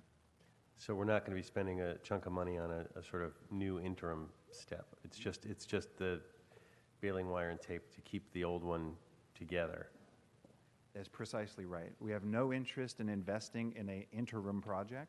We simply keep payroll system running, supported appropriately, be able to make the necessary MOU changes, and then we invest fully in the replacement project. That is where the smart money should be invested. Okay. Next question, also related to payroll systems. If the Bureau of Contract Administration had presented earlier, I would have asked them this question, but really it goes to you guys, which is they have over 230 mileage employees, and they're still tracking the mileage manually. And I remember a decade ago when I was tracking my mileage, I would use an app on my phone that was free. So my question is about mileage tracking apps such as MileIQ that have been available for years. Will electronic mileage tracking be incorporated into the new payroll system? We've certainly prioritized it. You're exactly right. One of the issues we run into the payroll system is it's building payroll processes that are really 30 years old. The system requires agent that gets installed into various computers. It doesn't work on mobile. It won't work on a tablet. There's a long list of issues we have with our existing payroll system, even around disaster recovery, which is an even bigger item. The system that we're implementing, we're prioritizing not only all the existing payroll processes, but things like employee self-service, manager self-service, evaluations, as well as we are prioritizing discussions to see if we can get the mileage app also included. Of course, we're going to see what the costs come in. We're going to have a competitive process, and we may have to make some scope discussions down the road, but I couldn't agree with you more. This isn't just our opportunity to replace an existing, aging, difficult system. It's our opportunity to move the needle when it comes to payroll, as well as how we manage our employees. Okay. Well, and something like that, I mean, it's been in place forever. I mean, the apps to do this. Yeah. Now, last year, for cybersecurity, there was a big ask. And this year, it's budgeted $850,000. How how well are we covered? Is this still a major, I mean, I was pleased that it wasn't highlighted in the letter as a glaring vulnerability, but do we have enough to cover our needs here? One of the number one questions I get asked around cybersecurity is, are we doing enough? And honestly, the honest answer is it's always a discussion around risk. We could always spend more, we could always secure more, we could always do more. However, when I look at the investments, I look at the leadership the Mayor's Office of Public Safety has taken, I look at the leadership Council has taken, we've made dramatic improvements. There's a reason why we haven't been in the papers as the City of Los Angeles, and we should continue to make those investments. Part of it's the money, part of it is having good, talented staff, part of it is having all city departments rolling up their sleeves, and part of it is city employees doing things like anti-phishing emails and going through all the tests, et cetera.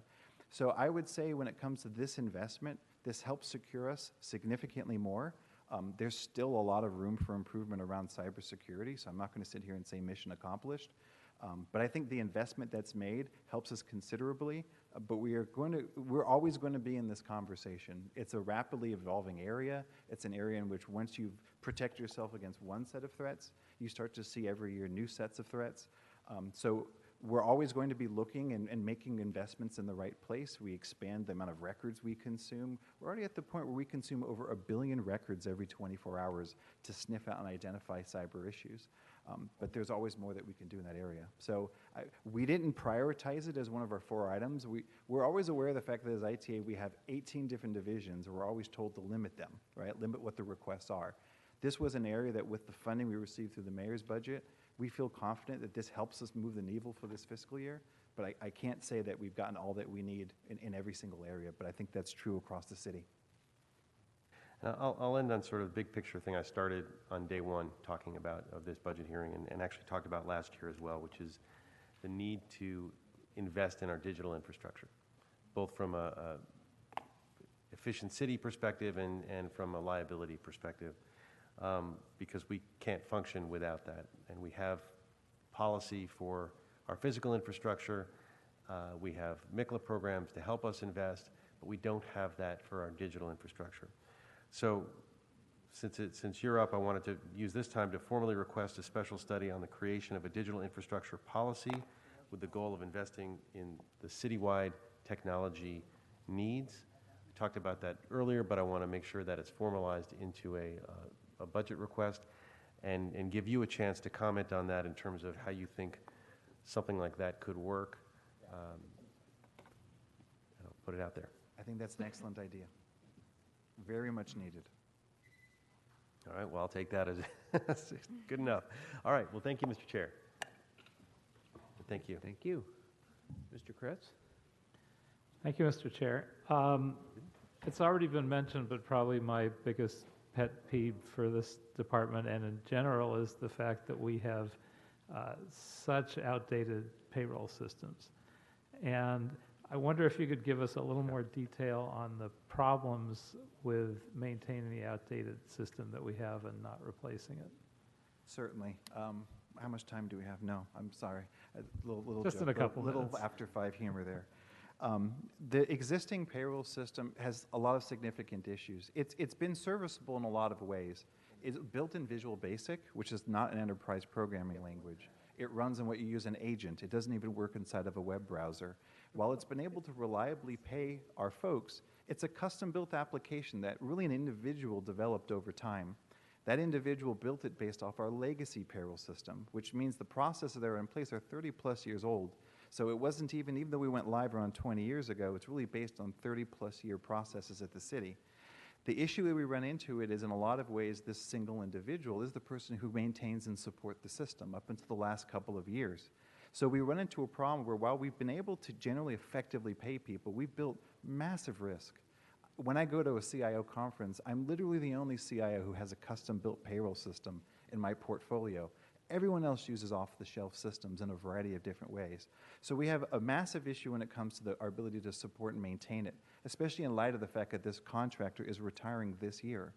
Secondly, we run into the issue that it's been built almost in a spaghetti-like fashion. It's not modular, it's not built into modules and components, It's as new needs came in, we continue to build and build and customize and build, so it becomes extremely difficult to support and maintain. And lastly, we don't have all the major modern payroll functions. The whole world of payroll has greatly advanced in the last 10 years. Our system has not. The conversations regarding mileage, the conversations in regards to employee self-service. We've run an app that we had to build on the side that simply allow our employees to see on a mobile phone what their vacation balance is or what their pay was. That app is the most popular mobile app we've developed. Who would have thought payroll is that exciting or that sexy? But these are the types of features and capabilities we haven't been able to do because we're really on a legacy, antiquated system. And so my biggest concern is our inability to run payroll off this legacy system with the lack of the contractor. So while there's a lot of great features and benefits we'll get from a replacement, I just want to make sure that we're getting people paid. And that's unfortunately been the discussion for the last 4 or 5 years when it comes to this payroll system. At the pace we're on, when will we expect to completely replace this system? So at June, we're ready to release an RFP. We'll go through, of course, our IT Oversight Committee, Council Committee, et cetera, with that discussion.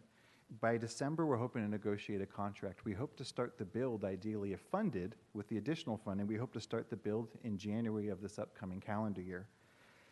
It depends on how aggressive and the type of product that we use. We could be going live either January 2020 or January 2021, depending on the funding we received and depending on the engagement from city departments. I'm happy to say that city departments have actually been heavily engaged up until now, and they've done a very good job. We've had 75+% attendance at all the meetings that we've had before in the last 6-7 months. So we can be on a very aggressive schedule. Obviously, we don't want to fail on a payroll project, so we're going to be as conservative as we need to make sure that we do this and do this right. We've been doing site visits with a variety of others, et cetera. But that's the timing, if funded, that we can pursue this. And we anticipate, hopefully, that funding to be in place through our budget process in the next few years. Yes. Okay. A more dinosaur question. I understand we're talking Love about dinosaur questions. Replacing our landlines. What does that look like? Are we actually physically going to all cell phones? Are we operating some landlines but on the internet? What are we actually looking at as a change? You know, communications have dramatically changed the last 15, 18 years. Not only have they changed in the fact that the vast majority of landlines are now voice over IP, so they're making phone calls over the internet, but they've also changed because at the City of Los Angeles, the average city worker's telephone rings about 3 times a day at most. So the city is spending over $4.5 million for an asset that is rarely used. Certainly some use it more, some use it less. But we're actually gotten to the point where all the different other kinds of communications have greatly reduced how often landlines are used. And to your point, we see this also in homes and residents. This last year, we got to the point where less than half of households have a landline. I own one, but the vast majority of American citizens have even been cutting the cord, so to speak, and preferring the smartphone. So what we call the mobile worker program is innovative, but at the same time not very. For a number of city employees, we'll swap out their desk phones with smartphones. It's, at the ITA, we've already replaced this. So we've already, our 500 plus devices in which we've replaced it for us, the Mayor's Office of Budget and Innovation, et cetera. For other employees in which that demand is necessary, we'll use voice over IP, call centers, admin staff. There's a variety of needs in which it's obvious to have a dedicated line, like a permitting desk, et cetera. Those are areas in which it makes sense.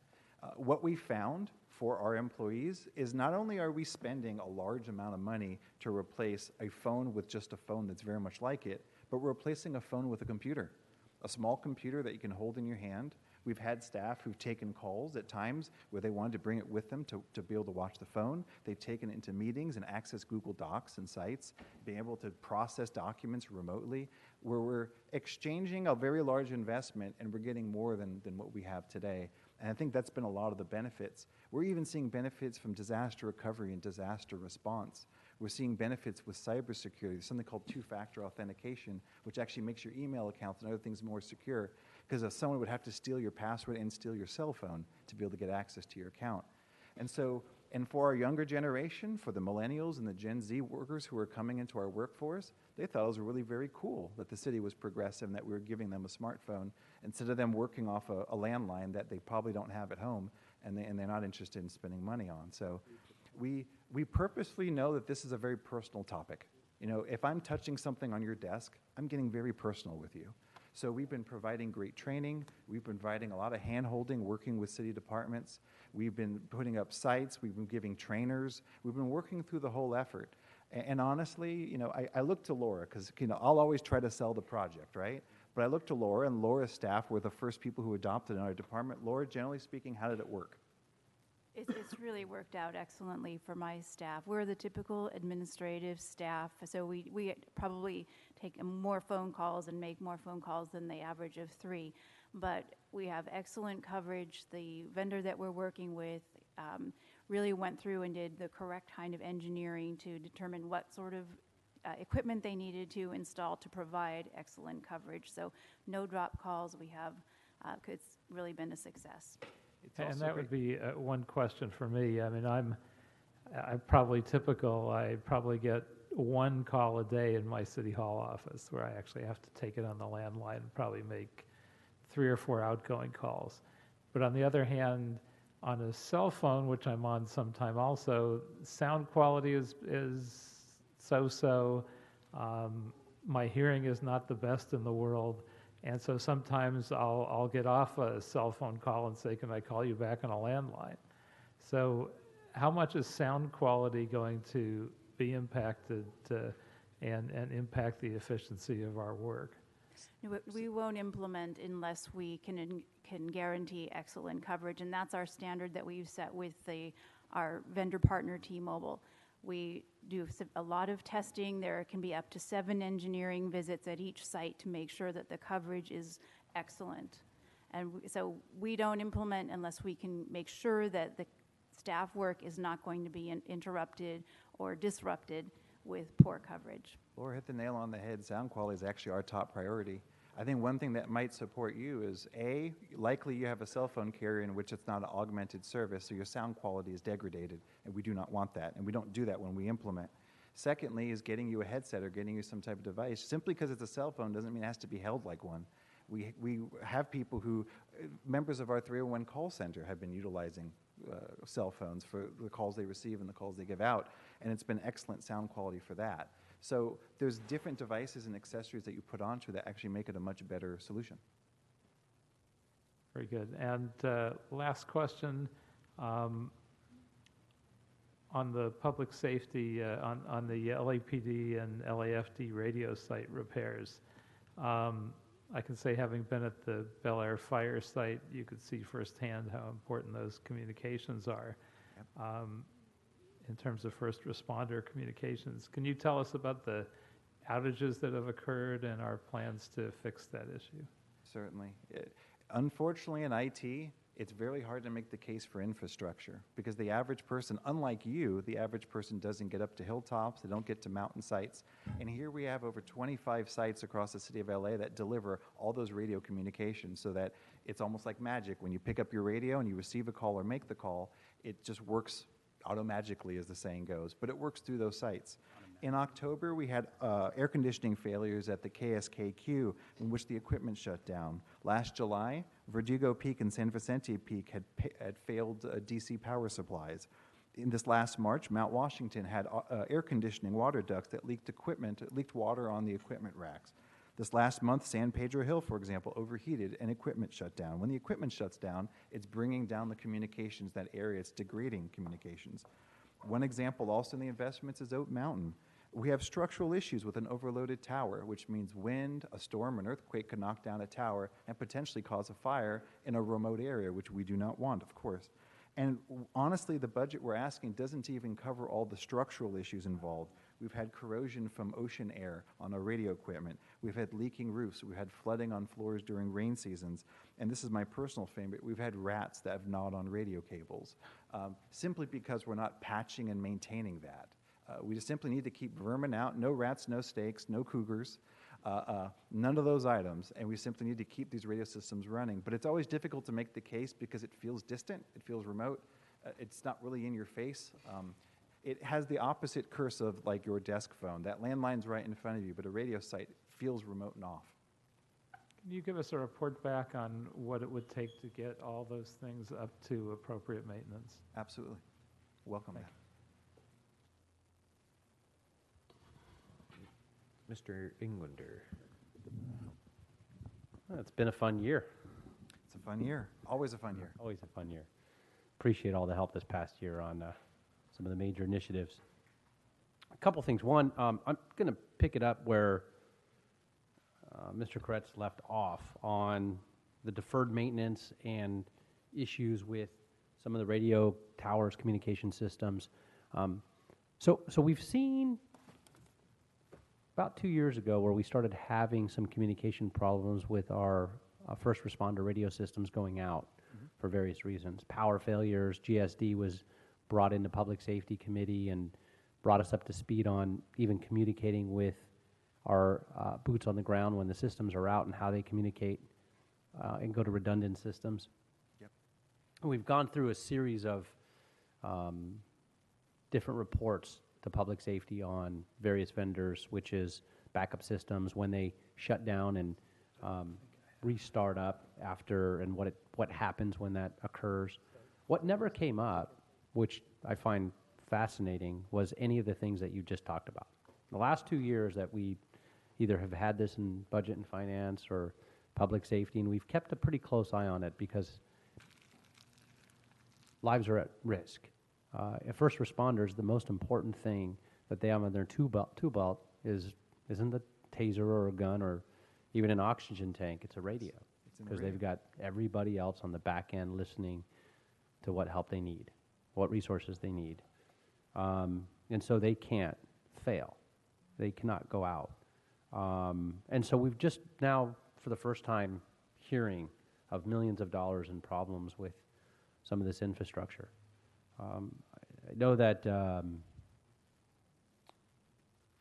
Mr. Kretz just asked for that report, so thank you for that. I think it's one we're going to have to figure out pretty quick as a full assessment. So I thank you for the report. There's no need to ask for a second one, but sure. Very interested in how long it might take for that assessment. I don't know if we actually have a full assessment of where we're at. What's the anticipated time to actually turn something around? Anthony, from the infrastructure side, I believe, because what we often find on our side is the need to go through our portfolio over and over again. And for the last couple of years, it's been a big discussion around radio infrastructure. Existing infrastructure, replacement infrastructure. In fact, a lot of the improvements that are being made are being done in the very same radio sites that we've been working on before. So certainly I think we can turn our report around quite quickly on this topic. So we'll take the report and we'll get that one back, and we don't mind taking it to Public Works also. Or to, I mean, with all of the UASI money coming in and some of the LA RICS build out and partnerships and the cooperatives we have with many of the other municipalities in the county, I would think this would be top of mind, and just, again, shocked that we haven't heard it. So I appreciate that you're on it and bringing it here today. Yes. So thank you for that. Okay. Since I'm going backwards, I'll keep going backwards. We were talking about VoIP and cellular connectivity and replacing desktop phones. A couple questions on that, on the technology. I'm not as concerned with voice quality, and I mean, we're far advanced from. Oftentimes, that's a better connection, and then you're not chained to a desk, and you have a lot more options on accessories and Bluetooth capabilities, particularly for admin staff and others. Just makes life a lot easier. What I wanted to ask about was the deployment policies and what we've set up, particularly under FSLA, under some of the various MOUs. What happened? Are you only utilizing that particular phone, or is it tied to your, where you have two phone numbers on a phone, or is it docked at your office and you're only answering it during regular hours like you would a landline? Is there text capabilities where now you have a whole nother way that you either have to respond, or and then we got data retention issues, and I mean, so there's a lot of other legal and worker employee questions in terms of deployment policies, and is that something we've already put together, put to bed, we're done, it's ready to go? But The short answer is yes, and you're asking all the right questions. Fortunately, those questions were asked by CAO, Employee Relations, CLA, Sure. a whole sets of folks that we've been working with. So over the last 2 to 3 months, we've been having various working group meetings. We've had city attorney involved, CLA involved, we've had CAO involved, we've had various departments involved, we've had unions involved. And I'll try to summarize it. We had specialized discussions around California Public Records Act, CPRA, in which we walked very clearly down text messages, emails, voice messages, voice calls. What are the requirements? What are the responsibilities? And how is this impacted? So we went through, and as a group, generally we were satisfied with what a mobile worker plan would do for that. We went through Fair Labor Standards Act, exactly your point. We discussed overtime, what the policies would be. We've drafted a policy that's currently under review by the city attorney. That would be the city's technology use policy, something so that every employee would sign off and would very clearly state when it comes to a cell phone what the responsibilities are. To summarize, there are no requirements to take it home and answer calls if you're a non-exempt employee. So we walk through a lot of the very clear guidelines related to that. I'll never forget one of the first questions asked to me, because I get it. We're changing a desk phone for a cell phone, so it changes the philosophy around it potentially. You could use your cell phone like a desk phone. You could leave it on your desk, but that's certainly not where the benefits are, the requirements are. But I remember an employee asking and saying, "Ted, are you telling me that I have to answer this phone on the toilet?" To which my reply back was, "Do you take your desk phone to the toilet? I'm not looking for that." I know Mr. Kretz has one installed in. Fair enough. I can't speak got one to such a installed thing. in the latrine, I think. Yeah, but the reality is, just because it becomes a mobile device doesn't mean it needs to be used on all those facets. So the policy that we've drafted is very clear. It very clearly enforces the employee's rights. We actually just in the last couple of weeks, because this is a very sensitive topic for us, we want to make sure we do this right. We invited every labor union in the city, and we had a 1.5-hour meeting where we walked through all the steps of what's being proposed. Was this done over the phone? No, sir, it was not. Done in So, person. so that's with all of that, let me just cut to the Sure. chase of it. Is there actually a sort of written overall city policy then on? Yes. Okay. Being reviewed by city attorney right now. Being reviewed. Okay. Yes. Well, So then I think it behooves us to ask that it come back. Where's that policy going to go after that? Maybe that's the question. Is it going to Right now, city attorney's a been committee? the last. City attorney's been the last check off the list. It would go to personnel, and employees would sign it as they come on board. Can I suggest that it be a budget instruction that it come to the personnel committee for review? Is that okay? I don't want to slow it down. Not approval, for review. Yes. Very different. I Certainly. want to make sure I put that out there. Oh, absolutely. We welcome the I mean, conversation. I want it to roll, but I also want it to become a public document and where we all have a chance to have it. Okay. Just recently, we've had the conversation Right. at IT General Services Committee. We're more than willing to have it at personnel. Like I said, anything that's a change in a culture, even though it saves the city a lot of money and it empowers employees and all these other aspects, we want to be very smart. We don't do the whole LAUSD tablet iPad thing. That is not how the city of LA rolls. So we're always going to be very smart. We're going to measure as many times as we need to, and then we're going to implement effectively. And we treat this project with the utmost seriousness, and we want to do it right. Right. Okay, thank you. I think you've already hit on some of the other things that I was going to mention. Let me just go back here in terms of payroll. I mean, we don't have a choice. We Correct. Did somebody ask for specifically the report back on how we're going to fund that this year? That's already done? We already have that in? I believe I asked for that, but can double check. I just want to make sure somebody did. The pacer. We'll come back to it. We'll just double check. We don't have a choice. I mean, we're literally tied to the very being of one for this. And no? Okay. So then formally, budgetary impact, we need to figure out how to fund a full replacement. It says here you're asking for $6 million and you got $2 million. Correct. What does $2 million get you? Anything? I mean, you can't really get started. You just got to change it. The way this would happen is we'd release an RFP, we'll get bids, we'll select a bid, we'll go through the contracting process. And the concern I have is whether $2 million is enough to get the vendor on site, to get them working on the project. Well, I don't know what that does. That's my issue as well. I mean, even if, well, we don't have a choice. We've got to do this.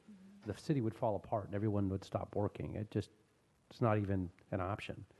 You sense the theme of ITA. It's radio towers that no one sees. It's payroll systems that everyone expects to work. That's kind of the story of our life, but we're good with it. Oh, trust me, they'd rather the radio towers fail than their paychecks not show up. Make no mistake. Fair enough. Well, if I had to make that decision, I will not take a paycheck. And our first so my responders will be firefighters reaching can for get other the things radio. on their tool belt, not their radio, if they don't have their paycheck. Sure. Well, All right. So that's just, it's not an option. It's just not an option. And then it's not something we can scramble for at the end when it falls apart. Or this one individual who shows up and is retiring. Anyway, okay. So report back on that. We've got to get that funded this year, period. I mean, there's just no option. We've pretty much hit everything else. Just one other thing, or two other things. It was sort of a standing joke years ago that every budget season, somebody on this committee, not this committee, but our predecessors, would walk in with a budgetary savings every single year in technology. And it was the same savings every single year. Sharon knows where I'm going with this. Karen knows where I'm going with this. And every year we saved millions of dollars by shutting off our redundant 800 numbers, which, by the way, we still have many of. But we've saved millions of dollars by shutting off the same 800 numbers every single year, many of them which didn't even actually go anywhere. And not sure, this isn't really an 800 number question, and I'm sure we still have many of those. And they become incredibly redundant and also very difficult for the public. Just, you've got to remember this 800 number and write it down.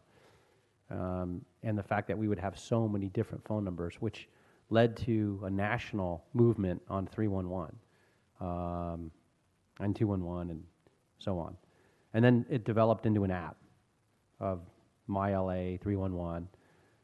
In 2013, I authored and brought in a motion. In fact, I asked one of my colleagues to co-present with me because he was very interested, Bob Blumenfield, who signed it.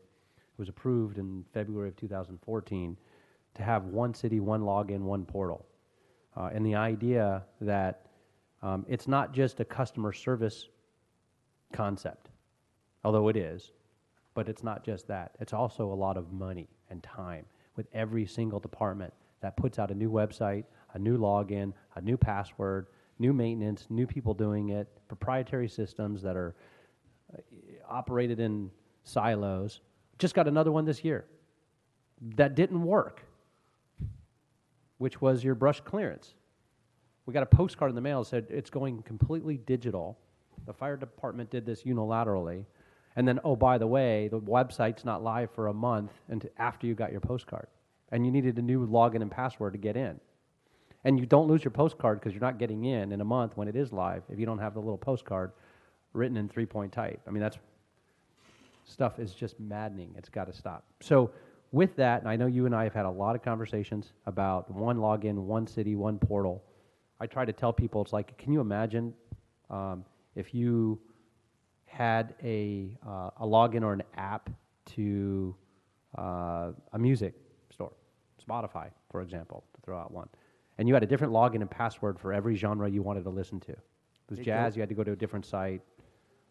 If it was, so I mean, or if you had a department store, it was every single floor was a different login, a different password, and a different interface, and none of your credit cards were stored, and none of your information and payment information was stored.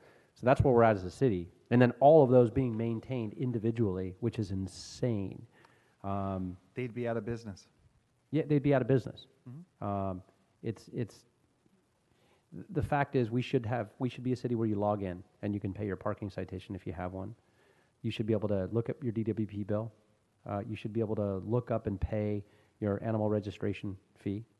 You should be able to look up and pay or check out a book at the library electronically. Everything should be one login, one portal for bulky item pickup, for trash can replacement, for everything we do as a city. I know you've been working on it. We'd love to write that report. I would love to see it. Follow up on Then it. I will ask for the one login, one city report back. Absolutely. Fantastic. We like the idea of a big city Yeah. feeling like a small city. Okay. And you could do that digitally. The last thing that I want to bring in is a budget instruction. And how we write this, I would ask Ted for your shot to submit it back to us with your thoughts. And that should be that no technology, no procurement can be approved by any department without it first going through some formal input process from ITA.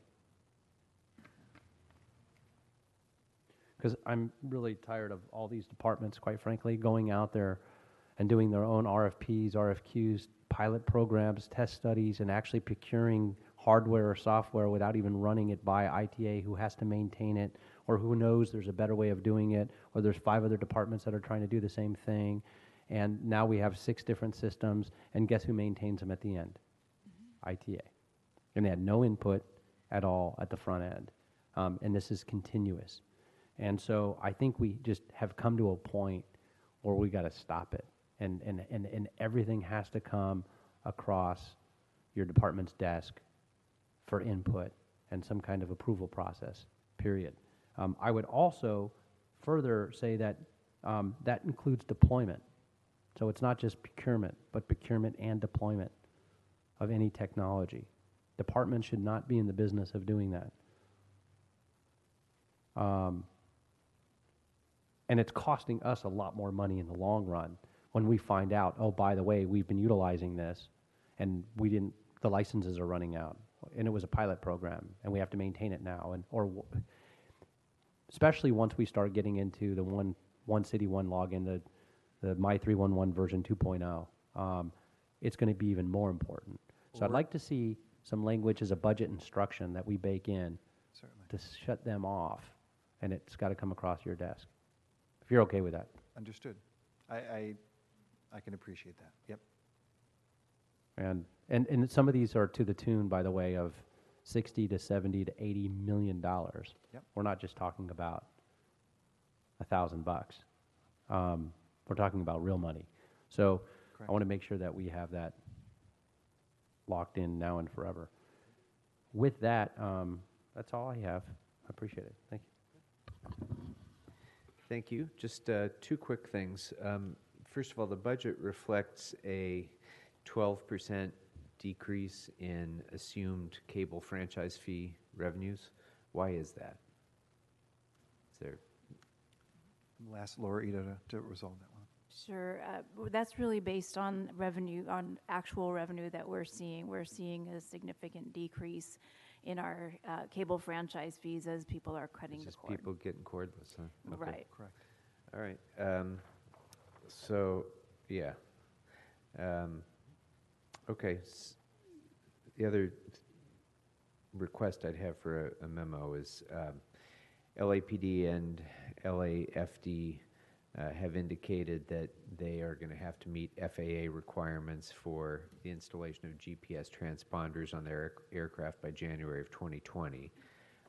So I'd like a report on the estimated cost to install that equipment and a budget memo on the installation schedule and the costs in this budget year and in the next budget year in order to meet that January of 2020 deadline. Certainly. We'll work with fire, police, and GSD to put that report together.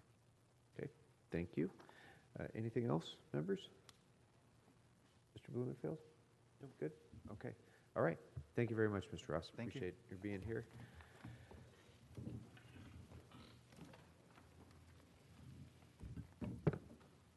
Okay, members, that brings us to the end of our departments for today.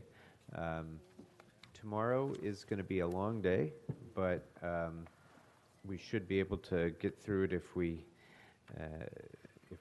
proceed smartly through these departments. We'll be beginning tomorrow. The agenda indicates 9 o'clock start time. I think we'll actually start at 9:15.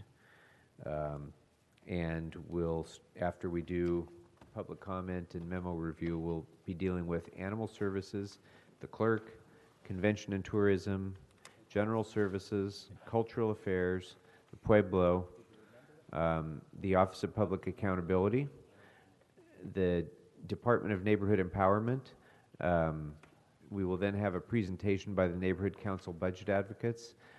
We'll consider the CAO's office and the accounts it oversees, including the GCP, the Reserve, the UB, MICLA, CIEP, TRAN, and Exhibit H issues. LACERS, LA Fire and Police Pension Fund, and then we will have a presentation from our civilian labor partners. So it'll be a long, full day. So I look forward to seeing all of you at 9:15. And until then, if there's nothing else, we are in recess.